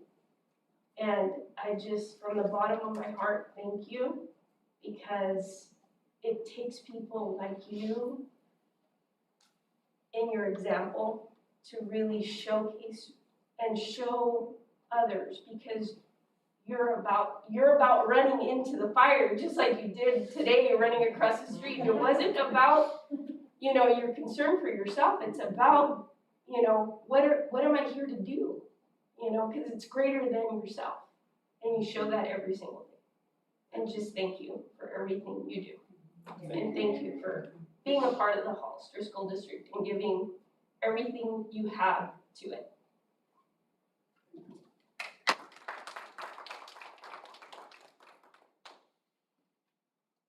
Okay, so I need a vote. All in favor? Aye. Aye. 5 zippity-doo.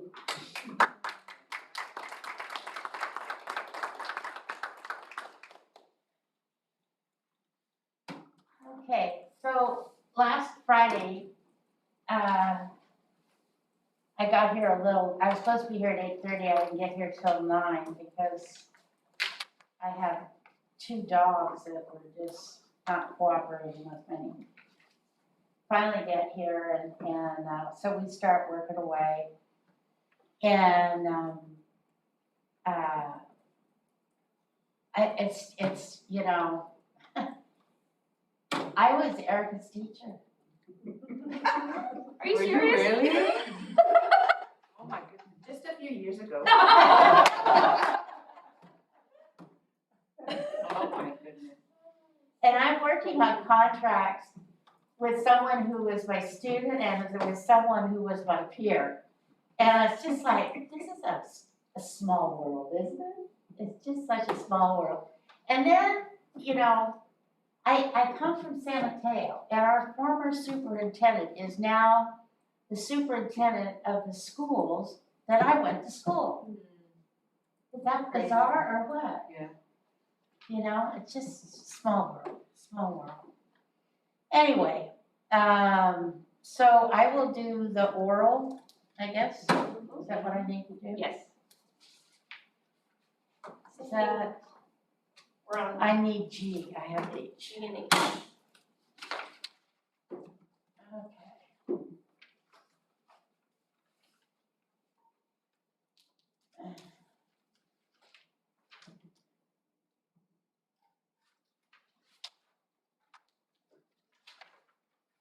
Just bear with me here for a minute.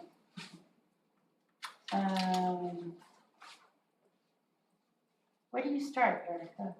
I started at the term of the contract? If you go to the agenda, I read She the didn't word- print it out. Oh, She doesn't have that one. You know how it gives you a little summary It on should the be other at the front agenda? of the Oh, wait, binder. I have it. So that's what you're gonna read. It should be at the front of the binder, it's a little packet that has the. Yeah. Okay.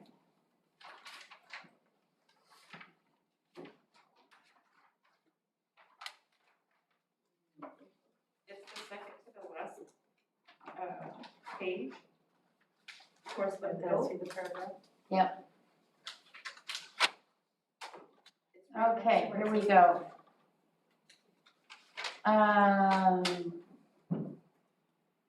AB 1437 requires executive compensation to be orally summarized in open session before it is approved by the board. The superintendent's total compensation will be $215,000 per school year. The term of the contract will be from July 1st, 2021 through June 30th, 2024. The superintendent shall be entitled to receive the same health and welfare benefits package that is provided to other full-time district senior management employees. It is intended that the number of workdays in each school year covered by this contract shall be 227 days, including vacation days.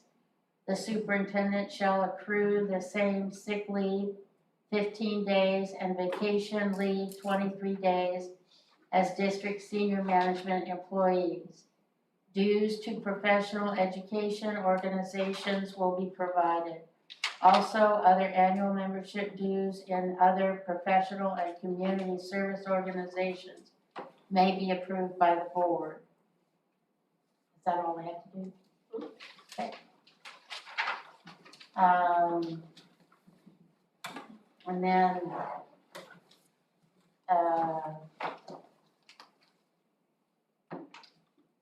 So do I have a, motion to approve?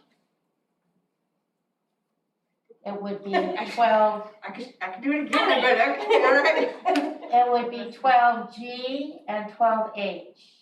Okay, I'll make a motion, we approve 12G oral summary of compensation and fringe benefits, and the approval of employment contract between Superintendent Erica Sanchez and the Hollister School District.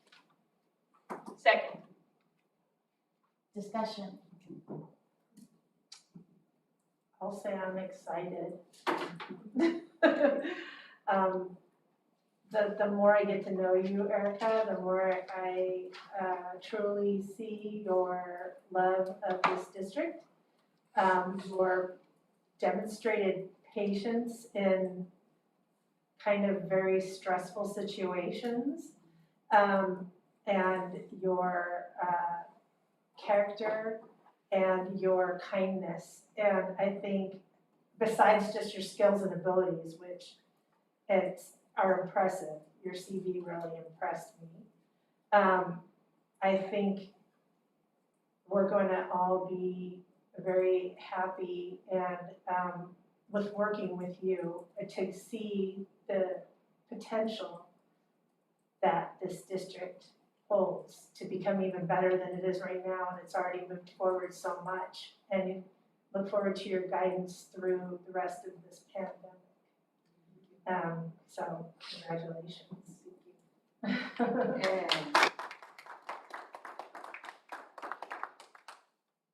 Want to say, anybody else want to say anything? Does Erica want to say anything? So I want to tell everybody, just with the deepest of gratitude, this moment, I think in my career and in my life is just one that I will never forget. And it is because of other people, yourselves, but also other board members in the past and other teachers, Jan and everybody else who taught me along the way.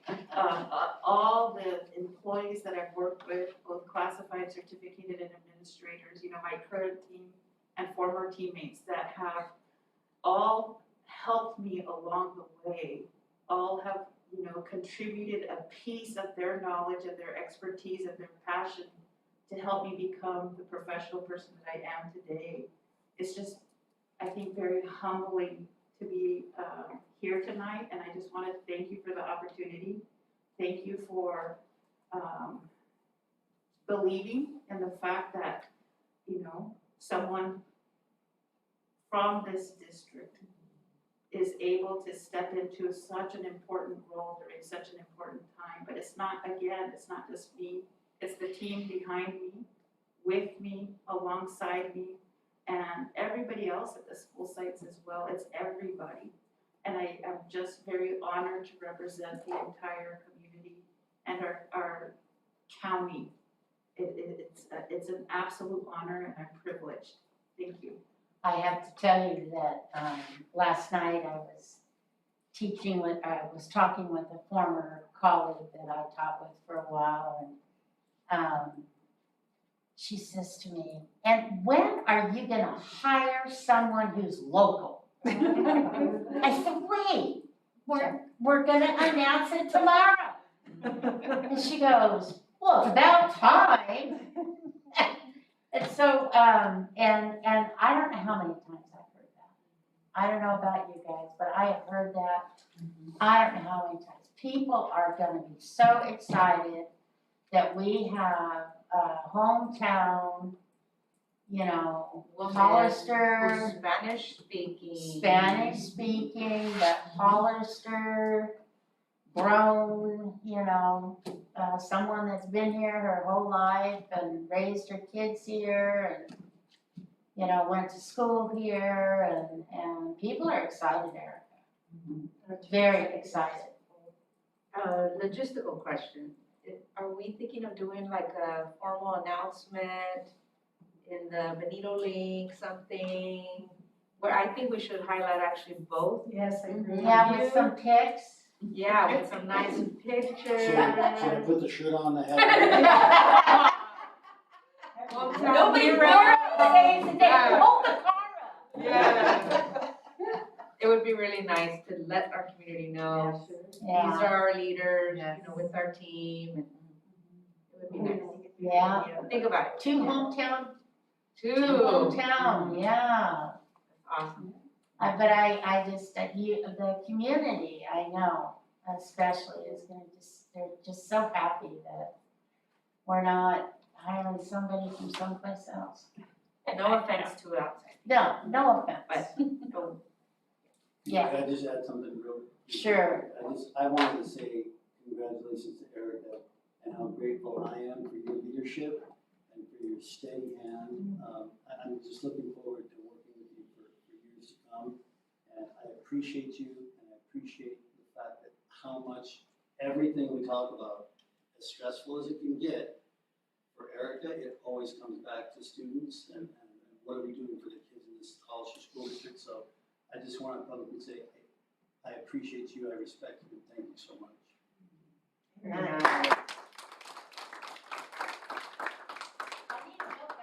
Oh, right. All in favor? Aye. Now they can go home? Well, no, we have to do. Well, they don't have to stay. No, they don't have to They stay. stay for, Board member reports. Yes, they don't have to stay for this. unless they No. want to, but. Any board member reports? No. I think that,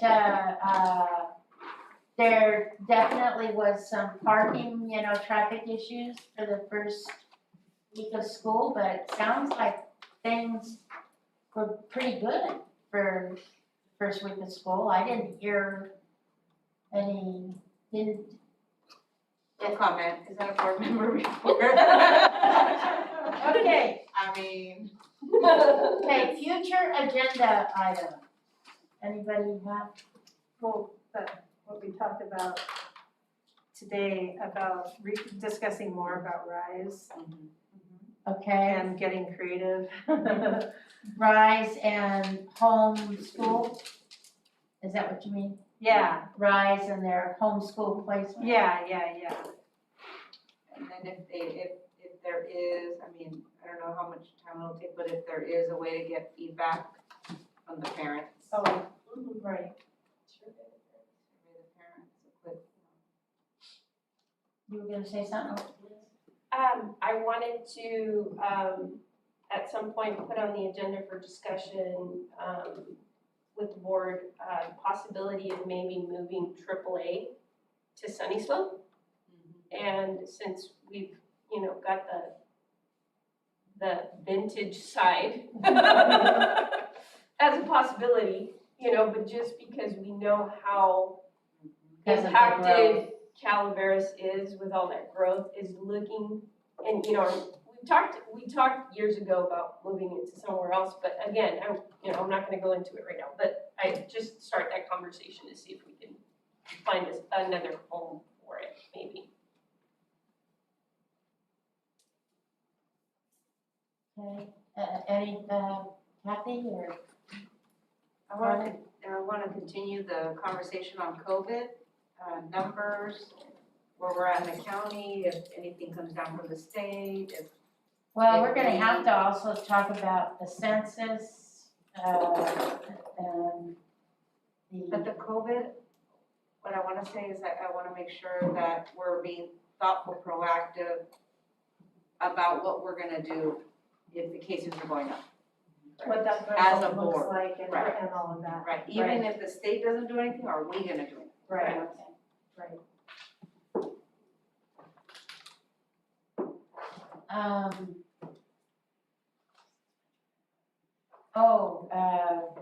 I guess in, September, all the numbers will be out on the census. And I don't know when we start with, the demographers. Erica, do you know when that?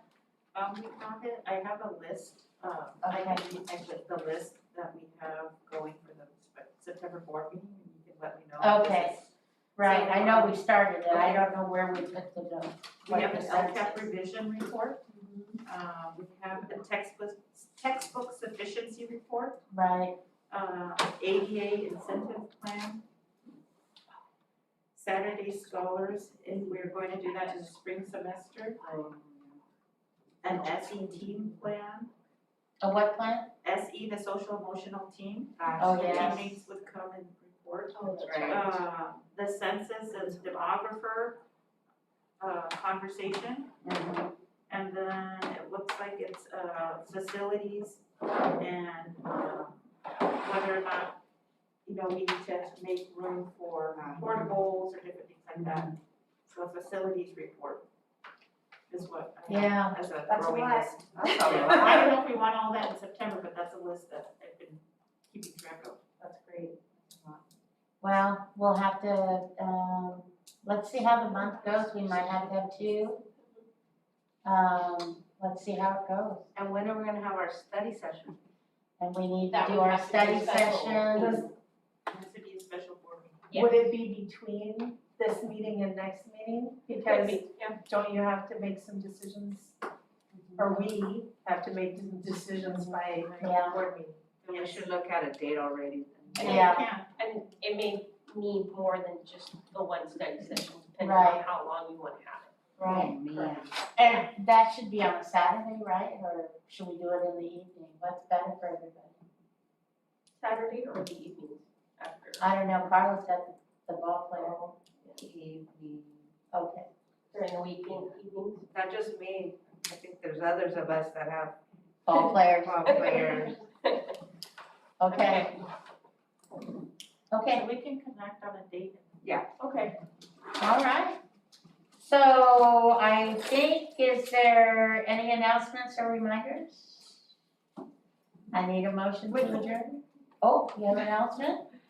No, I don't have an announcement, but, Liz was mentioning, and maybe we should say it out loud.